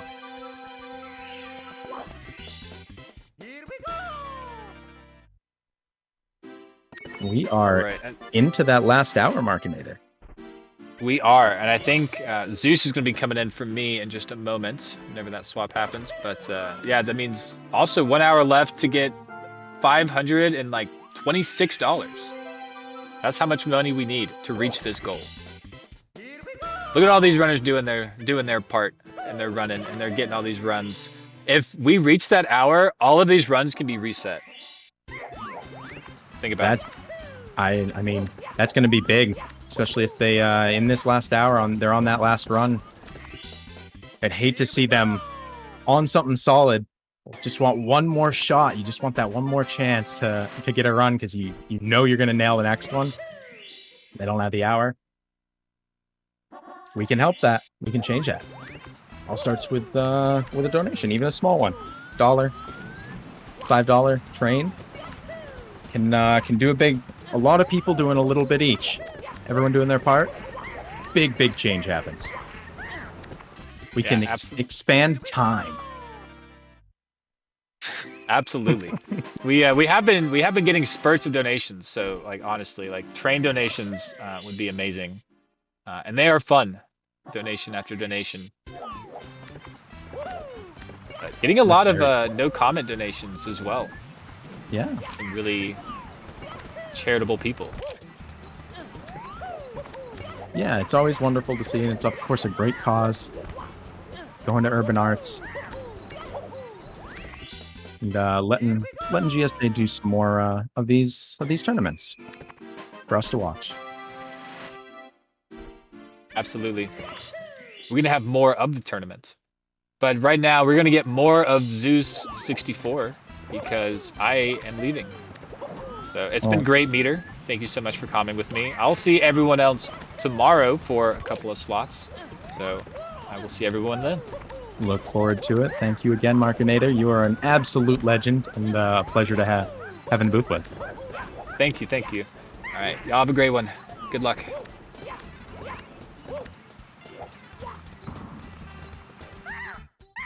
Hello, Zeus. Welcome. Good to be back. Booth. Yeah, happy to have you back.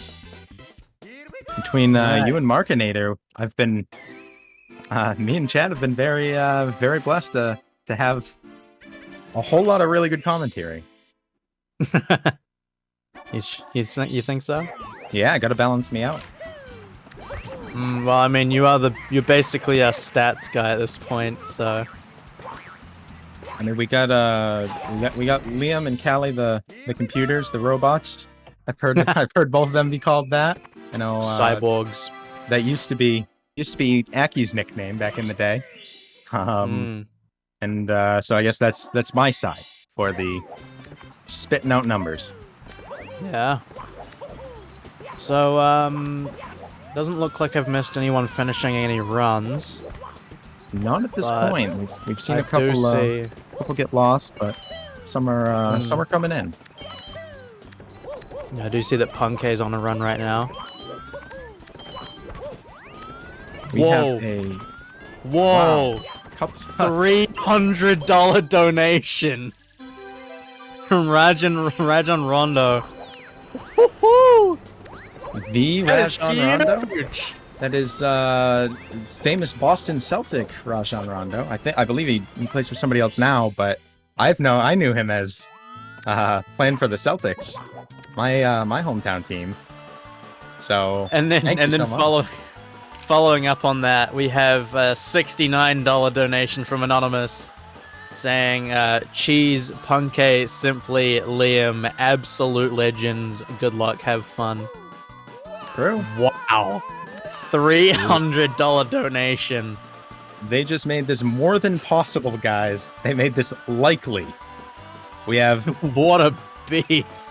$137. That is extremely gettable in the next hour. Let's get it right now. Stop having to worry about it. Let these runners know you got 2 hours and you can finish out one of these runs, because they may reset a run right now thinking, I got to get on a good one. I only have an hour. That maybe they shouldn't be resetting. Maybe it's going to be a good one if they had a little more time. They might feel that way. So You're right, Corey. You're right. 137. It is a sign. Oh, I didn't even think of that. And then following with that, we've got a $20 donation from Anonymous. Let's go Pancake. I'm assuming that Pancake is gonna be a nickname for someone here. I don't know who. I don't know what Pancake is referencing, but I agree. Let's go Pancake. Speedrun saying Rondo with one last assist. Someone was trying to call out Rondo. Rondo said, "Someone donate 300. I'll donate the other." They said, that ain't happening." Rondo immediately drops the 300. There's wow. Show me the lie. Colin, bluff called, no bluff. Oh, and then I want a $100 donation from Thing_123 for the stem heads. Oh my. We are $20 away, everyone. Not even 20, $17. Wow. We are Huge, quite huge possibly showing. one donation away. Right now, Callie and Punkation, nobody has donated thinking they're going to hit a 139. Is that true? Does nobody think that either of them are going to hit a 139? But $345 worth going towards cheese? Interesting. Yeah, Punk's gonna skip the 149, get a 138 here, it seems, if everything goes well.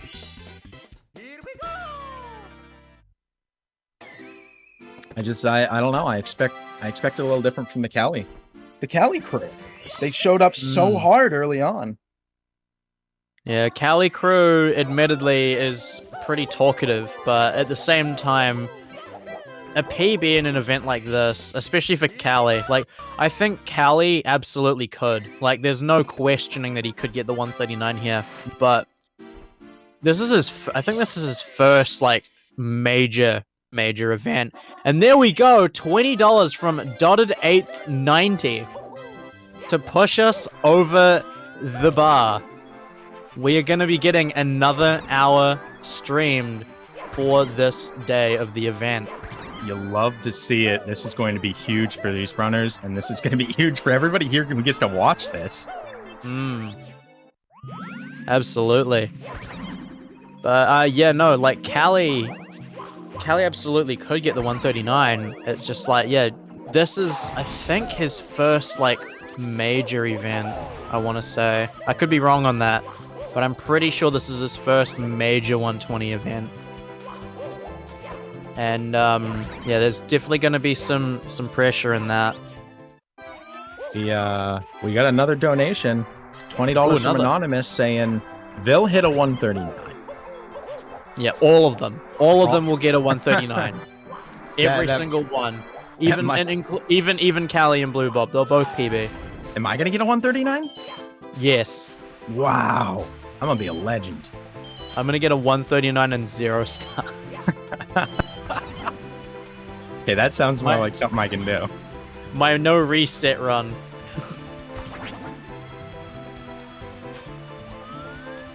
That is huge.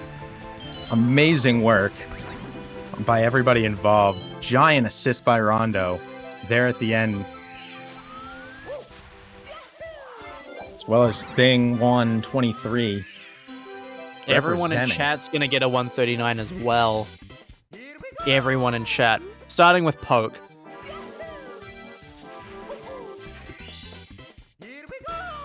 The speedrun world record circuit is these 7 fluctuates. So they run once a month or so, and at the end of it all, it will be pace, and then they will run there, and whoever wins that one will be the season 1 winner for SWRC 120. This is tournament 1 for them for that. Alright, so we've got Punke coming out of Snowman's Land. Best possible time, 138.08. Are we going to get a Wilco clip? We are going to get the attempt. Is it going to go through, though? Oh. No, he missed the input. I think that could have gone through if he'd continued with the long jumps. And build a little Very bit very sorry for you to have to see that failed attempt, Wilco. Hopefully we'll get a successful one for you soon. Wilco, so forgiving. And Punk's missed Same thing. That's the same thing that Simply did. the cap and then the red. Luckily an expert flyer. Yeah. Got a degree in aviation or something. Pulling a Tom Cruise Top Gun. There it is.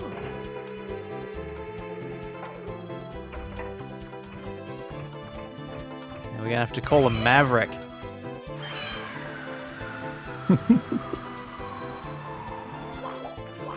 That was okay. That was a very tight. That was a very tight margin there, more so than normal, with that cannon shot. Making it work. So he is gonna lose a pretty good chunk of time here. So unfortunately, PB will not be possible. Though it could have been for sure had he not had that mishap with the cap and the red coin. But still, 138 very much alive. Very much alive right here. We can still see a 138 from Punke. I mean, even a full minute time loss results in tournament first place at the moment. Yeah, by 20 seconds. And literally any time, 6 hours lost on this run would be his tournament PB. Whoa. Oh, no, that doesn't mean you should take it.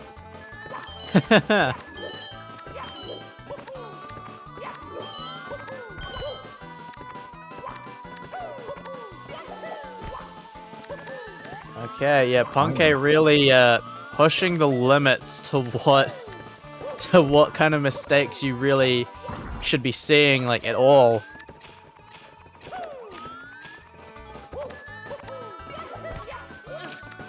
He's still in it. Boo-land. No deaths. Big Boo's haunt. Simply is in the basement. Yeah, he's going into HMC 100, which claimed one of his runs earlier. Hopefully he can remedy that mistake.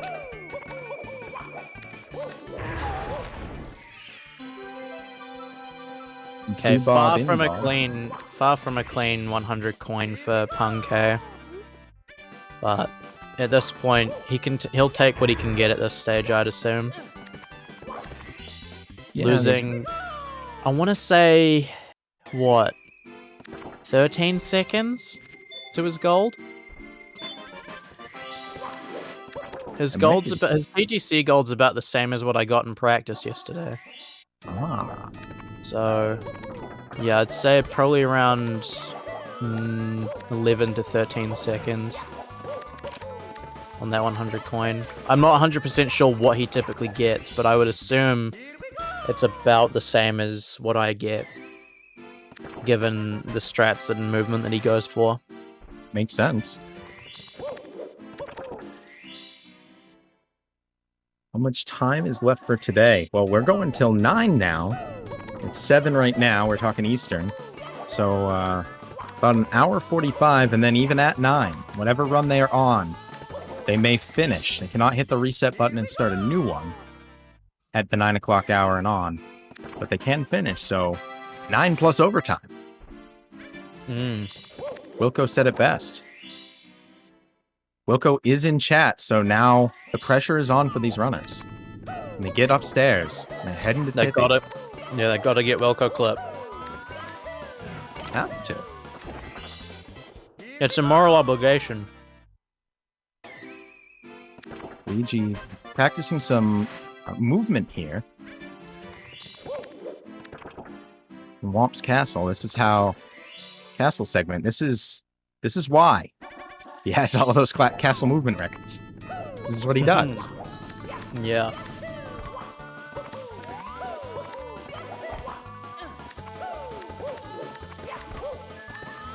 Climbing yet again is Puncation.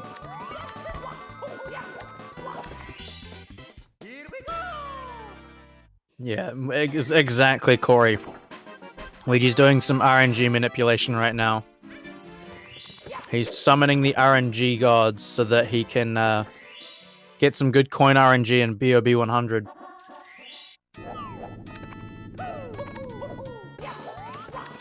Like, You're gonna see Punkay finishing up TTC right here.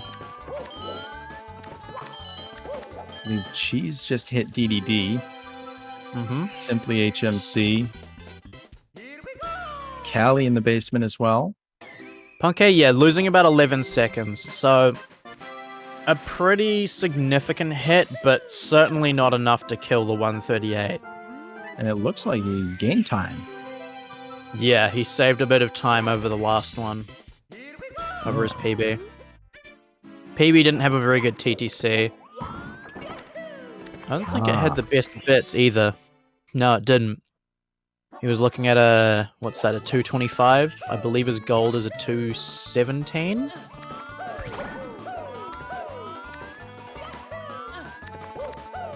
These are some of the coolest looking stars, I think, are in these late stages where any miss, like the stakes are so high because any miss and you're dead. you're kicked out of the stage, start over. And that can be really punishing. Oh, he has a 213 gold. Okay. I wouldn't have picked Punkay for having a really fast bits gold. Oh, he missed a red, but that's an affordable mistake here. It loses minimal time. Especially since he got the fly guy. He got both coins. That's a mistake that he can absolutely afford. And it will lose, and especially with those coins, that loses him, like, at most a second. At most. Simply saved Christmas. Just thought that was important to know. I always thought he was the Grinch, but I guess not. Not on this run. He's changed his ways for a second. Yes, his heart grew 3 sizes today. And right after this event, he'll go to see a doctor about it. Yeah.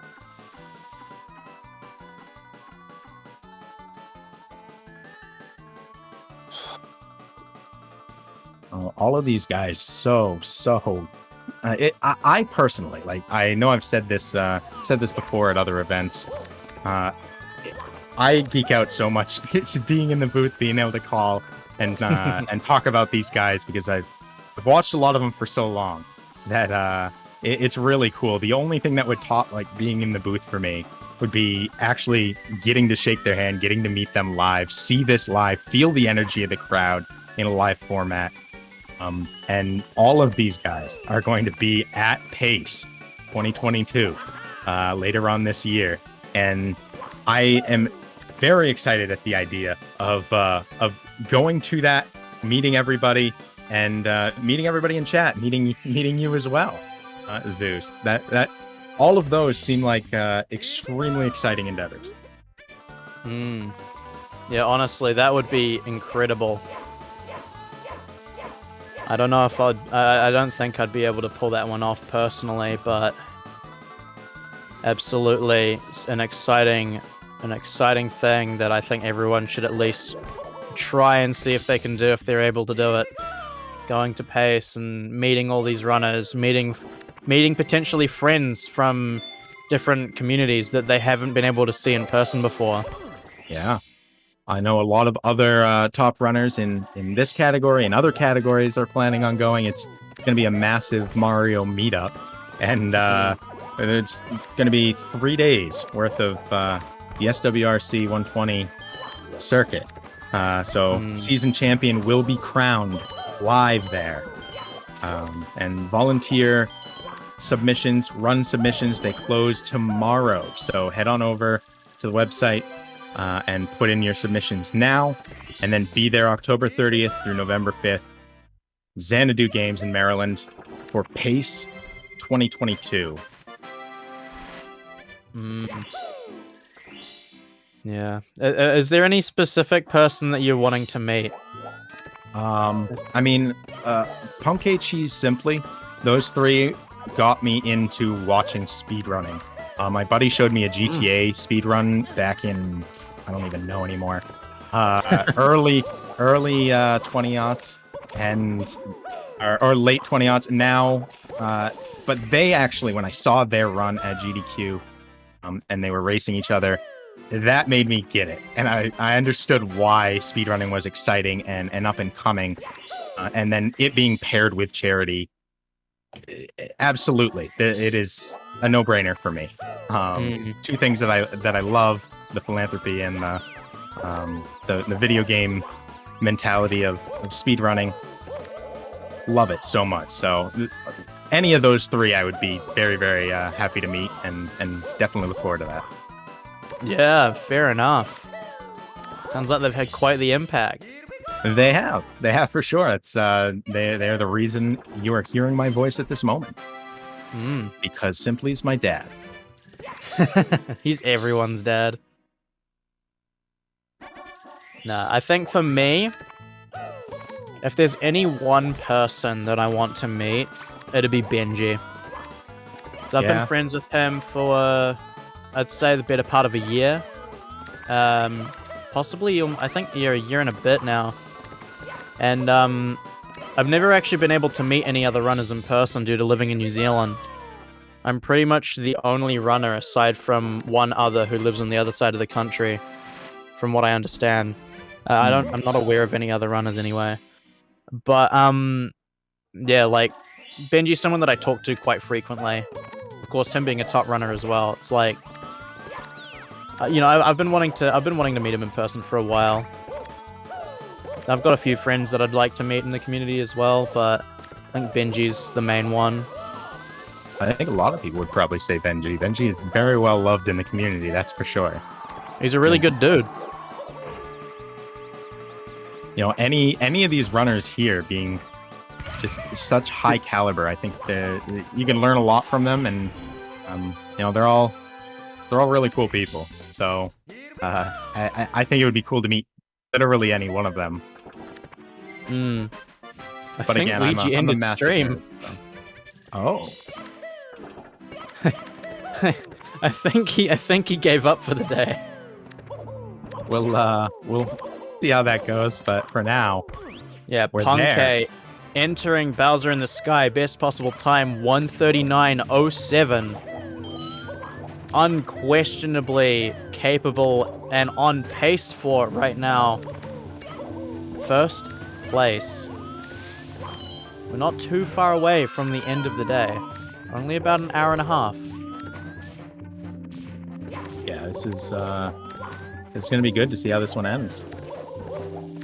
Yeah, this run very well could be the winning time for the first day. With Punkei getting the potential 1:39 here.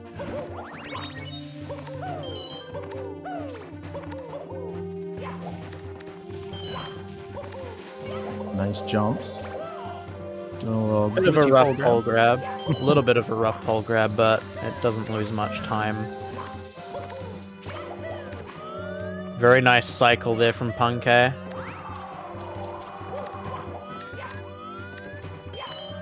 And that's the star spawn. This is when having good, consistent play becomes so valuable.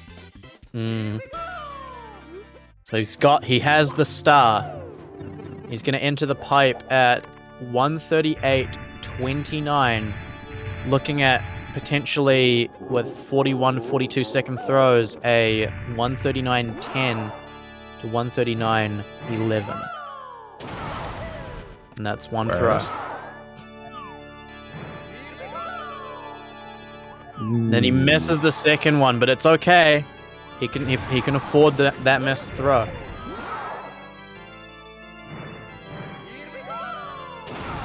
Two.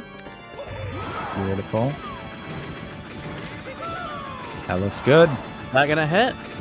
Yep, that He knew. hits. So there we He go. knew. Punkei in first place with a what looks to be 1:39:22, I want to say. Might be a 23. Yeah, 1:39:22 to enter first place. and top Liam's 139.51. GG's in chat. Flooding in. GG's. Can we get some Drakes for Punkay? And after that great run as well, we are going to go to a quick ad break.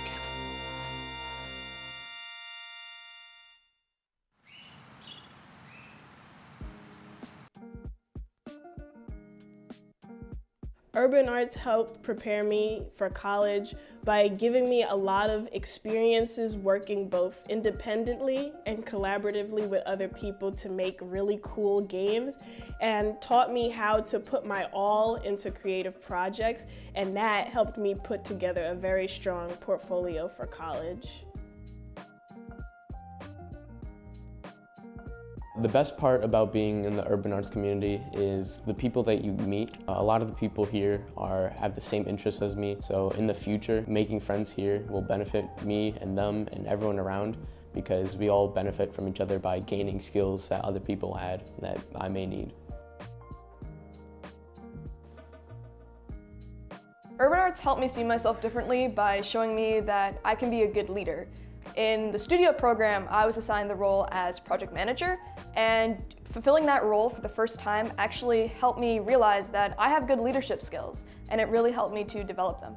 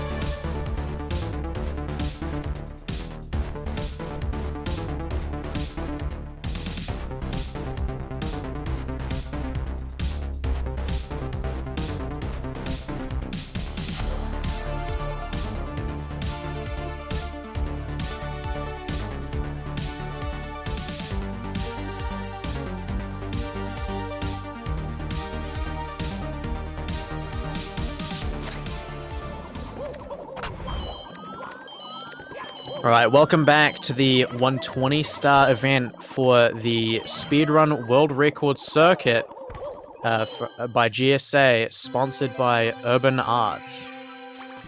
Right now it seems we've got Cheese on a run in THI, just having finished Reds.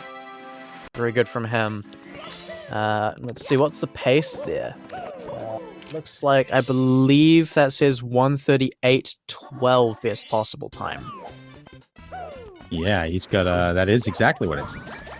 Yeah, it's a very, very solid pace. Certainly not what I think many people would prefer to see, but it's still undoubtedly on pace for the top placement. Yeah, even on the first day. Yeah, and I mean, it's going to be big going into the end of the first day. Having a lead over all of the competition gives quite a different mentality than not, especially if you're in one of the lower spots or if, you know, like Cheese is at right now, doesn't have a time at all. That can give a very different mentality going into the end of the day. Cheese losing out on a blue coin, but should get this back up pretty comfortably. Yep, very comfortable backup. This is the 100s plus Cooper route.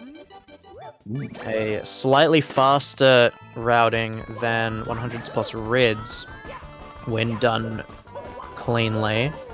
Unfortunately, not quite getting the performance that he would prefer, but should still make the cycle, or should still win the race, I should say, without much issue. But will be tight. Wow. Oh my goodness, I've never seen anybody lose to him. Oh, the wind blew it off the edge. Uh-oh. Can you still complete? Like, do you have to go back and get others? You don't... I don't believe so. There should be another... Yeah, there's another Goomba over there, but... Yeah, that is quite a significant time loss. So yeah, he's going to be losing quite a bit of time here now after that. Should still... I don't think it will be... Let's see, hang on. Before I make any claims... from the looks of things... I think he's going to be losing about maybe 20 to 30 seconds here. So pretty significant. Gonna make getting the top spot pretty difficult. But right now, with all zeros on the board, finishing a run's gotta feel good. Even if even if it's not number one, I know she's very rarely not in a number one spot, but having something above tied for 5th is surely at least somewhere to start. Yeah, having a time on the board at all is always a good point of reference. Of course, Punkay is undoubtedly in the best position for day 2. At least provisionally in first place for the time being. And with a mid to low 139, which is definitely a time that's a good benchmark for him, I think, going into day 2. Yeah, I agree. I think the extra hour that everyone was able to help these runners get is going to be a big difference maker here in them being able to get out a couple more runs and push forward. I know in 16 star, Ouija after the tournament, only a couple hours after the tournament, set a new world record. So Ouija, yeah. Yeah. No, I'm sorry, I did say Ouija. I meant Suiji. Thank you. Thank you for the correction. Ouija wishes he could have gotten that world record, but roast me on that, please, chat. It was, in fact, Ouija who got that 14:43. An incredible performance. It was. Still some time save there, you know. He had a missed ground pound on a star. He had a bonk on Into the Wild Blue, or a couple of small places, but that's pretty much trying to pick at small things compared to how amazing the run was. You know, focusing on the positive on that. You're right. Incredible run. Absolutely. And of course, there's always going to be time save in a 16-star run. Like, it's just a matter of, like, especially at the point that it is now, saving that time is the hard part. And and then also not losing time in other stages as well. It's very true. Anytime you're seeing green at this level, it's very, very good. Speaking of saving time, Cheese has the ability to save upwards of 17 seconds here in TTM. So we have so definitely there's some potential to maintain his position here and his time and his pace, but it is going to be difficult at this stage, I think, to get a top the top spot from Punkay. Gonna be failing. Oh, gonna be failing the log bounce. This is what people are talking about. The backups immediately knows exactly what to do, which star he needs to go for. It's right there, takes it. There's no hesitation. It's just done. Now he can reset and do it again. Yeah. And Cheese, of course, being the clutch king here. There is, I wouldn't say he's the backup king though. There is someone who has at least used to. I don't know if he still would be considered to have that title, but there is someone different that used to have that title of the backup god. That being a runner named Tabby Storm, who was known for his backup. Sometimes would actually opt out of the normal strat in order to do the backup. But he's someone that he hasn't run in a while due to controller issues and internet difficulties, but no, he was someone that was quite the behemoth when it came to backups. Fascinating. Did they submit times to SRC? Yeah. He has a 50-44, I believe, on emulator. He was around well before I was. I remember I think I had around a 54 or 55 at the time, and I remember when he got his 50. And I spent a lot of time trying to catch up to him. Of course, I managed that one a while ago, but you know, it is. I think it's one of the fascinating things about this game is you can always kind of find a rivalry with someone. There's no shortage of players in each skill level. You can have a 58 and you're aiming for a 56, and you're almost guaranteed to find at least one or two people that are in the same spot as you. Yeah, with the amount of runs that get submitted, the amount of people who run this game, both historically and actively, it's massively impressive, and does just that. Creates the ability to find people near you and compete with them and kind of foster that let's get better together attitude. Yeah, exactly. Something that always that I've seen get brought up in a few chats, namely Benny's actually, is some people seem to mistake the idea of a rivalry in speedrunning being this innately negative thing towards the other runners. And like, oh, if you're not better than this other person, then you're out to beat their time and take their position and stuff. But a lot of the time it really isn't like that. If you've got a rivalry with someone, typically the intent behind it, I find most of the time, is that both of you want, like, the pair of you, like both you and your rival want each other to reach the goal. It's just a bit of a race to see who gets there first. Absolutely. I know I have real life rivals myself as to different goals, you know? And I think it really pushes you to give you just one more reason to want to be better at whatever the thing is, whatever that goal is, to hit it. But I agree. I think wanting your rival to succeed is absolutely paramount. It's just you want to succeed one more. One unit better. Yeah, a lot of it does also come down to the fact of like one of the reasons why people like having consistent rivals that stick around your level like pretty much forever as long as they can is the fact that they'll continue to push you continue to push each other. The moment that one of you drops off, that kind of pressure there and that motivation will inevitably disappear because there's no one there that's pushing you anymore.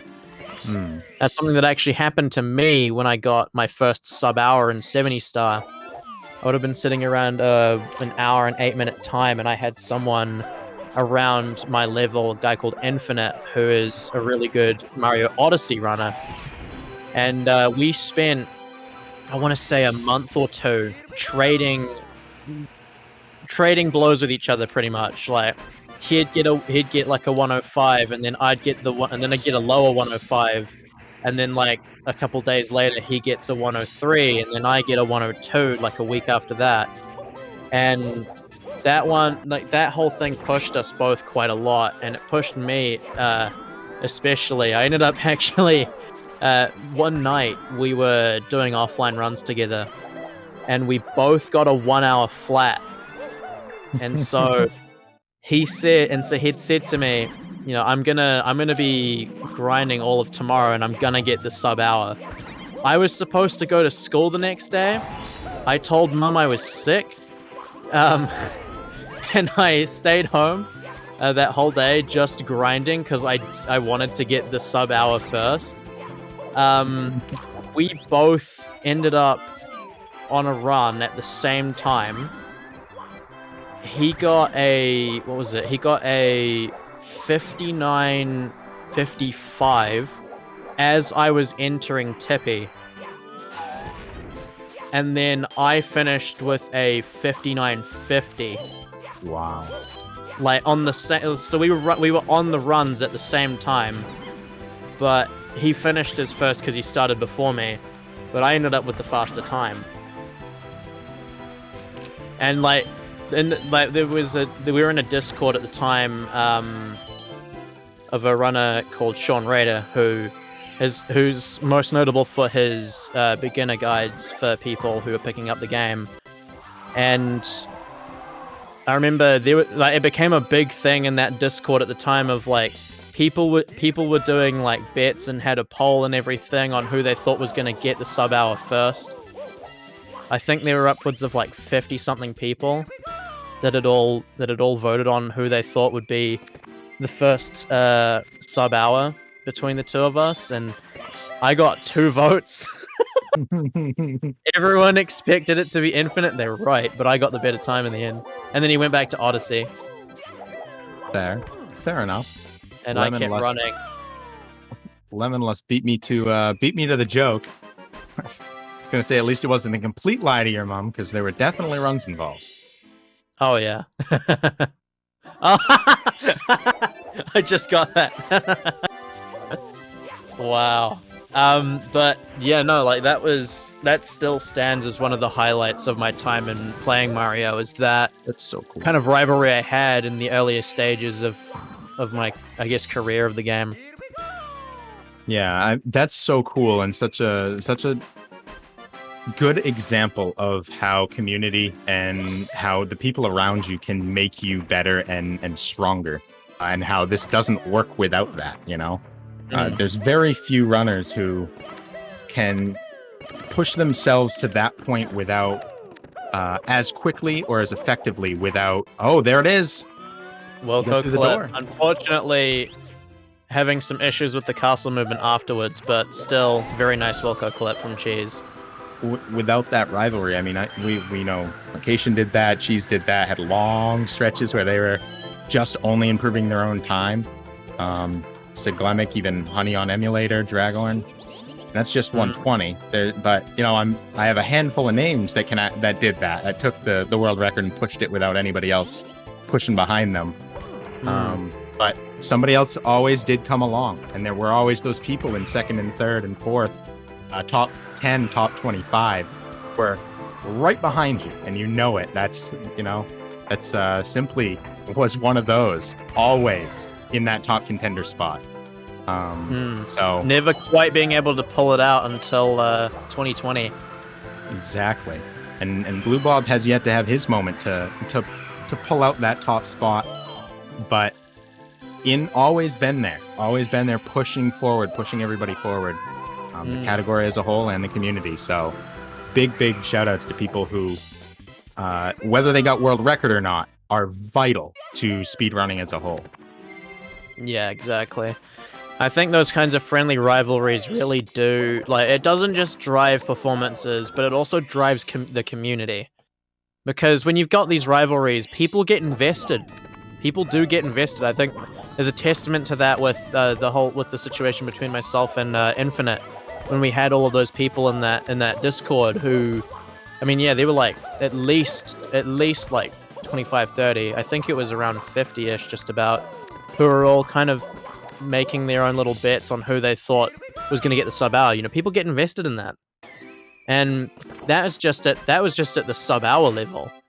You couldn't, I mean, imagine how people get invested with world record level performances. Yeah. I mean, definitely we've seen that. We've seen massive dedication, both from runners and from fans, from announcers, from tournament organizers, and community people, admins. Ooh, jeez. Yeah. Rough. Unfortunate. I think he might be calling it with that. Well, yeah, he's not happy. We'll definitely see what he does here.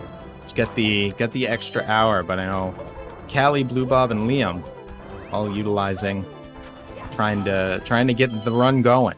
All it takes is one. You can fail all day. You can fail 1,000 runs in a day if you want. All it takes is one. Exactly. And I think it's easy to end up focusing on that. Man, I keep screwing up. I've done this bad today. I've done this bad today. And you can lose sight of all of the really good things. So it was something that in Green Suigi, when he rewatched his world record, you know, there are obvious mistakes that even somebody who is not a good runner like me can look at it and be like, okay, that's obvious. He shouldn't have ground pounded there. He should have. But then there are things that he did amazing. Somebody else called it out in chat earlier. The literal instant, the fastest DLJs upstairs that I have ever seen, the fastest pair. And, you know, focus on that. Focus on what you did well. Note what you did bad and improve those. But, you know, let yourself have a win sometimes. And it's always nice when you actually see that from the runners, see them having a good time. Yeah, exactly. It's just, yeah, it's just cool to have that. Like, you get people who really enjoy watching this stuff. You get people who are really positive about people's runs. Like, when if you go into a run, like, a lot of people tend to point out their mistakes and then not really call out the positives in a run. My personal policy is, during the run, focus on the mistakes, so then you're not feeling pressured by the idea of a really good run. But then afterwards, you know, look at what you did well. I can get behind that. Because, of course, like, if you're focusing entirely on the positives of a run in the middle of the run, 9 times out of 10, that's going to end up making you feel like you have to keep up that kind of performance, and it becomes a really pressure-based issue. Like, I mean, in Liam, I mean, not Liam, in Simply's one, in his first world record that he got. Mm-hmm. I mean, we all know how he was. You know, I don't care about this run at all, not even close. It's that mentality mid-run of trying to minimize your nerves as much as possible. But then as soon as that's over, as soon as that run's over, PB or not, you can look back and go, look, this was actually a really solid run. You know, like, I did these segments really well. Sure, these other ones need work, but I'm happy with how I played. Yeah, I think it's important to give yourself some credit. You know, be willing to. People tend to do one of two things, and it's either beat themselves up to the point that they don't even want to run anymore, or they're just dejected, or the opposite side and thinking that no matter what they do, they're great. And both of those are very dangerous. If you want to accept the good stuff that you do, accept the bad, but you need to be willing to accept the good stuff too, because it's equally important. I think there's a balance to that. Yeah, I've definitely fallen into the category of the latter before, of thinking, you know, I'm already this really good runner. Like, I remember there was a while, like a long while, where personally, I essentially saw myself as like, I'm gonna be, you know, the fastest 49 from nothing ever. And I was, you know, I had the potential for it, but, you know, I kind of only saw that and not really the runs I was getting. And the problem with that is when you only look at your potential and not what you're actually getting, it just becomes a case of, well, you know, hypotheticals. You know, my sum of best and 70 star is a 46.11, so theoretically I can get a 46, but I've never had a 46 pace. And until I get one, you know, I can't say that I'm 46 level. No, kind of that's thing. fair. That's super fair. Let's But yeah. go ahead. I think while we're just kind of chilling out and waiting for some significant runs to come along, I think we'll go to a quick break. Sounds good. Yeah, we'll be back, and hopefully when we get back, we'll have maybe Blue Bob's run get a bit further. Ladies and gentlemen.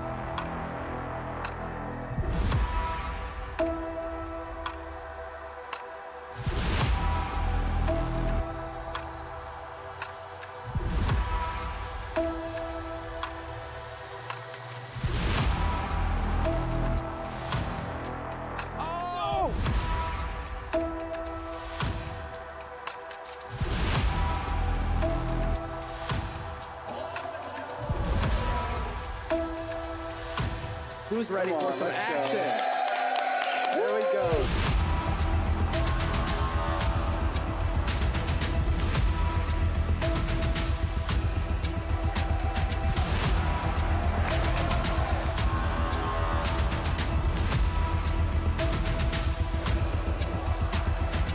Everybody get it out. All four. Here we go. All four.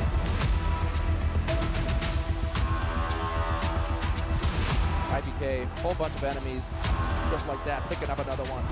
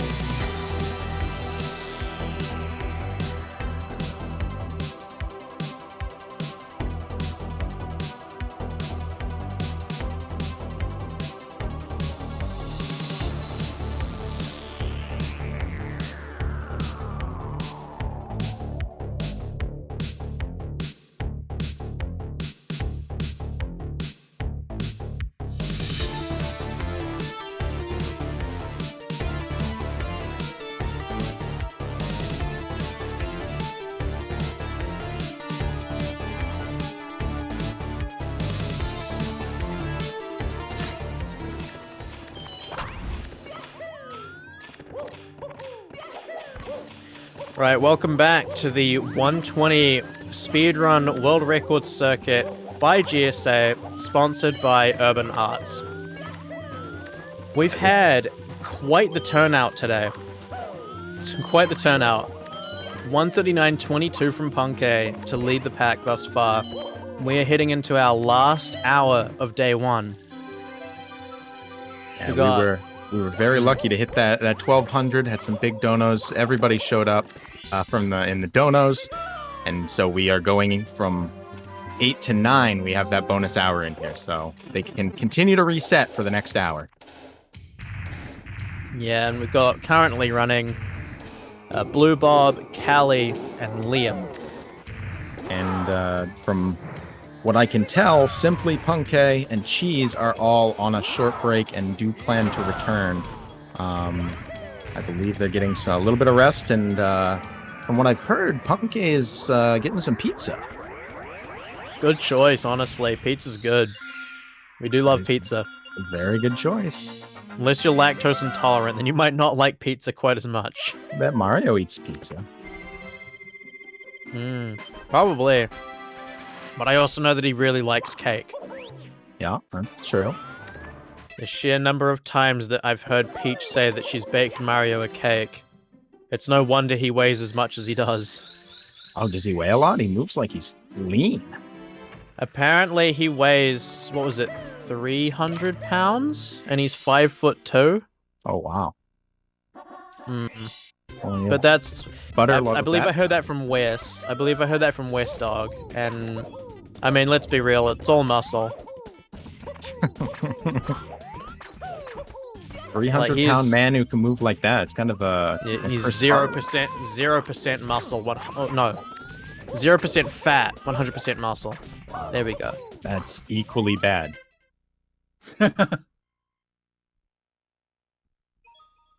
He will absolutely starve because he has no fat in his body. Mario weighs like 120 pounds, but his hat, that's the heavy thing. Oh, yeah. So And his shoes. His shoes as well. Why he wears lead shoes, I have no idea. Oh, that was lead? I thought it was titanium. Actually, no, that would be the overalls. My bad. The overalls are made out of titanium threads. That's why they don't melt or combust when he does BLJs. Hitting Mach 10. So, actually, would you say that getting to the speed of going into a parallel universe would be the equivalent to surpassing the speed of light? What is the parallel universe that he's breaking into? Okay, so if you get enough speed in Mario 64, you'll enter what is called a parallel universe, which is basically a black version of the world, like kind of like the Death Plane, only you can walk around, and it's essentially like the same map, but you can get to different areas if you move in a certain way. Well, speed is going to relate to time, and I don't think that necessarily has anything to do with time. If you're talking about time travel, I'd talk about breaking the speed of light, because then that would be being able to do something time travel-y.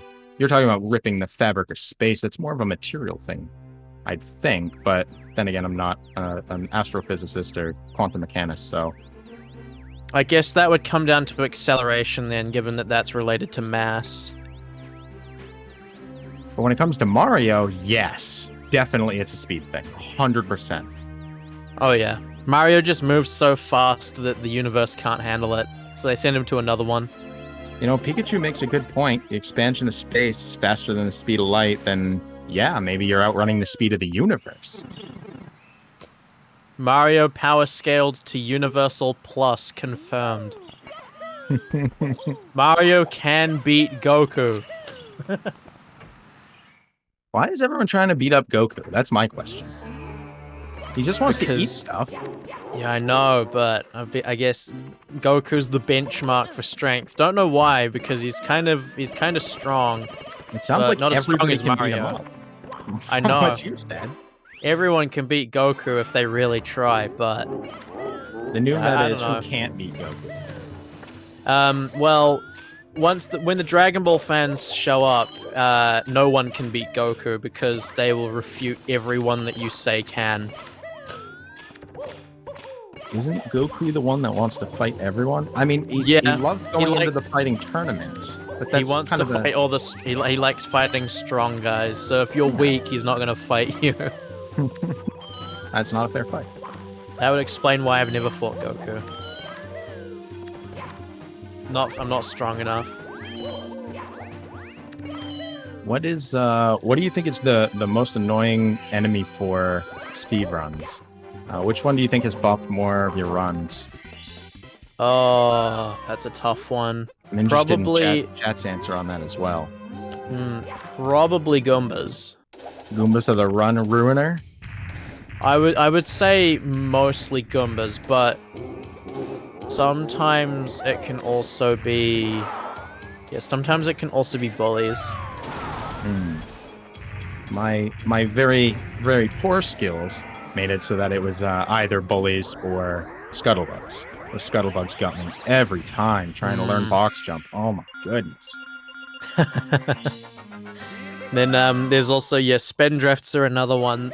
I wouldn't say that they run killers, but they can be very frustrating to deal with.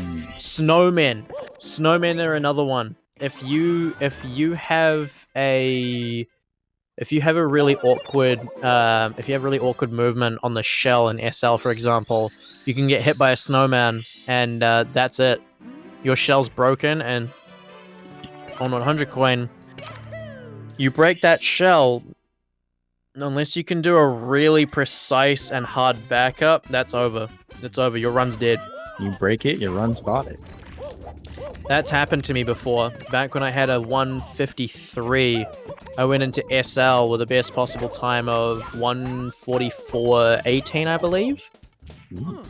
So yeah, quite the PB pace.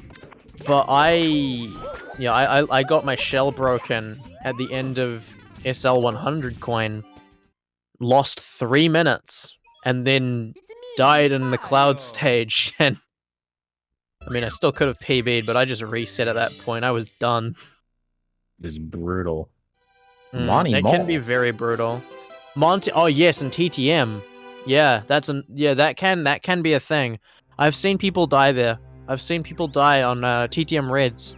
If you get some awkward movement and one of the Monty Moles has some insane like wall hacks, aimbot, that can be it. You can be dead. They'll hit you and then you fall off the edge, and that's it. That's 25-30 seconds. Potentially more if you're doing 100 coin in TTM. I'm gonna be honest, I forgot about Monty Mole and TTM. It's because it's one that you don't typically encounter. It's one because I only ran 16, so Fair enough. I was doing a real bad run if I was encountering Monty Mole. I don't know if Lakitu counts. If you're meaning like just the Lakitu and like Rainbow Ride, then yeah, I guess. But that one counts. Why wouldn't it? Because Lakitu doesn't count, I think. Like the problem is, like, where does Lakitu kill your run? Like, the only way that Lakitu can kill your run is if you're doing Lakitu bounce and Rainbow Ride. But there's three backups for that. See, you're thinking about this in a way that's like when you're really, really good. You gotta remember, some of us don't have movement that makes it so these enemies don't hit us. Some of us get bopped by something that absolutely shouldn't. Well, what I mean is like even for like lower level runners, in Rainbow Ride, like, you're probably not going to be doing Lakitu bounce in the first place. So Lakitu, for the most part, becomes a bit of a non-issue. Aside from one jump on Reds, which typically is very easy to avoid with like 5 minutes of practice. Ab and drop YOLO, yes. after these 50 minutes, resets will be off, and whatever run they're on, they may finish. And does he count as the camera? Asked the Duke. If so, that might be the answer. Sometimes the camera does feel like an enemy, so I can definitely see what you're getting at there. I know I've been very mad at the camera before myself. But in the end, that's down to your own. That's down to your own inputs. So that's more of a your fault thing than Lakitu. For sure. That's definitely where I was going with that. Yeah, getting back to Womps. Yeah, I wouldn't say that Lakitu is much of a run killer for the most part. The only genuine spot, I think, the only like somewhat consistent and realistic point that Lakitu could actually kill your run is Rainbow Ride 100. But that's it, and it's pretty easy, to not have that happen, I'd say. There are other coins you can get if you're not confident in taking out the Lakitu. We got Cheese back too, practicing some bits. Popular one to practice. As I thought, Punkate is doing practice, doing some Rainbow Ride after having failed Lakitu bounce so many times in that 139.22.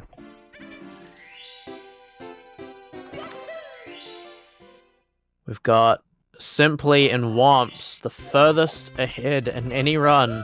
Actually, no, that's not true. Blue Bob. Never mind, I'm wrong. I need to watch the screen more. Simply and Blue joined pretty much the same time into Womps. They were almost synced, and then they got different stars and still almost synced. So it's pretty interesting. Yeah, they're about the same. Yeah, Liam is pacing hard right now. I've never seen a run this fast. He's doing the RNG manipulation where if you wait at the opening text boxes for about 30 minutes, you can wrong warp to Bowser in the Sky with all of the stars. Pretty impressive. If there was a way, let's say, to glitch in and get, the first 40 stars for free, would that count, though?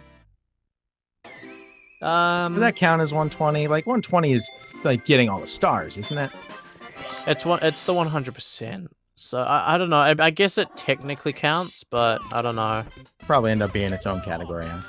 I don't think anyone would try and find something like that anyway. They'd be more inclined to see if one key could be made RTA viable, which is very much like a 1% chance type of situation. Though if it were ever made RTA viable, that would shake the game forever. That'd be the biggest development since the discovery of 16-star.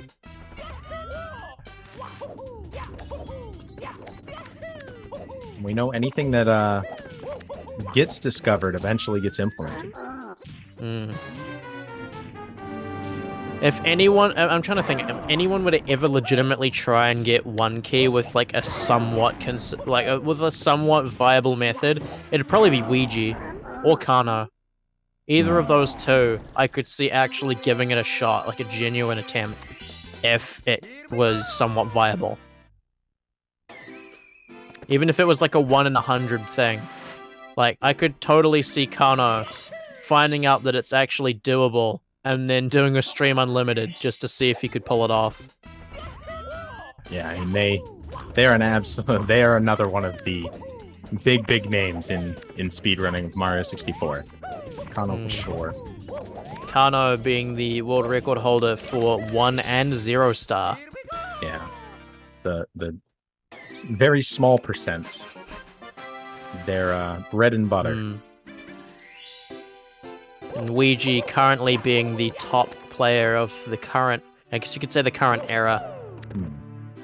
Cheese obviously is the GOAT, but current era, I'd say Cheese is the GOAT overall. I think there is a very good argument between Cheese and Punkation. I think there is for sure, but at least like even taking now into account as well, like cheese overall right now is better than Punkei, and has constantly traded spots with Punkei over the years. But if we take now into account as well, cheese is the GOAT. I mean, But I we think can- that I- current ahead. era Ouija is the best runner. Interesting. Very interesting. I think Cheese is a great pick for GOAT. I cannot disagree. I think I can make an argument for Cheese as well. I think there's definitely one for Punkei though. And that's why I have difficulty saying that anybody's definitely the GOAT. I'm wondering what chat thinks. I know Punkei has more world records. 22 total world records. But Cheese has Versus held Cheese. world records for longer is the thing. He very much has more than double the amount of time Punkation has in months. Absolutely. It comes down to quantity versus quality. Punkei has held more top 3 months. He's held top 3 positions for longer, and his runs have fallen less far down than some of Cheese's has. Cheese dropping into 8th, 9th, etc., where Punkei never dropping past 7th place. And then also you've got Cheese, who I believe has had the most number of minute barriers broken. That might be true. Two. That is one I at do least not out have of a the stat two. on. I should pull it. I know that he got the first 138. I believe he got the first 139. It was either that or the 140. He got the first 47 and 70 star, as I recall. Like, he's had some of the biggest landmarks. Yeah, that's definitely true. Yeah, they're both undoubtedly among the top 3 in terms of greatest of all time, with, of course, the third runner undoubtedly being Siglemic in that list. Siglemic is definitely worth mentioning when we're talking about it. That is for absolute short. The thing with Siglemic is, even though his runs most of his runs don't really hold up to top runners nowadays, he had such a dominant streak for so long, and also is pretty much the godfather of known speedrunning at this stage. Like, I mean, he kind of was one of the key. Like, this is something that even Moist Critical has talked about as well. Siglemic kind of made a lot of what speedrunning is now with his popularity on Twitch, and helped build Twitch's platform because of his 120 runs. Yeah, at least in terms of influence. At least in terms of influence, Siglemic is untouched, unmatched, and unrivaled.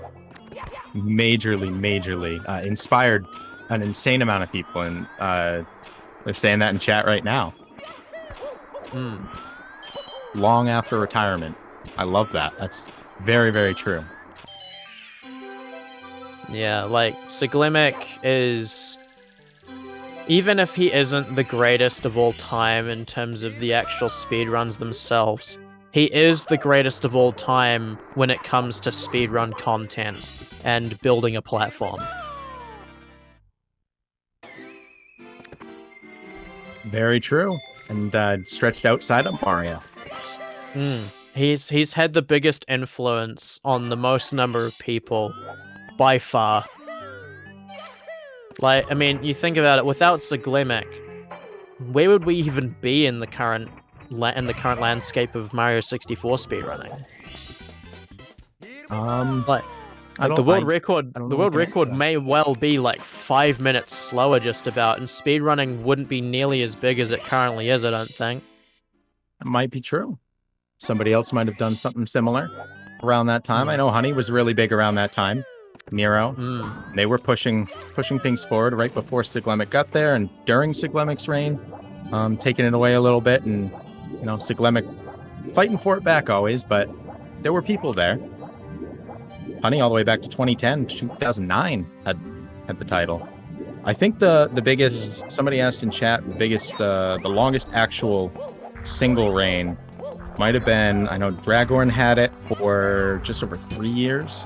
I know Cheese had a reign from 2017 to 2020, but that was on the shorter end of that. So if you're talking a single reign where they only beat themselves, I would say that would be way back to Dragorn in 2006. If you're talking Cheese's reign from 2016 to when Liam bopped him in 2020, I think there's an argument to be made there, since Punkade did take it in there, but it was for a day and was beaten then by almost 20 seconds. So I think you could say that was a 4-year reign, which would be the longest, but either Dragorn or Cheese is the answer to that. Yeah. Okay, what do you think, like, how many viewers do you think Saglimic would pull on Twitch if he came back with a stream? Because I feel like it would be pushing just about 50,000 viewers. Wow. Due in part, almost entirely to the fact that everyone that's watched him that is a creator would be rating him and shouting him out. Yeah, I mean, I think you're probably very accurate for that. And if he came back, maybe doing it with doing a stream with somebody else. Yeah. But yeah, for the moment, since there isn't really too much going on, we're gonna go for another break. Makes sense. Here we go!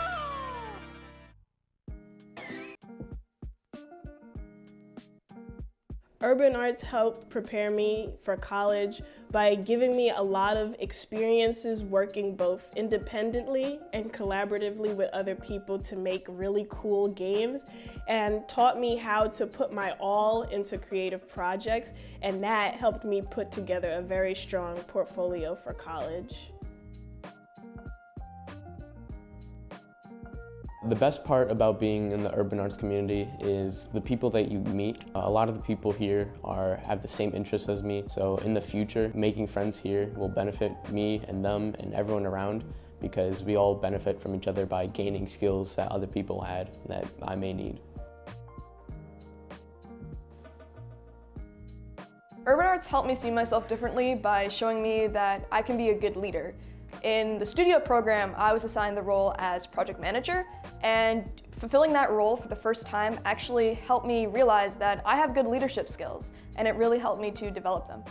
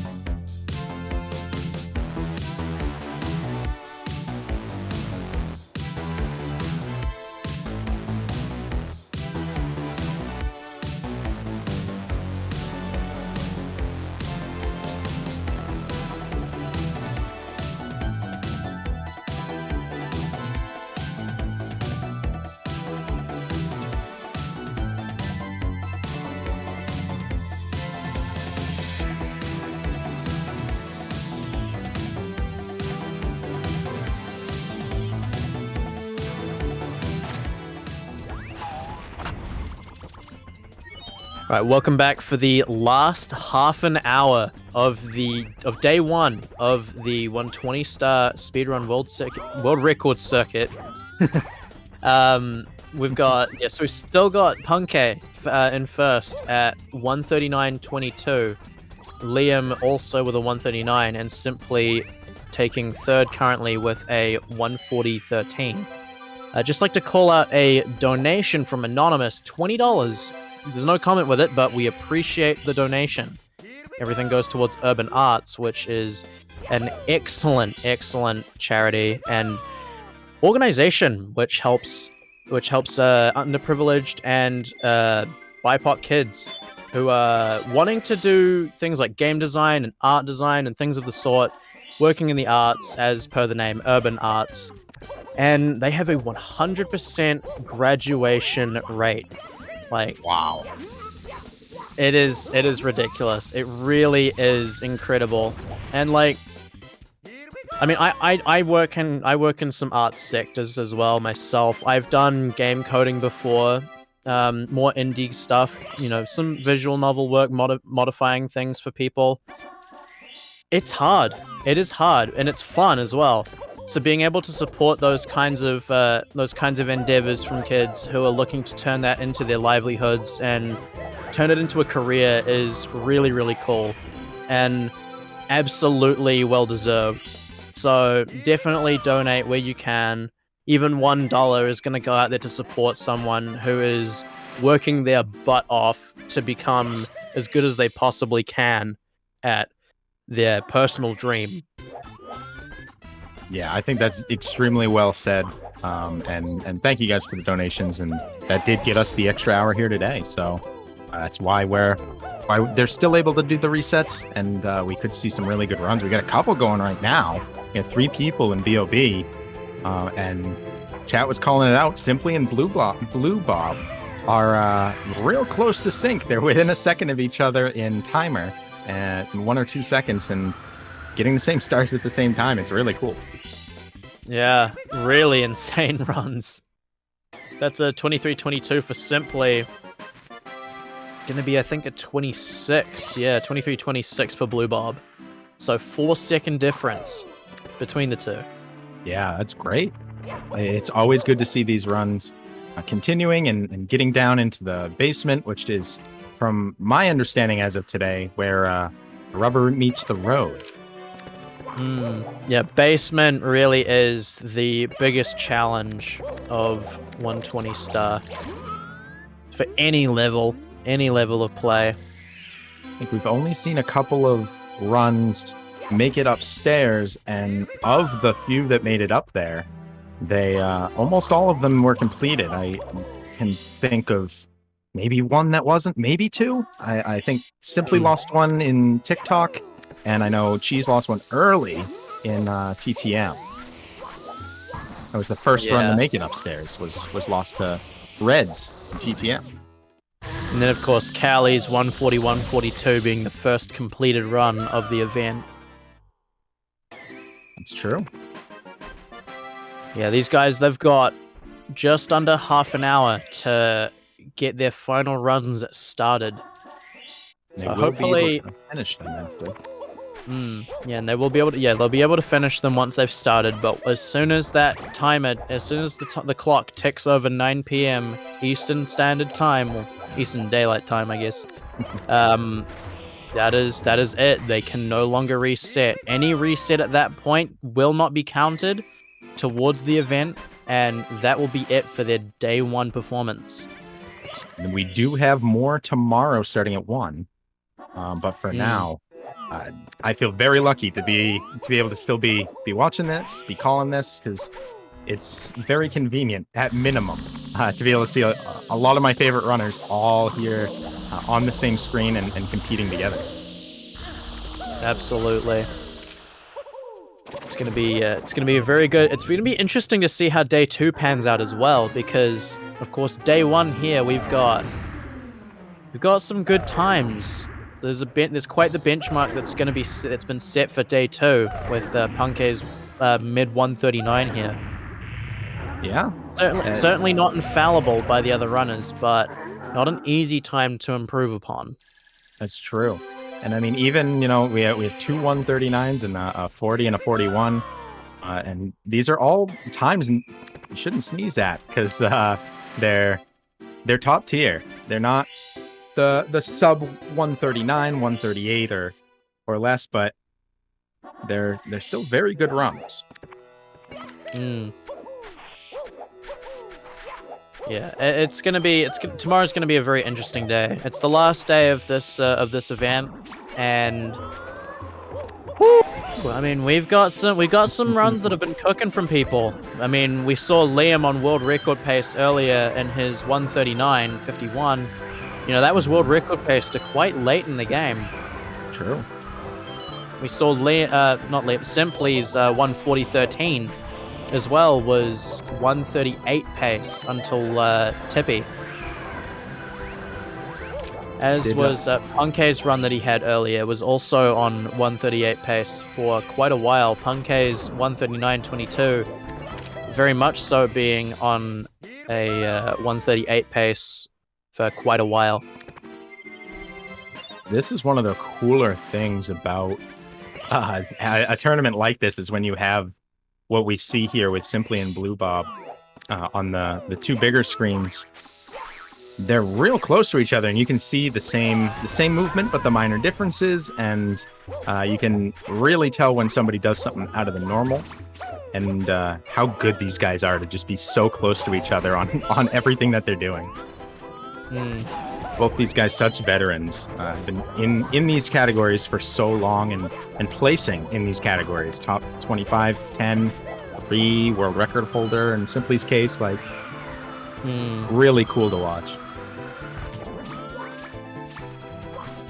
Yeah, it really is incredible. You know, these guys are literally the best of the best. Like, there is no two ways about it. These guys are the top of the top. And in a game like this, I mean, that's quite the feat. You gotta remember, like, Mario 64, at least up until just a couple days ago, with the whole Subway Surfers thing going on, up until that point, you know, Mario 64 was the most speedrun game ever. It's true. 30,000 full game runs have been submitted to SRC. 6,200 active players. Uh-oh. They saved it. But, yeah, no, like, and Subway Surfers, the Subway Surfers speedrun stuff is kind of iffy, because it's not technically a speedrun, it's more of just a general time trial.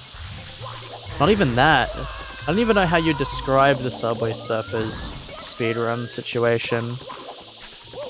I think the real testament will be time on that.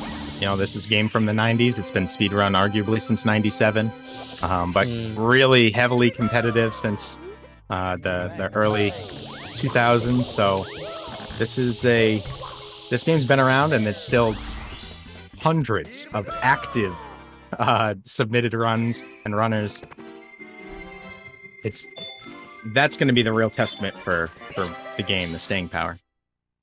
Absolutely. We've got quite the trade going on between Simply and Blue Bob, consistently kind of having a back and forth on who's ahead out of what star. So Blue Bob narrowly taking a lead until the very end of 100 coin, where he had some issues at the end with his movement. Now sitting about 6 seconds behind Simply going into HMC 100. You know, last time, it was one of the times I was off and I was just watching. Blue Bob and Simply were in HMC together with one other person, and I don't know if it was Callie, because Callie's in HMC now, and that'd just be wild if that was the case. It might have been Liam at that time, but interesting that those two guys have played this same game together for so long and now are synced in this way. Yeah, absolutely. Also, interesting to note, Callie's doing HMC quite early. See that now. He's got 27 stars. Interesting. I know I heard about other routing potential. I'm not familiar with it. I know MIPS is a big reason for the routing the way it is, but I don't know how that plays into this route. I'm not sure if you're versed on that and what route this might be, or if somebody in chat might be. Yeah, I'm not 100% sure on it personally. I'm primarily a 70-star and 16-star runner over 120. I've only really dabbled in it a bit, so I know most things, but not everything. Either way, it'll be interesting to see where they go to next. Maybe we can learn. Very Callie's nice always got clip from always got something Blue Bob. new going on. Always got something to teach me. I love it. Salt simply, unfortunately, not quite able to get the salt bog there. Saves a couple of seconds. Found by Salt and Ginger, who is also the discoverer of Salt Cannonless, which has become quite the staple of pretty much every category at this point.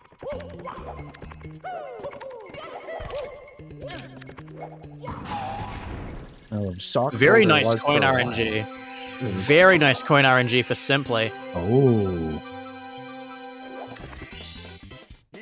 Literally the perfect spot.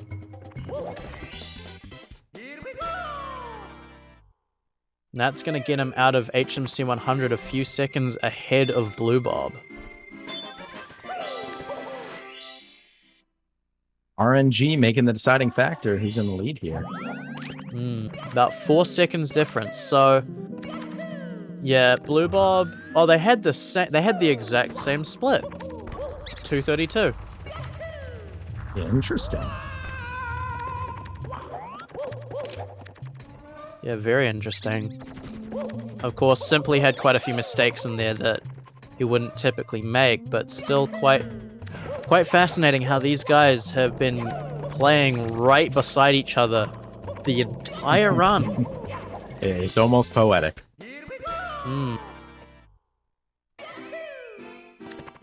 Begs the question, how long will that last?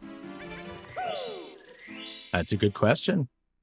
I know in the last tournament we had ties all over the place, and it ended in a 3-way tie for that back spot. So yeah, I remember. I didn't get to see Ouija's run with that, but yeah, no, I saw the end result.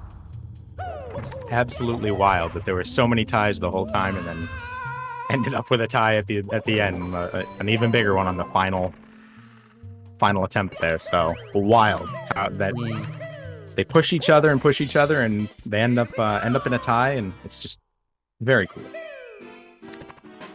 Yeah, absolutely.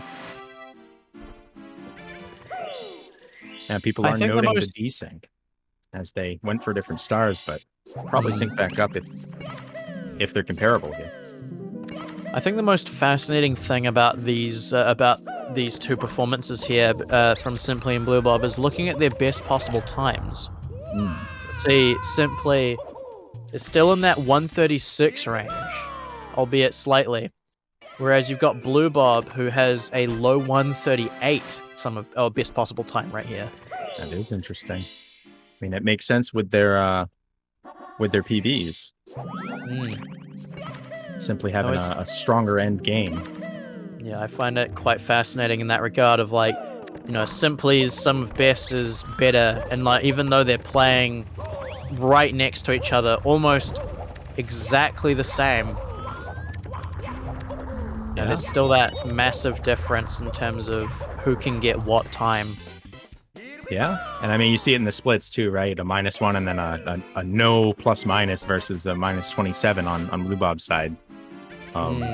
Big differences there, but it also means that right now Blue Bob is playing up to whatever Simply's PB is on that. So, very cool, at least in the early game. And it looks like Callie's practicing metal cap, so I assume he lost his run to it earlier. What a save by Simply. Missed jumping at first and just pushed through it and landed it. Great backup. Honestly, it is quite incredible just how close these guys are playing to each other.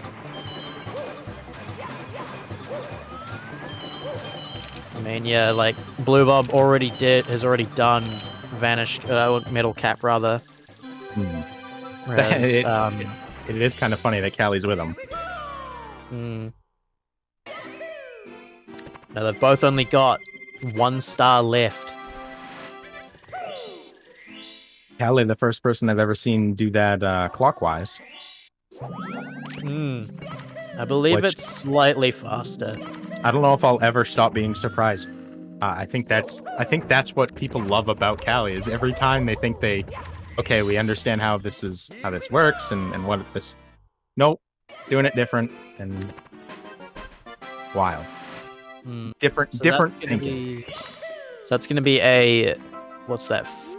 36-38 exit for Simply and a 36-50 for Blue Bob. So yeah, really showing the difference there between one of the top 5 and someone in the top 25. Yeah, it's true. But it also shows, like, having them synced early there, I think also shows that you can be in the top 25 and still get a run that would compare to somebody in the top 3, top 10. And, it comes down to just getting that one good run, that one best run. Yeah, perfectly said right there. I mean, you never know what you're really capable of until you get that run. Some green splits here for Cheese, too. Looks like he's running against a 137. 137.50. That sounds familiar, huh? He's running against his worst run ever. I mean, it says that. It says best possible time 136.11 right now. So he's a minus 5.7 off-world record. Very nice from Cheese. Very cool. We will, for the time being, so I don't have to apologize any more than I already have. keep our eyes in the hottest stage in Mario. Both runners in LLL. Lethal Lava Land.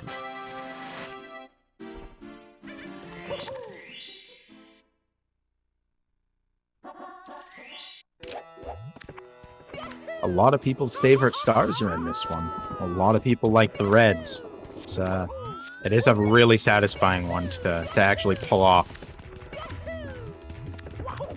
Lethal Lava Land is probably in my top 3 favorite stages in the game. It is a really good stage, no matter the category.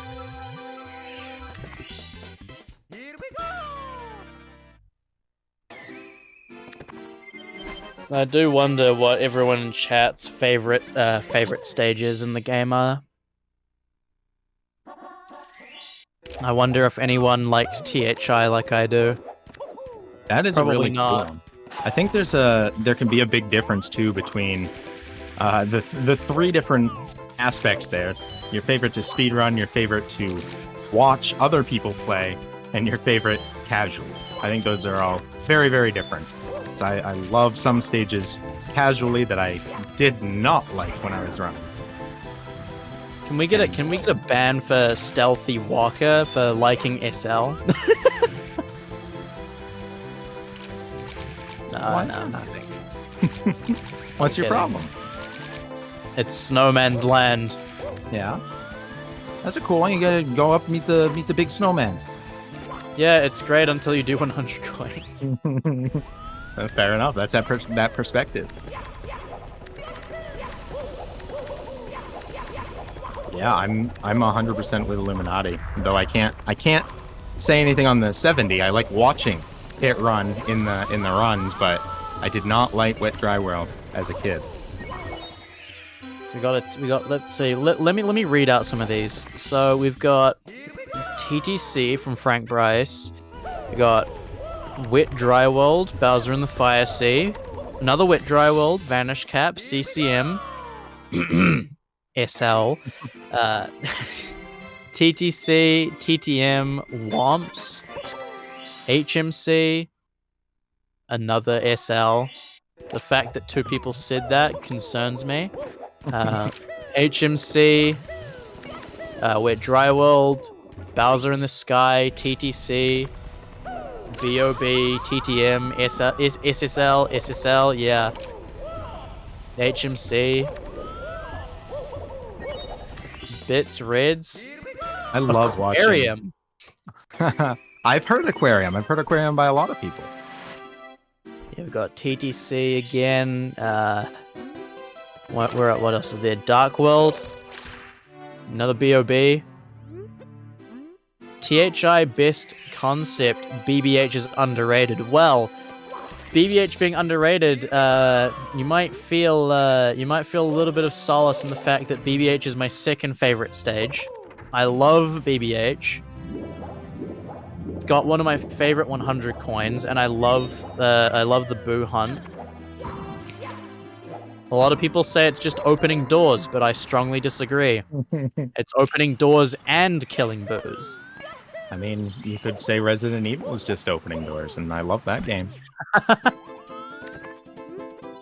BBH is Resident Evil. There it is. Now you know. You heard it here first. Nintendo and Capcom pair up.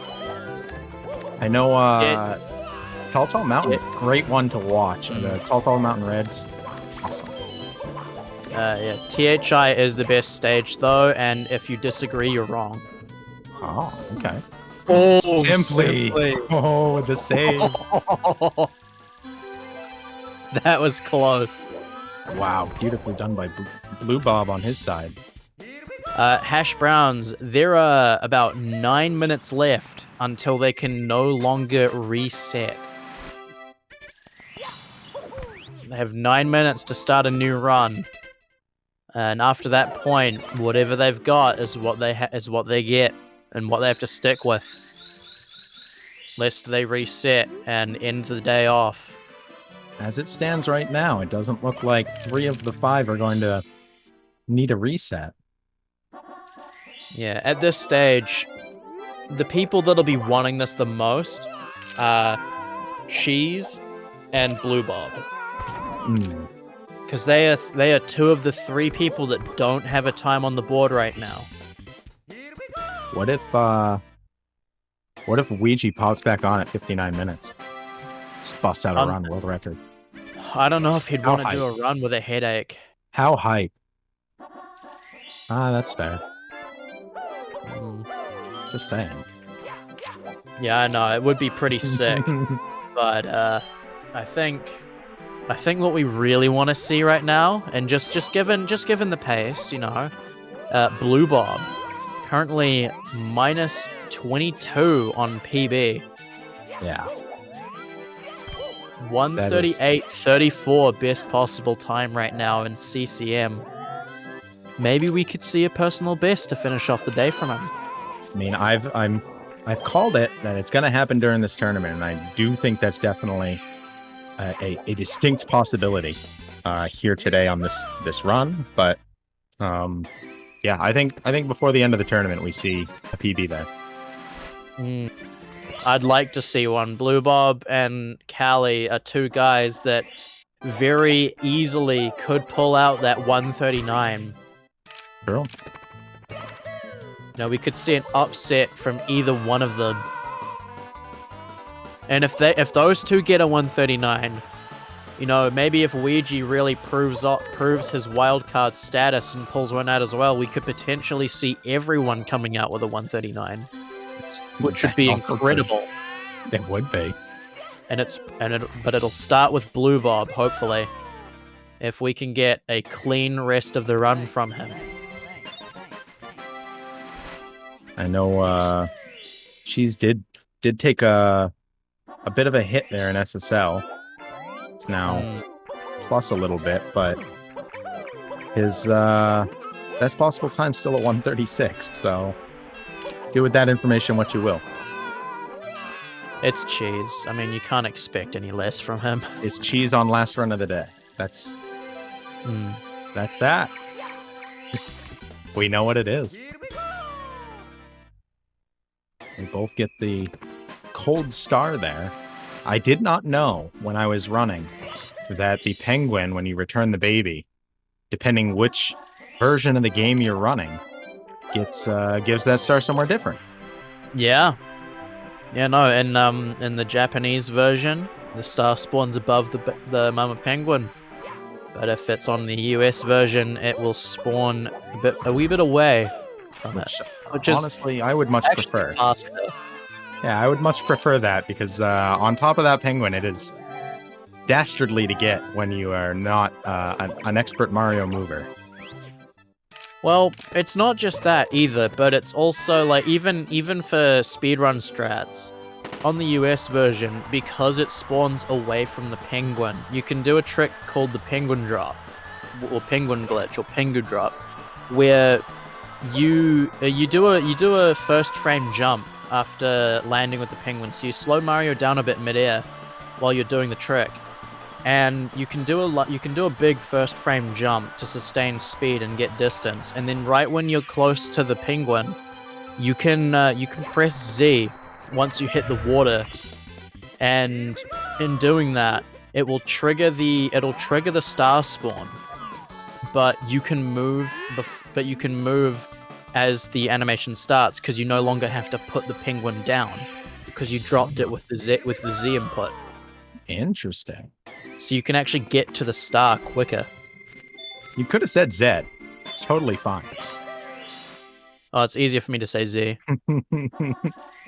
The rest of the world says Z, so I don't think it's unreasonable. But these guys are still synced. Like, chat's freaking out over them. I don't blame them. This is crazy. The length of time these guys have been synced is really, really cool. Literally from the start, they've been within, I think, 10 seconds of each other just about the entire run. Yeah, it's true. And given that they're, Blue Bob's is 1 to 2 seconds slower, the timer, they're actually like even closer than it looks. With perfectly synced timers, we may see them, collecting stars at the exact same moments, like Punkei and Simply just did. That's a 48-17 and a 48-18, a 1 second difference. Not even a full second. Incredible. More along the lines of about half a second, since Simply just narrowly got below that 48-18 exit. And Cheese with 3 minutes left. Brutal. I apologize for cutting you off on that, but that is a big one. We've now got Punkei as well, finishing up PSS. So he might be on a run as well as Liam and JRB. So we'll have to see. We're closing it out pretty soon. I think the highlights here are definitely Simply and Blue Bob, who have been sticking to each other like glue. Good people to stick with. I mean, Blue Bob's sticking with the 4th best runner in the world. That's true. If he can sustain that, I mean, he is looking at a PB. I mean, he's in BBH, best possible time, 138.41. Minus 11 on personal best. Yeah, that's very good. We could absolutely see a 139 here from Blue Bob if he can maintain this pace.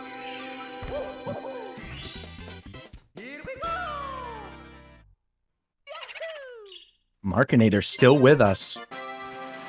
Happy to see him in chat. Yes, a very good commentator in his own right. 100% agree.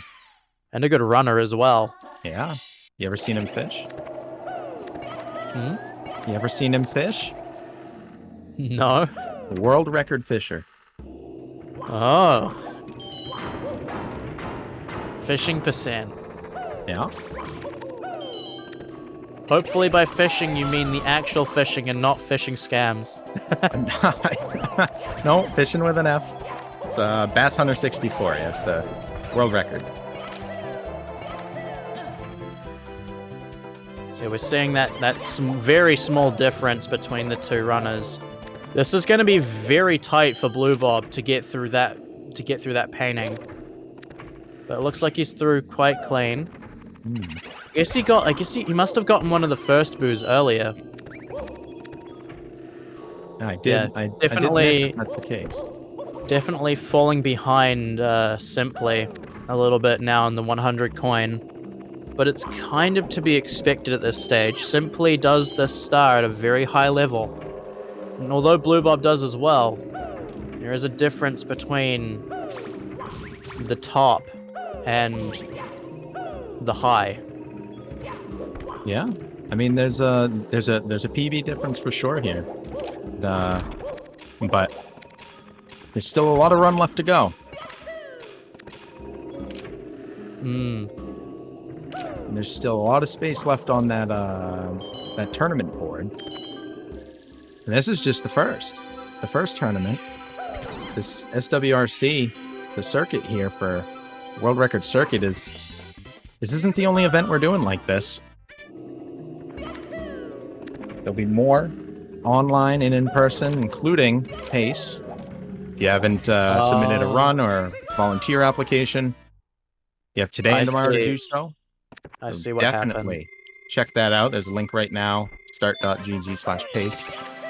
And check it out. It's going to be 3 days of these runners competing for big prize. And it's all going to raise money for urban arts. Very cool. It is 9 o'clock. And that is the point where no more resets. Back into BBH. Whatever runs these guys have is what they have to use if they want to get a new run on the board. Oh, my apologies. I was talking over you. My headset cut out, and I did not hear you speaking. You're fine. Yeah, so it looks like Blue Bob in that 100 coin. The reason why he only came out of the painting with one boo is because he killed one of them while going through the first time to go outside.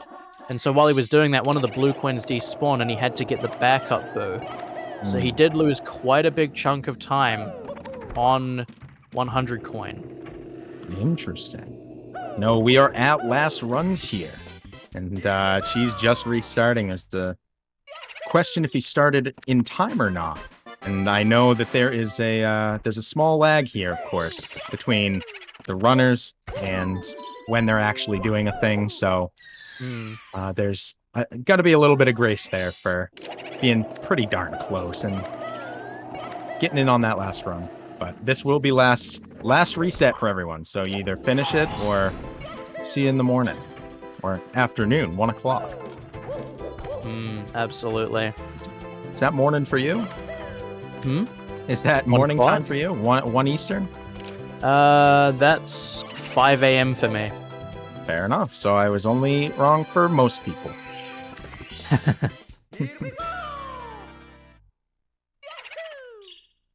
Yeah, my time zone is quite difficult to manage with these kinds of events sometimes, but I make it work. Yeah, we're very happy that's the case. It's hugely beneficial for everybody having you here doing comms with us. Yeah, starting comms at 7 in the morning. Waking up Bright at and early. 6. Hey, that means you get a Mario wake-up call. Yeah. Cyber, I am in New Zealand Standard Time. That is my time zone.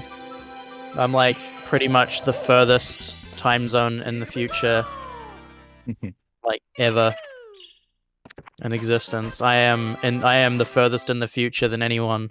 It is 1 p.m. on Sunday for me. Look at Simply Stream. Look at it. Look at that face. Don't you want that to be the first thing you see? You're lucky. That's what I'm saying. I gotta wait till 1. So we've got some New Zealanders in the chat. Ooh, Big ups New represent. Zealand. Oh, comms from the future. Yep. I've predicted everything already. I know how this is gonna end, but I'm saving it so that I'm not saying anything. I'm not a spoiler. I don't spoil things. I mean, you I'm also letting read you the guys script. experience it. Well, I read the script, of course, but I already knew what was going to be on the script because I'm from the future. Wow, that is next level. That breaks my brain. Yeah, exactly. Yeah, we see Blue Bob did lose about 21 seconds in BBH there, but still minus 17 on personal best. It's fantastic. Simply About is, 19 seconds behind Simply at this point, going into DDD 100. Having a bit of a mishap there with the coin rings. Let's taking an extra little swim. Seems Simply's took some of that time loss to a plus 15, leaving BBH off TV, but Simply looking to improve on a 140, whereas Bub can take pretty much anything to clock a time. But I think there's something to clocking a time and not being demoralized by saying, "Oh man, my time's at 2 hours," when you know you're Simply having some issues getting that red coin. Could be what Blue Bob needs to win this impromptu and unintentional race. It's like he had a 130, just behind a 138 best possible going into... Blue Bob also missing this red coin. But he gets it first try, unlike Simply, so now the difference is pretty much even given the timer delay. These guys are pretty much equal at this stage. Callie absolutely right in chat saying this script is insane. Nobody is going to deny you on that. The execution of said script. They are back on pretty near exact... Oh. Simply missing the grab after the walk. Very unfortunate.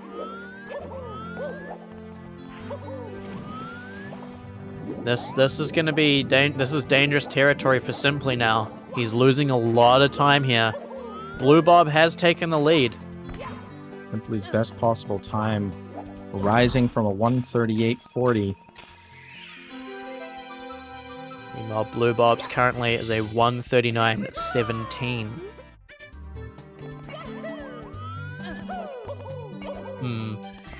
Very nice backup from Simply. I did miss that. I'm sure. So it looks like he's gonna reset. Oh, it's going to. So that is it. That is it for Simply for the for day one, finishing off with a 140.13.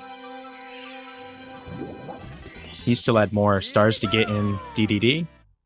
Or was that the split? Because I thought he was still 2 minutes ahead of the 140 he has. Maybe I'm not. I think he was just done, to be honest. I mean, that's fair. You play for 8 hours straight. I think he took like one or two 20-minute breaks, and otherwise straight on through. Like, sometimes it doesn't necessarily matter what your pace is. If you're not feeling it and you're kind of deteriorating during the run, sometimes it might be better to just take what you've got and leave it for the next day. Fair enough. And it's very possible I just was misreading that too. But we do have Blue Bob still going in DDD, which, I mean, he's still well on PB pace right now.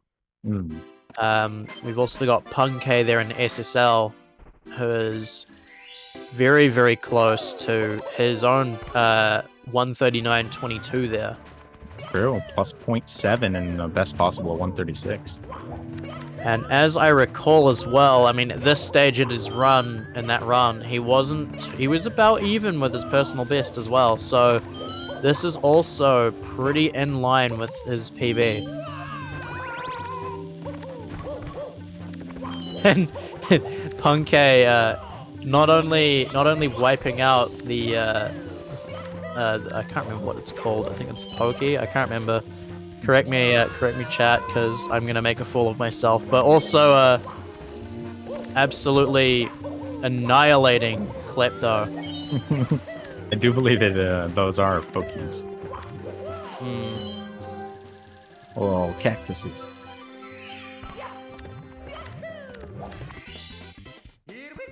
Yeah, we got some solid runs going here. Nice fire sea from Blue Bob. Great to see. Yeah, Switching what we out like to see. controllers. Getting those nice cycles.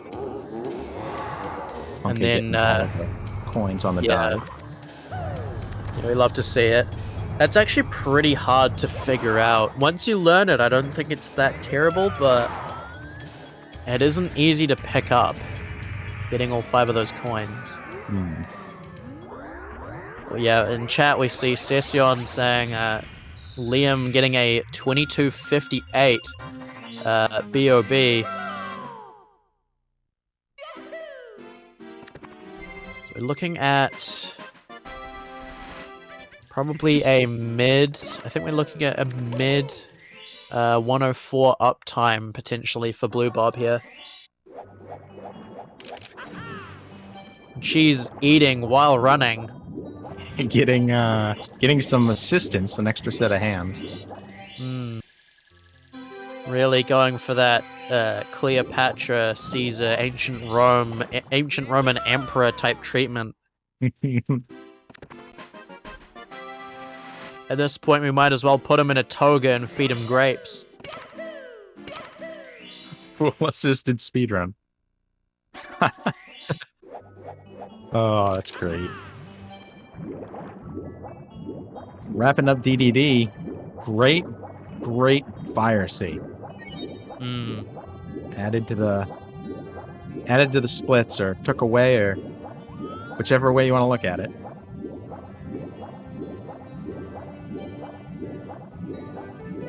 Yeah, Blue Bob playing very well right now. Ooh, did he miss the... Minus Did just miss the red? 14.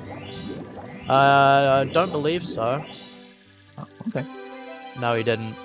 Awesome. He's good. Yeah, Punkei on a pretty solid beginning right now. 29-37 SSL exit. As we get Blue Bob entering the last star of DDD before heading upstairs. We'll have to see what his exit is. But it is looking like it's going to be somewhere around, I want to say 104.30 for an uptime. That was the cleanest clip there in HMC I've seen. Okay, immediately through. Everyone else I have seen need a second jump, but... Blue Bob and I believe Liam have both gotten that. I believe Blue Bob got the instant clip in this run. He missed the vanish cap. Oh. It dodged him. That happens sometimes, but not often. The RNG that Blue Bob has been up against between that blue coin and that. Yeah, but still gonna be looking at somewhere around maybe 104.33. No, okay, no, I overestimated that. 104.31 uptime, very solid. If he can crack out a mid 35 upstairs in this run, we could see either a 140 OX or a high 139. But this is very much PB pace. Yeah, it's awesome. And after having such a day of feeling like the runs couldn't get started, couldn't even get to basement, I know there was a lot of frustration there. It's really good to at least see it get this far with that pace, knowing going into day 2, yeah, this is definitely something I'm going to be able to get. Yeah, we've got Punkei going for the Toxic Maze BLJ. And he gets it very... that is textbook. That is a textbook Toxic Maze BLJ. About as perfect as you can possibly expect. Louison, Blue Bob's PB is a 140.45, which is what he's currently comparing against. He's just about minus 15 on it going upstairs. It's like Punkation's in the minuses. So is Liam. Very nice triple jump wall kick from Blue Bob. Yeah, Liam Green in SSL. Love to see it.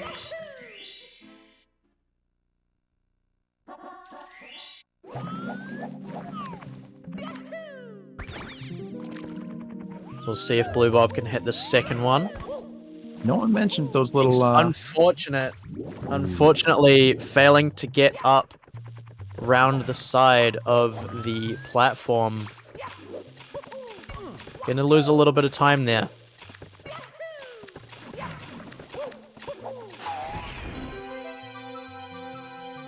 Quick recovery.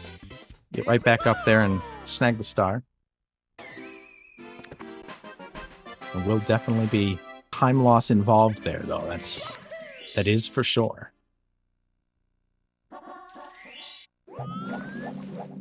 It's, you see Cheese taking a slide. Liam in the pyramid in SSL, which is where Punkay is now in HMC, very end of HMC, was, saw some great games there.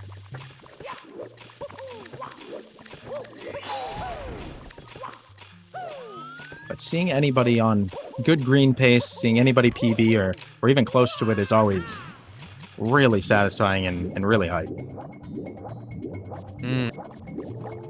Yeah, still very good run thus far from all three of these guys. I mean, yeah, we got Liam there. What's that? Minus, I think it says minus 14. It's double digits for sure. Of course, Blue Bob also minus 14 currently, though that is probably going to change out of Wet Drywall.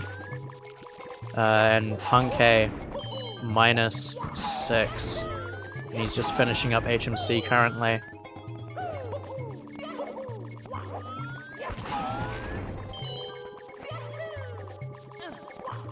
You know, even seeing red on cheese is not necessarily an awful thing when you're comparing against world record. World record, yeah.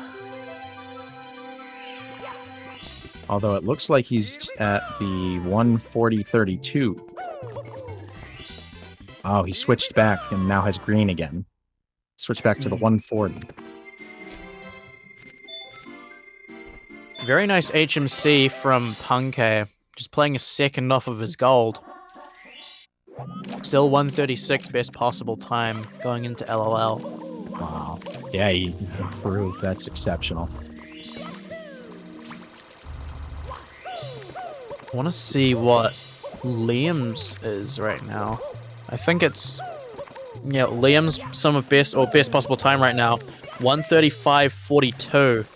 And HMC 100 clipping through, of course, clipping through the fence like it was never there.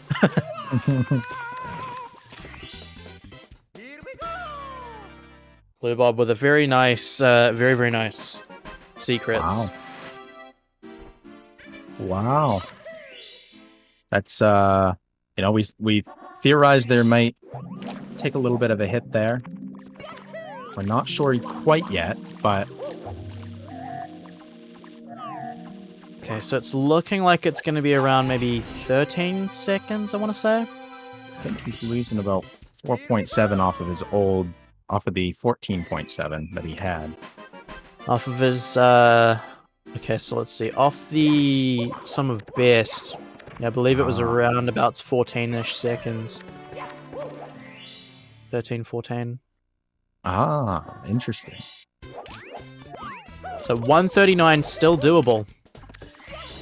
139.38 best possible time right now.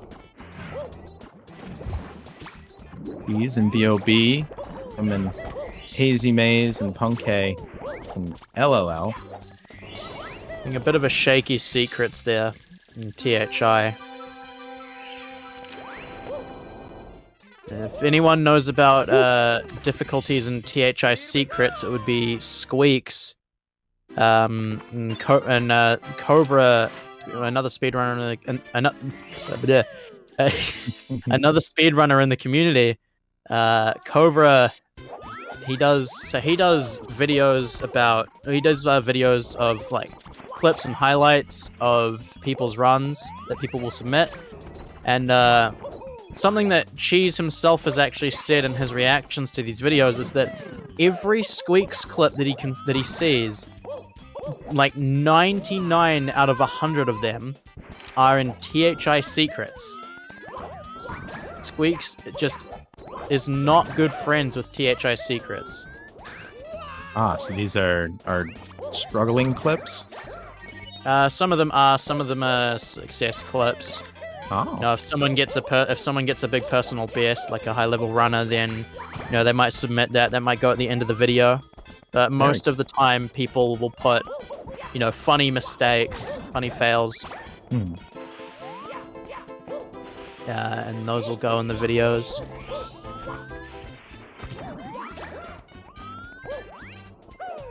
Blue Bob not quite getting good coin RNG there, but hopefully we'll get a clean backup. Yep, nice save. So yeah, that THI 100, not the best, but we'll hopefully be able to keep the pace going perfectly fine. 139 is going to be very difficult after all of that, though. More likely that we see probably a mid to low 140 pace at this stage. These ledges Which are... still would be a personal best. That Red's room and THI is a room that a lot of people get very nervous in. They might practice playing it fast, but a lot of runners, no matter what kind of practice they do, will immediately, in the nicest way possible, turn into vegetables once they enter that room, and tread it lightly as if there's glass on the floor and don't want to misstep.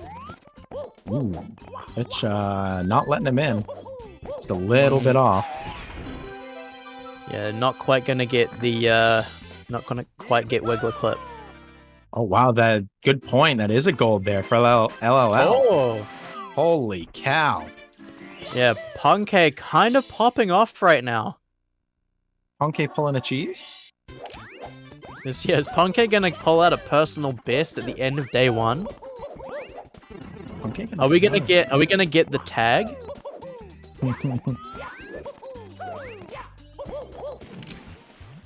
I mean, if I think it would be a lot like tag too, because it could be, one of the only people to get below a certain threshold.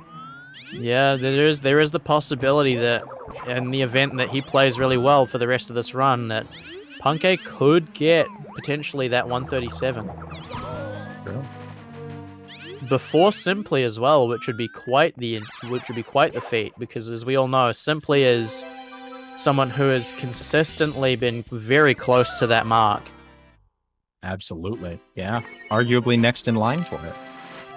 Okay, that was a borderline perfect. That was actually just like unbelievably clean vanish cap right there. Yeah, better by 0.2.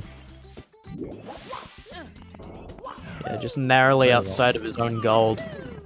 So we have multiple people on PB pace right now. Is Liam comparing to PB? 137.53. Wow. This is why we do the extra hour, y'all. Exactly. See, we wouldn't be getting these runs if not for that extra hour.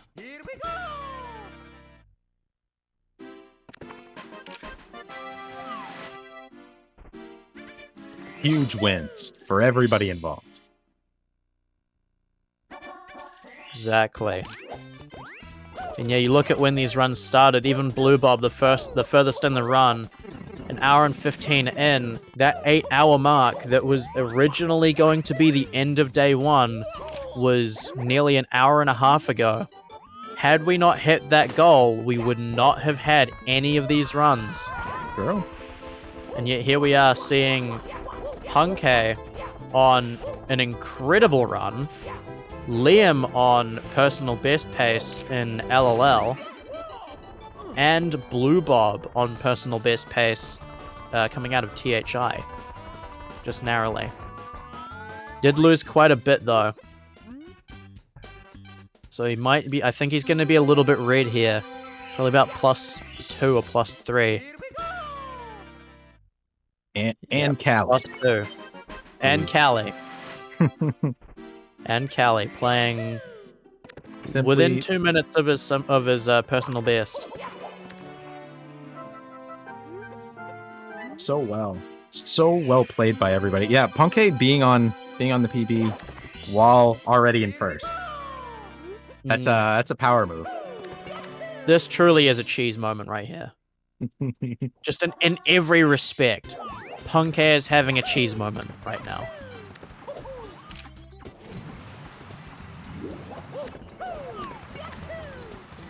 Yeah, Blue Bob red for I think the first time in the entire run coming out of THI.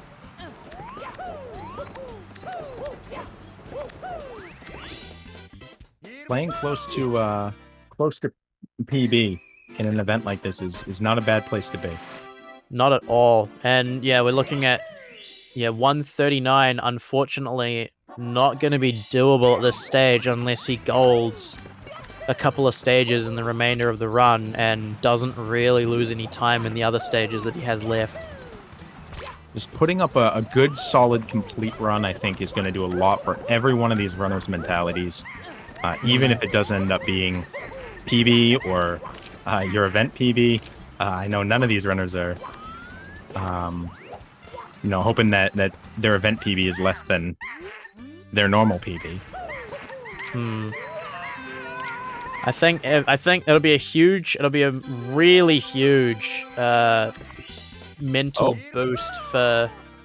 It'll be a huge mental boost for Blue Bob if he can play within, say, 30 seconds of his personal best at the end of day one. Cheese is taking some alternate routing. Looks like Cheese is done. I think he was trying to get the death. I think he was trying to get the death zone there. There's a death zone if you get to the very edge of that corner there, as you see. There's that death zone there, which... yeah, that'll be it for Cheese for day one. Not finishing with any time on the board, unfortunately. But still has been playing pretty well for the most part. And we've seen this before. This is how he tournaments.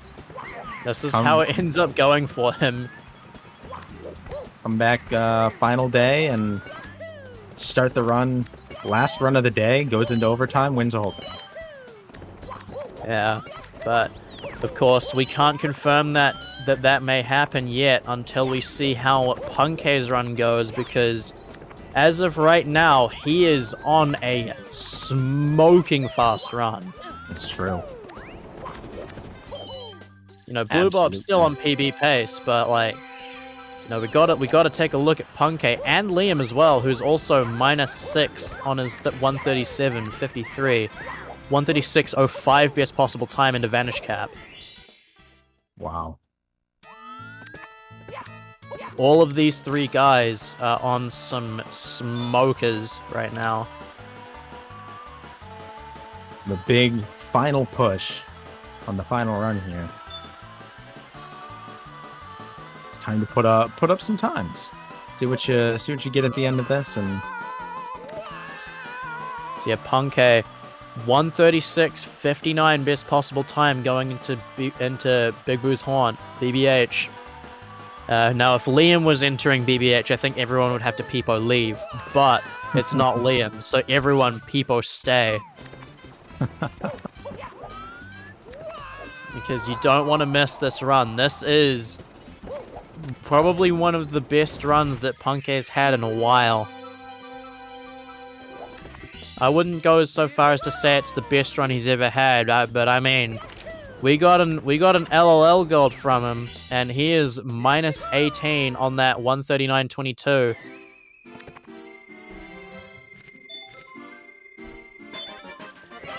Yeah, I mean, fighting down your best is exceptional. Very, very good.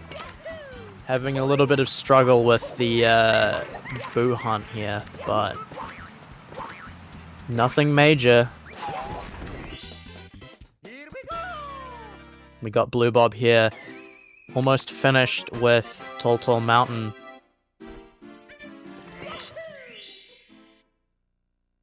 And again, yeah, Liam, 1:36.09, best possible time out of Vanish Cap. 41:58 exit versus 42:05 from Punkay. Ooh, good TTM for Blue Bob too. Back into the green. Yep, back in the green. That's what we like to see. And, you know, this is pretty notably PB pace right now. There's only 5 stages left, 5 segments left. If you include SSL in this. Ooh. Get this back up. Yeah, slight mishap, but not going to lose too much time, I don't believe. Seen a few people slide down today on that specific one, and I think that lends itself to how you feel about that level. Yup. Any SL haters? Let yourselves be known in chat.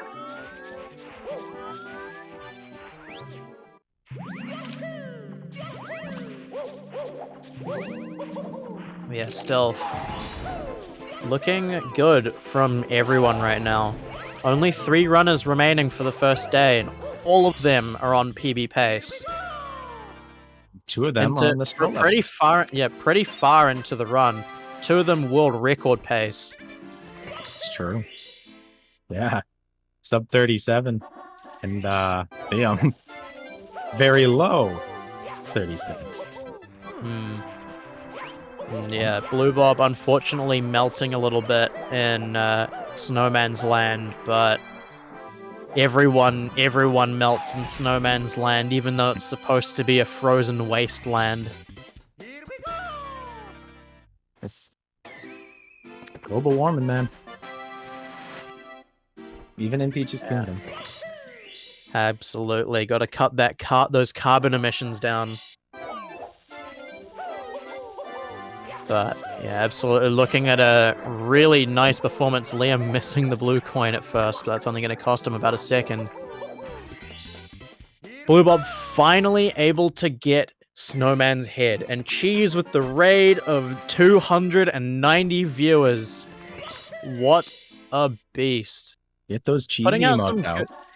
Yeah, get the cheese emotes out. Cheese putting out a pretty good statement in terms of his paces today, but not quite able to finish anything out. However, it is Cheese, so we very well could end up seeing something redonkulous tomorrow at the end of the day. It's a very safe bet as well. Yeah. In the meantime, we do have Liam, we do have Punkay currently delivering some... I can't use the same word twice. Some insane performances right now. Neither of which are quite upstairs yet. They're not upstairs yet, so that's an important thing to note. Blue Bob is the only person upstairs, and he's still PB pace, though I do wonder if that'll hold up by the end of the stage, because he has had quite the series of unfortunate events. Couple of early slip-ups. Had to go for some backup stars. Has had to do 2 backups, plus has had a very rough 100 coin, missing a red. I was gonna say jumped right over it. That was similar to what Liam did with the blue. It's yeah, very rough Snowman's Land for Blue Bob. Nice RNG on that money bag though. That's what we like to see.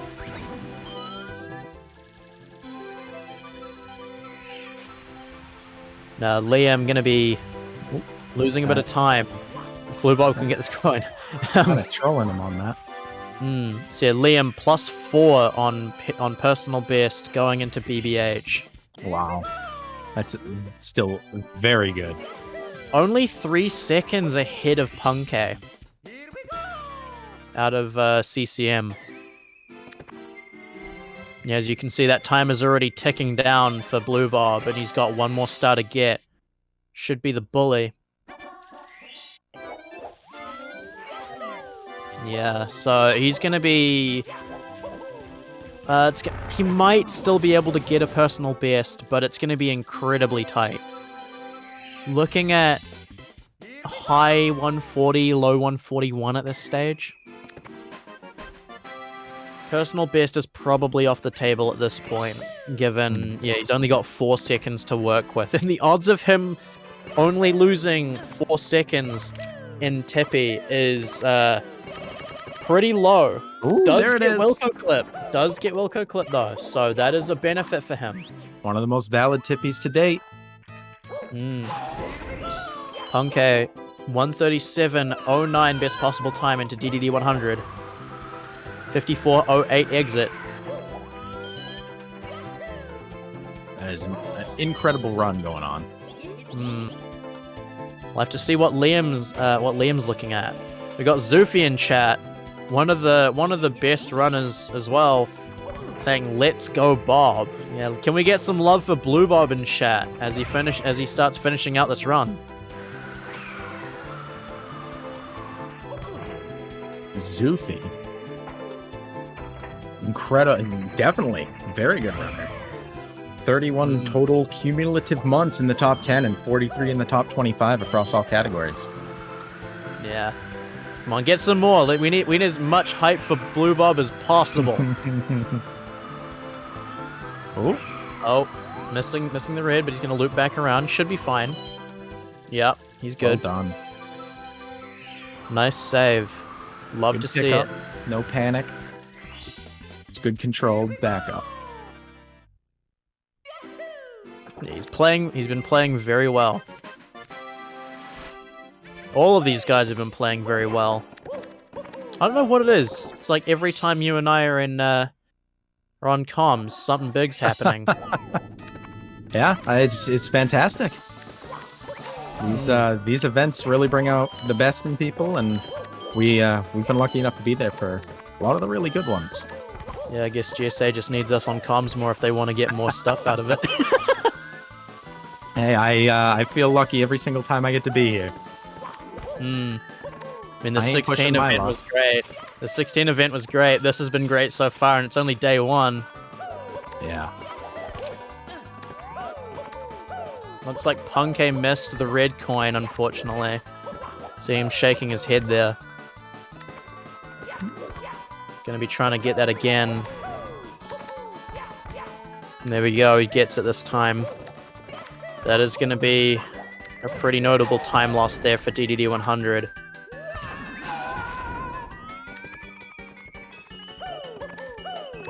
Nice setup and nice execution. Yeah, finishing pretty solid triple jump dive there from Punkay. Getting to the blue coin switch. So you're going to lose a little bit of time there at the end due to missing one of the red coins, but still 137 capable right now. Undoubtedly PB pace. Yeah, losing quite the chunk of time. 14 seconds to the 139.22. Wow. We got Blue Bob in the middle of TikTok clock. Again, many people's favorite stage in the game. And Liam also getting closer and closer to finishing out BBH. So yeah, certainly a lot to look at, a lot to focus on right now. Liam and Punkay currently sharing the 1 and 2 spots. Not respectively, because I said Liam first. Unfortunately, I'm a fool. I'm a fool. I could have made that flow better. But Blue Bob as well. Like Blue Bob hasn't got a time on the board yet, so this run, having this as his first run on the board, is going to be big for him. Yeah, I mean, putting anything on the board at the end here is going to be very important, I think. But It'll give him a benchmark of this is now the run to beat, and that's a big deal. I think the biggest thing for Blue Bob right now as well is the main fact that he is very close to his personal best right now. Getting that kind of time on the board at the end of the first day is going to be a huge boost in confidence. Yeah. Going into Ooh, day 2.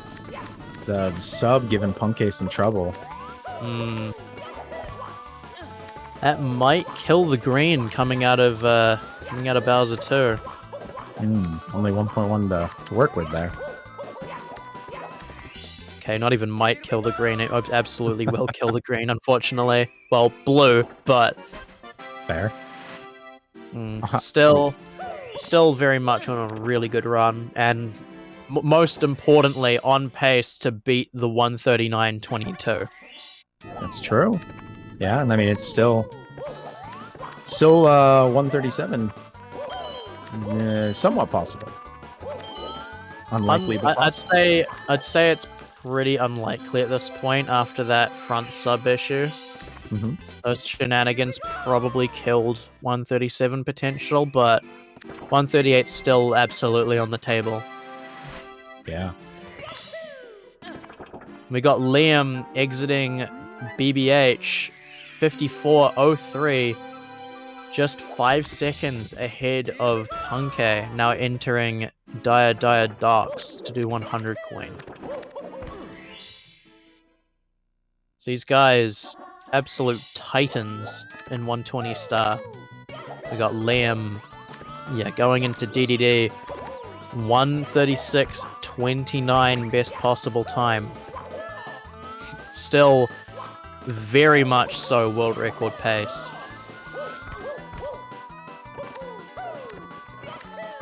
Nice throw and finished it out. Fire Seed, well done. So it's looking like he's going to lose about 10 or 11 seconds on this split.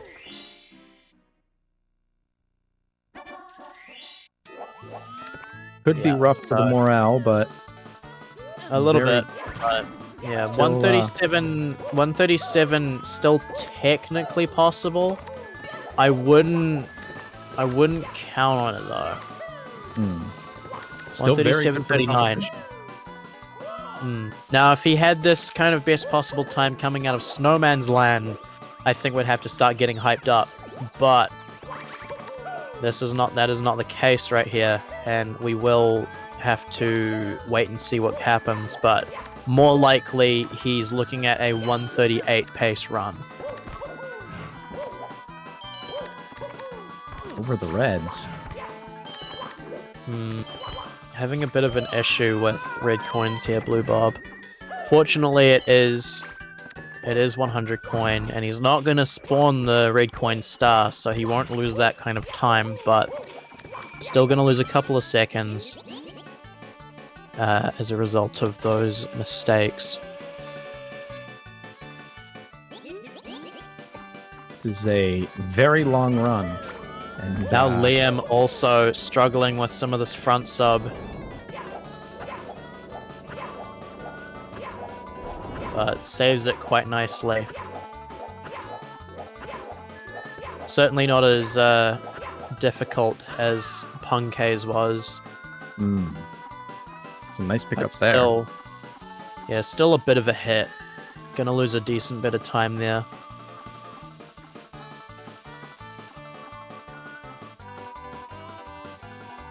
Yeah, losing about 13 seconds to his gold on that split. Still,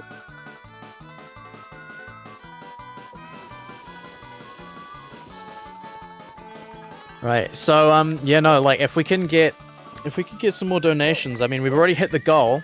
We've already hit the goal for the day, but we definitely still want to get more donations. You know, we're very close to that goal there of 1,500. If we could hit that before the end of the run, just as hype for these last couple runs here, that'd be awesome. Yeah, I mean the big thing here, helping out Urban Arts. It's awesome that they're part of this, and we're able to have these runs and promote them, promote these runners. It's a really, really cool event, and there's never a bad reason to be supporting an organization like Urban Arts. Absolutely. Hitting Go ahead. No, you go. Hitting at least that 1,300 be a very good goal here for us before the end. It's just a couple of bucks away. Absolutely. So, it's for a good cause. So absolutely, if you can donate, definitely do. And even just being here and watching is always a good way to support the runners. If you want to support something beyond the runners, donating is always right there. Front sub being a bit of a thorn in the side of both Punkay and Liam. Yeah, both of them falling down from that. Yeah, we got Punkay about +8 into Wet Drywood with a 103.22 uptime. 137.40 best possible time right now. He's right about where Blue Bob's at.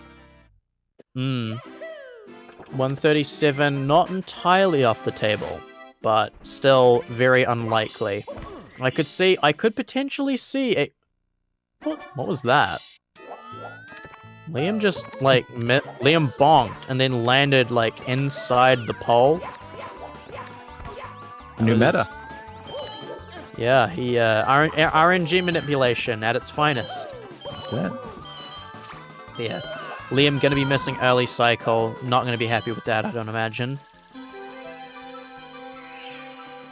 No, I mean, on such a good pace. All the way through.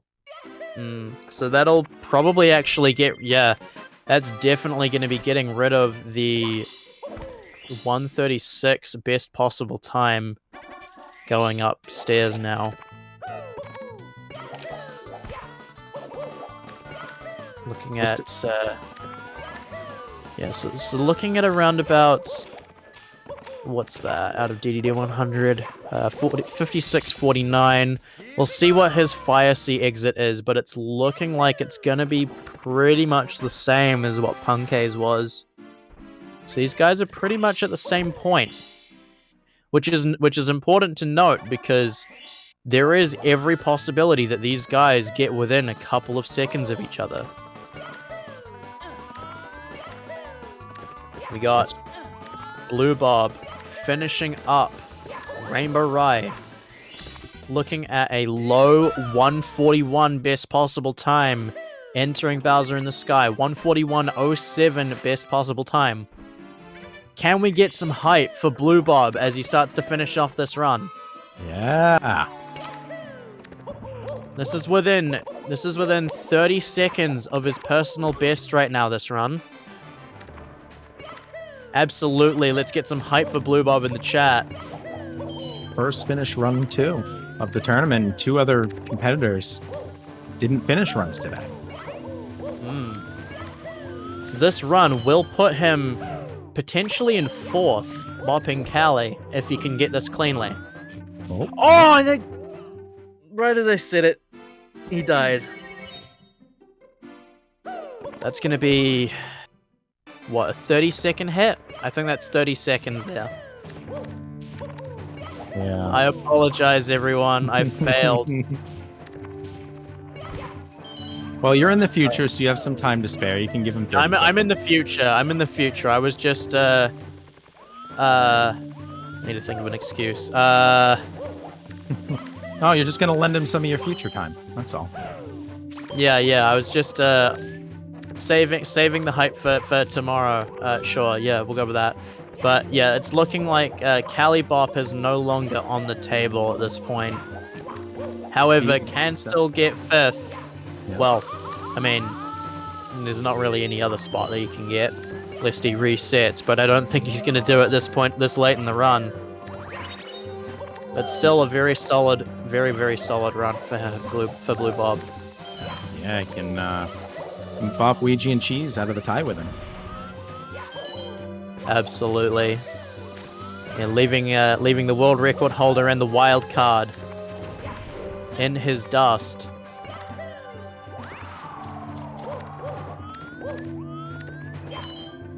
Perhaps proving that, in fact, Blue Bob is the best runner of the three. And that Cheese and Ouija are perhaps overrated. Finally, proof. Yeah. Entering the pipe at 141.07. Possible, very, very possible for him to get a 141 4x potentially, definitely playing within 10 seconds of Callie if he can hit all these throws. Already got one. That's gonna miss.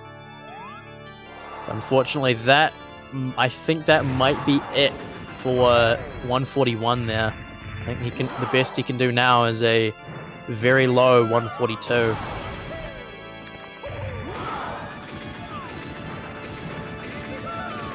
Ooh. And that's another missed throw. You can see Blue Bob is not very happy with that. But he's getting the run. He's getting it done. And another missed throw, and you can see he looks to be a bit embarrassed actually. I think it's it's one of those, at this point, what you gonna do? Yeah, that time save in bits is going to be pretty big if he ends up going in there on a similar pace. Gonna be a 142.24, I believe. Yeah, 142.24 for Blue Bob. Something Just to beat. 42 seconds off of Callie. Something to beat going into day 2. GG. You got to remember this man was PB pace up until the very end. Yeah. We know he could have taken a much higher spot. He could have gotten much better time, and fully expect to see that tomorrow. But take a rest. Played really well today. A lot of games. We absolutely could. We absolutely could have seen Blue Bob bring himself up into third with a clean upstairs, but fortunately not quite going his way. And so now all that's left are Punkay and Liam, the number 2 and I believe number 6 respectively. I believe you're correct in that, but I think it's opposite, right? Oh wait, yeah, no, opposite, yeah. Someone said in chat earlier, disrespectfully. Unrespectably might be the correct one. Yeah, if it's a thing. Yeah, it's okay. Maybe what we'll get this time is Cheese will get world record at the end of the event again, but he'll have the audio issues in JRB like the first ever 138. Oh. I'm unfamiliar with that historical event. So what happened was Cheese had a world record run. It was a 138.51, but he lost about, I believe it was 20 seconds of audio in JRB. So the run went unverified, and then at Break the Record 2019, when he got the 138.54, that became the official world record. But yeah, capture card issues made it so that he lost like 20 seconds of JRB in a prior run that was actually 3 seconds faster than his official first 138. Oh my. He did that live as well, so everyone saw it. But because of those issues, he couldn't get it verified. And thereby, everyone joked up until that Break the Record that Cheese had a fake world record and wasn't the real world record holder. And so going into Break the Record, Cheese's 138 did not count as world record. I believe Punkay, was it 2020? Yes, 2020, my bad. Yes, 2020. And I believe they made it so that Punkay's PB was the world record, but I might be wrong on that. It was like a 139.11, I believe. Something along those lines.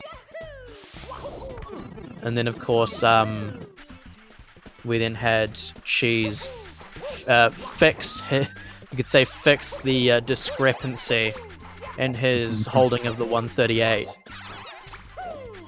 by getting the 54 in the event.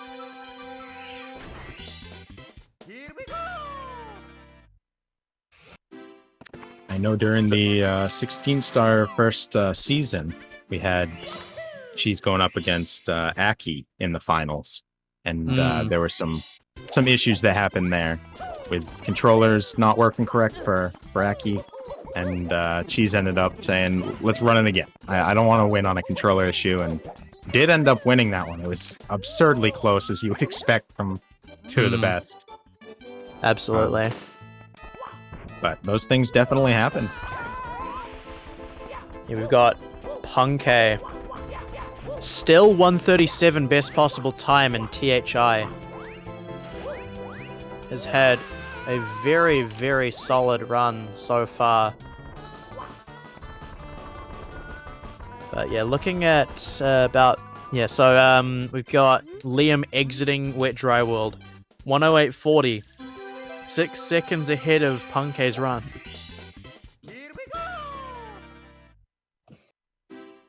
Yeah, 137.54 best possible time for Punkei coming out of THI. This is still PB pace. Granted, PB will be very difficult for him to get at this stage, but it is still possible.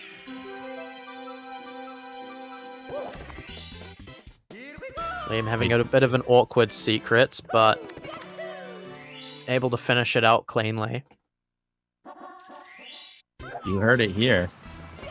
Liam has awkward secrets. I fully expect Punkei to get a PB during this event, and they would be awesome if it was right now. Oh yeah. Blue Bob in chat. Yeah, Blue Bob in chat.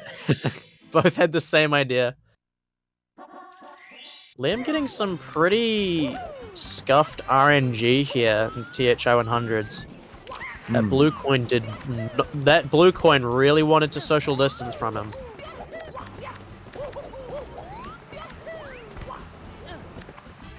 Yeah, so far pretty strong runs from both of these guys. Of course, you got to think like Punkei's run is like this right now. You know, there was that whole DDD 100 incident was a big time loss for him. And also just DDD itself. I mean, you know, who knows what this run could have been if not for that. Man, a who's who in chat. Dowski showing up. Oh. Yeah, when's Dowski gonna be in one of these?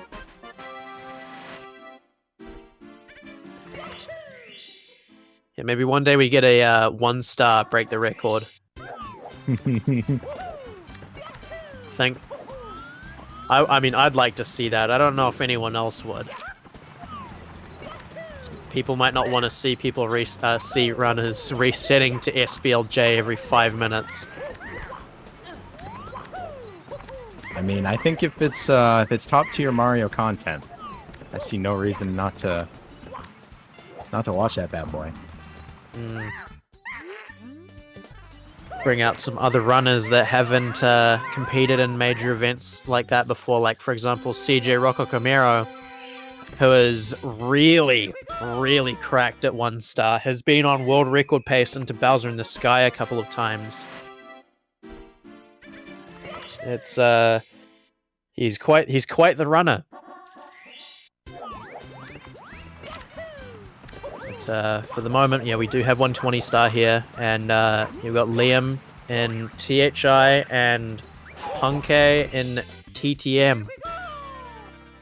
Only about maybe 20-ish minutes away from Punkei and Liam finishing. Maybe 25 minutes for Liam, give or take. Yeah, getting very deep into these runs here. Just good after a long day of seeing lobby and a lot of the upstairs and a lot of runs dying to basement. That's what we expect. Yeah, it's a very Very fascinating situation we're in right now with these guys on such good runs. Both of them PB pace, Liam world record pace. Still, though, that margin continues to get smaller and smaller, as does the PB with Punkay. Another slide. A lot of slides in this kingdom.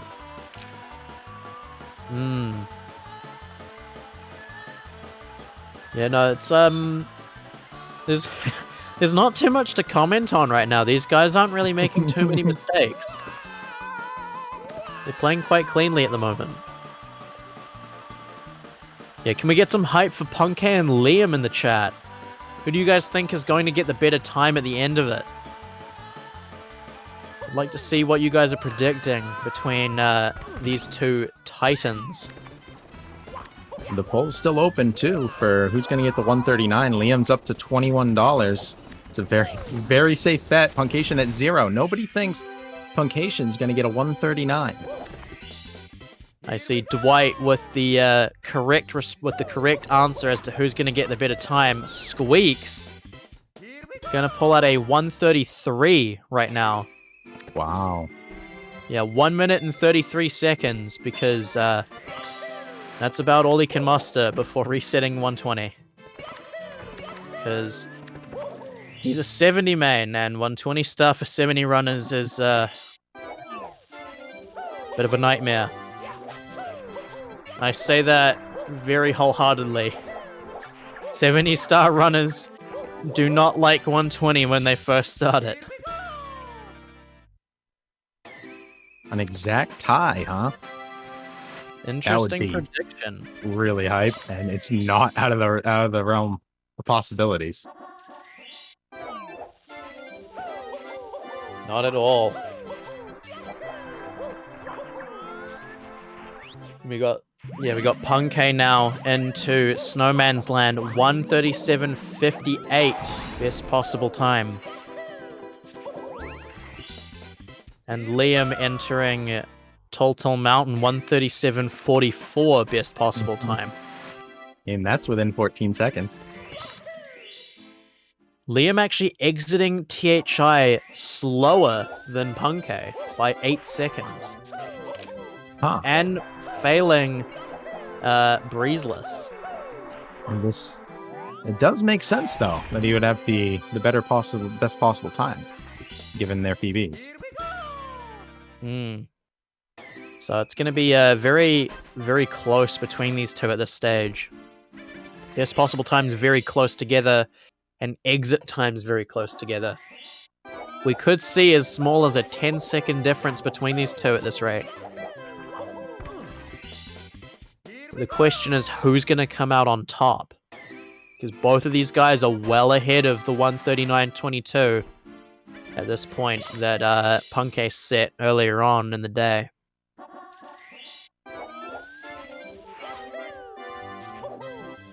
So Liam getting that second wall kick is shocking. That was a 5th frame wall kick. I'm amazed that he actually got up. How can you tell that it was specifically 5th frame?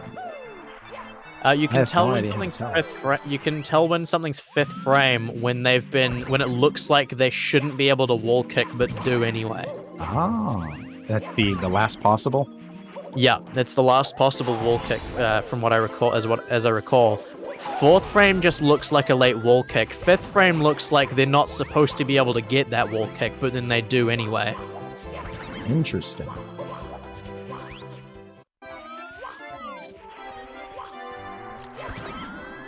Yeah, if you get a 5th frame wall kick and you've got mic on, you're probably gonna be like doing a sigh of relief, depending on where you are, especially on that star.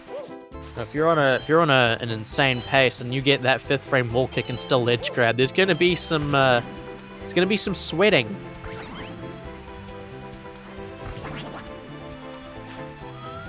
Pretty solid RNG there from that money bag for Punkay. And from the spin drift, not terrible.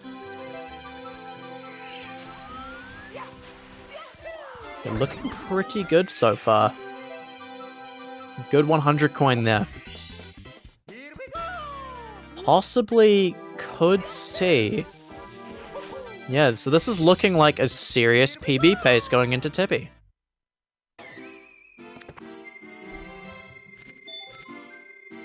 Yes, Frostbite. The hours are the same tomorrow as well. Given that we hit the goal tomorrow as well, of course. And get that extended hour.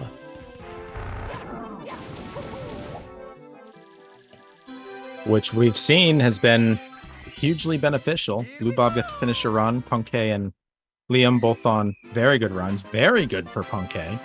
Yeah, 1:37.59, best possible time into Tippy. If this isn't a PB pace, then I don't know what is. Yeah, Gonna get do Wilco it. clip. Yep, gonna get that Wilco clip. Not perfect, but he got it, and that's the important bit.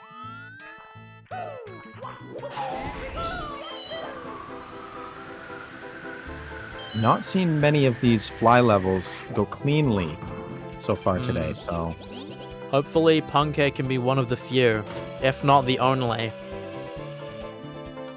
Though I would like to see Liam also get it cleanly.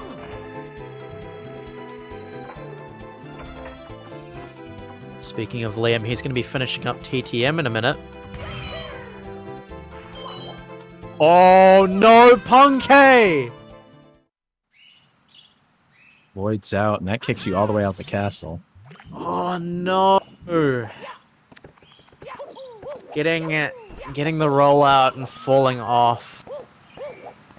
That's such a disappointing way to finish the run. That was PB pace, without a doubt.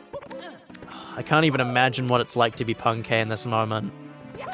Like, he's gonna have to open the door, do it all again. You know, it's still, event PB is still possible, but it's gonna be really tight, and you know, he's not gonna be happy about it, not at all. Yeah, you can't blame him. And then missing the wing cap. Liam going into SL, 1:38.01 best possible time. About 16 seconds behind Punkay's run here. Really goes to show just how good Punkay was playing up until that point. Just a little bit too low of an angle on that cannon shot. There is another day worth of running, so the disappointment felt today will be gone in the morning. But we do have a positive note here. We do have an $8 donation from Anonymous saying, "Let's go, Mario 120 gameplay." That is amazing. Right here. Oh, Liam taking a bonk. Having a bit of issues now in SL. It does appear that it's going to be very, very tight for both of these runners to get a good finish. Of course, Punkay, in order to improve, is going to need a borderline perfect TTC Rainbow Ride and bits. Liam likely won't unless he also falls, but I have a feeling that if he does fall in Cloud, he might just reset in the run. But we'll have to see how it goes. Punkay having a bit of issues in TTC 100 right here, and clearly just not happy at all with that really unfortunate fall in Cloud. Definitely a tough one to swallow here at the end of the day. Yeah, that's gonna that could very well end up weighing on him going into tomorrow, knowing that he could have been, you know, he could have got that PB at the very end of day one, and instead is gonna have to settle for less. I hope it kind of has the opposite effect there and reminds him PB is really close. It is not going to be not going to be long before that PB happens, and I'm still very firm. I think the sub 38's coming. Absolutely. The ideal situation here is that just motivates him more. And if it does, then, you know, that motivation going into tomorrow could be huge. And he has to remember, he's still currently, at least for the moment, is still in first. He's not out of... so he's still in this, 100%. Unless Liam beats him, beats his time in this run, Punkei will still be going into day 2 in the lead. So although he has choked this run pretty significantly, unfortunately, he's not out of the running. He is still leading the pack. That's very, very fair. Yeah, it's another thing to hang your hat on. You it ended the day with the that's gonna be it for Punkei. You still ended the day with the best run on the day. All your peers were not able to match what you were able to do today. That's something to walk away with. I know these guys want the best all the time. They expect the best of themselves. Yeah, can we get some GGs and some hype for Punkei? He's performed really well today. Got a really nice pacer to finish off the day. Drake's in chat for Punkei.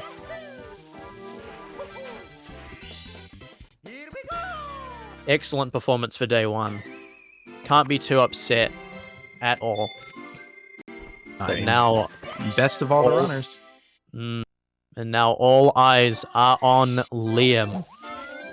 Former world record holder, the first person to get a 137, and currently on the best pace in the later parts of this stream, going into Tippy.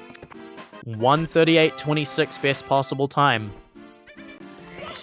This has the potential, very strong potential, to become a first place run. Oh, for sure. Yeah, there's a lot of wiggle room there, and there's a Wilco, so it's valid. Yep, there's Wilco clip, so this run doesn't deserve to be reset.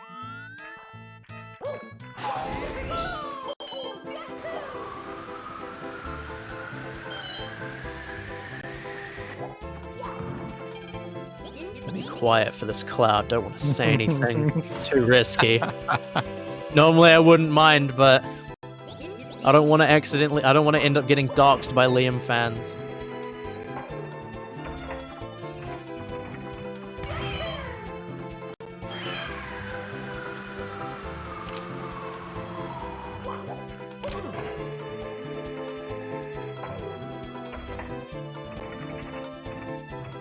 Lots of we're seeing the pluses come up here. With the wing cap not being too bad.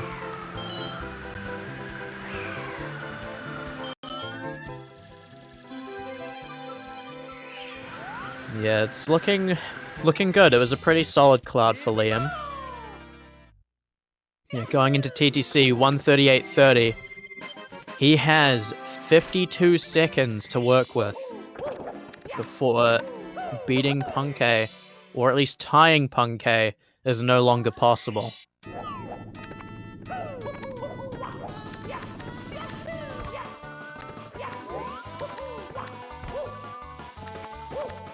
A sub 139 right now is going to be a good time to put up, having to put that pressure back on everybody. Having a few mishaps on moving bars, but not. Oh, yep, having quite a few mistakes, but that won't be enough to kill the 138 just yet. It'd take a little bit more than that to do so.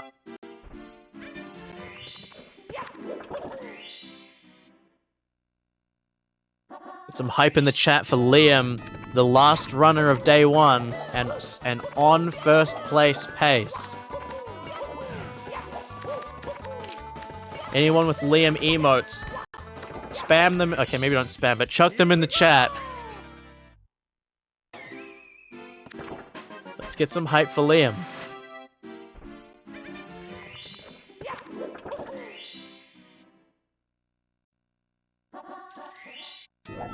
Nice mic setup.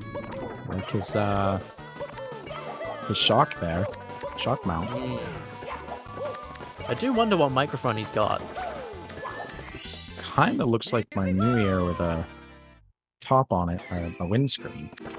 That shock mount's very, very nice. Reduce all of the vibrations. The vibes.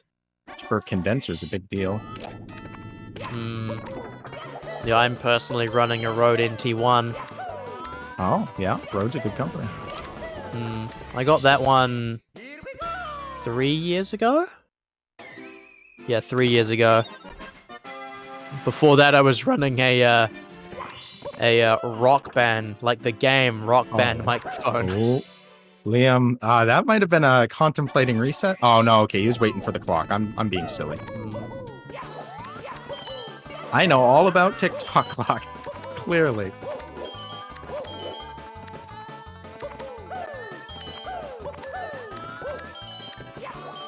Yeah, a little bit of a mishap. There's Punkay raid from Punkay. English. Yeah, 189 people, everyone gathering here together to watch Liam finish out day 1. 2 stars remaining, and I believe it is 100 coin. That it is. This is a lot of people's favorite to watch. There's a lot of really good movement here. Absolutely. Wonder if we're gonna see... We are gonna see the triple jump. And the double jump wall kick as well. This is some premium movement from Liam right here.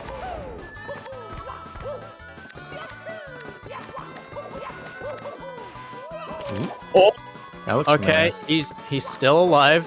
He didn't fall all the way. It was only a slight fall.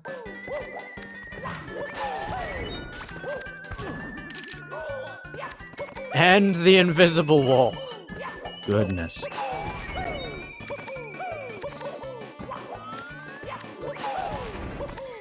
$138 probably did. It's going to be very tight for Liam to break Punkay's 139.22. But still, undoubtedly, on pace for an improvement on his 139.51. A fair point. Not beating Punkation's time right now, where this is only day 1, might not be, the only goal that's necessary here. Anytime beating your own time is going to be good, because anyone else could come in and get a 139.50. And then the 49 would be great, even though it's only saving 2 off the current time. Now let's see if he can save anything from this 109 that he's got to save in Rainbow Ride. Only a small amount of time save there for Liam. Can't expect that he's going to save more than a minute, but that's what happens when you've only got that tiny amount of time saved there. 109 is absolutely nothing.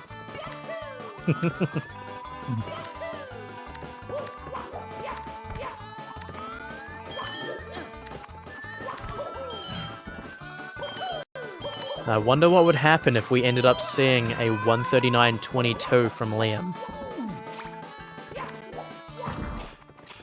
Eyeing Punkay at the end of day 1 would be quite the interesting development to finish off the first day. That would be very incredible and very SWRC for sure. These circuits have ties all the time, given that these runners are so close in their skill levels. Okay, I'm gonna say this now. If Liam doesn't do carpet tricks, this run is invalid. And you invalidate runs over a lot of different things. Yes, I do. I'm stingy and I want to see cool things. Mostly because I can't do them myself.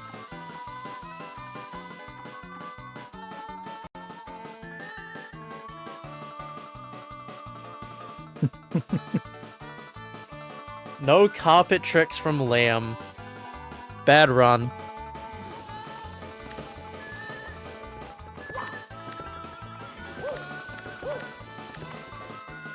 Liam taking a sip. Everyone predicting that.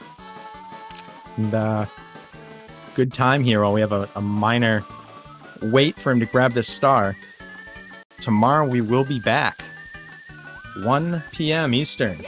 We will be here once again for these 120-star speedrun world record circuit.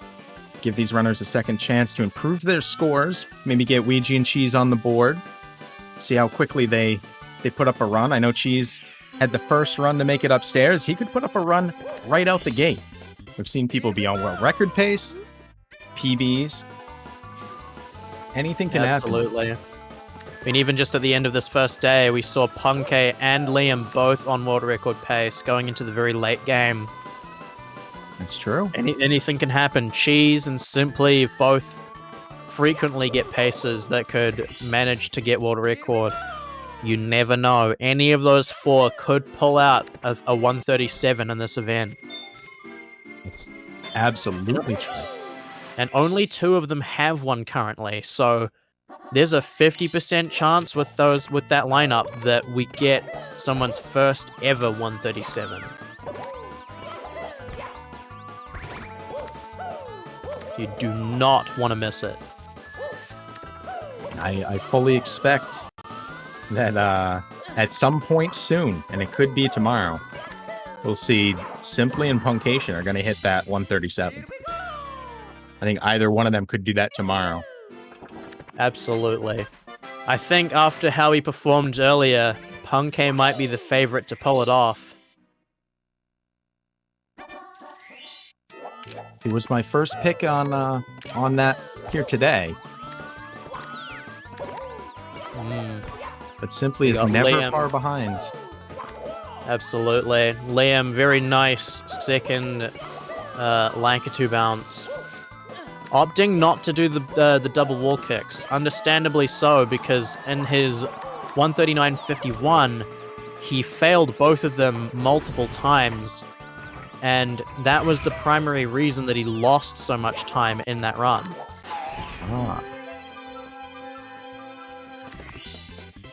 Was unable to get a clean Lankatu bounce. But this time gets both of them with relative ease. 3 stars to go. Reds, Swinging in the Breeze, and Tricky Triangles. Opting to do reds now. I'm of the, I personally like doing reds last. Some people might consider me a bit of a psychopath for doing that, but I prefer to get reds out of the way at the end and do all of the easier stars first. Is that one of the harder ones? Reds can be quite finicky. So the problem with reds is that if you miss one of the red coins, backing it up can be a pain, and you can start to lose like a decent chunk of time over a small mistake in it, even though it's pretty much the only star in the entire stage that your odds of dying are close to like 0. I mean, Tricky Triangles looks very hard. I imagine once you know the inputs, it's not as difficult, but it looks really cool. The thing with Tricky Triangles is you can do... one of the things with Tricky Triangles, though, is that doing the safer versions of the strat that are significantly easier only lose like 2-3 seconds. The time saves on it are very minimal. So, like, even at a world record level, especially with how much potential there is still now, you know, they could opt to do a lower level Tricky Triangles and still be on world record pace. Liam, 139.11 best possible time going into Bowser in the Sky. 11 seconds available to tie Punke.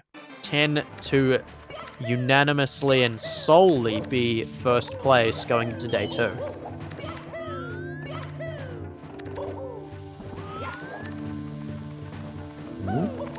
Already some dust.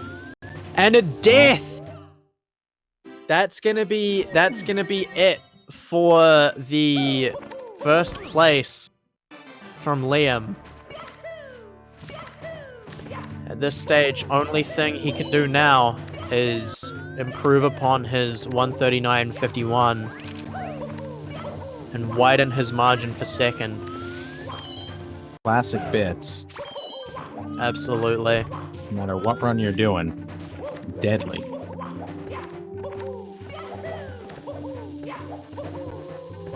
Event PB still on the table for Liam though, despite the death. So don't count this run out yet. Just because it can't take first doesn't mean that it can't be an improvement. He should still be able to get, I believe, around I want to say a 139.40.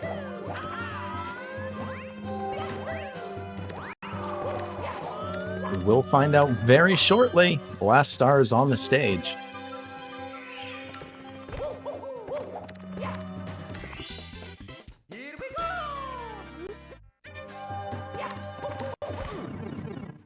Okay, looking at potentially around a 139.35 here with clean throws.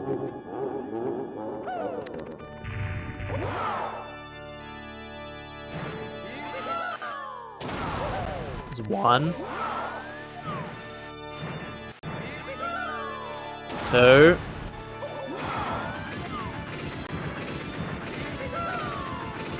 And he's gonna miss in true Liam fashion, missing a throw.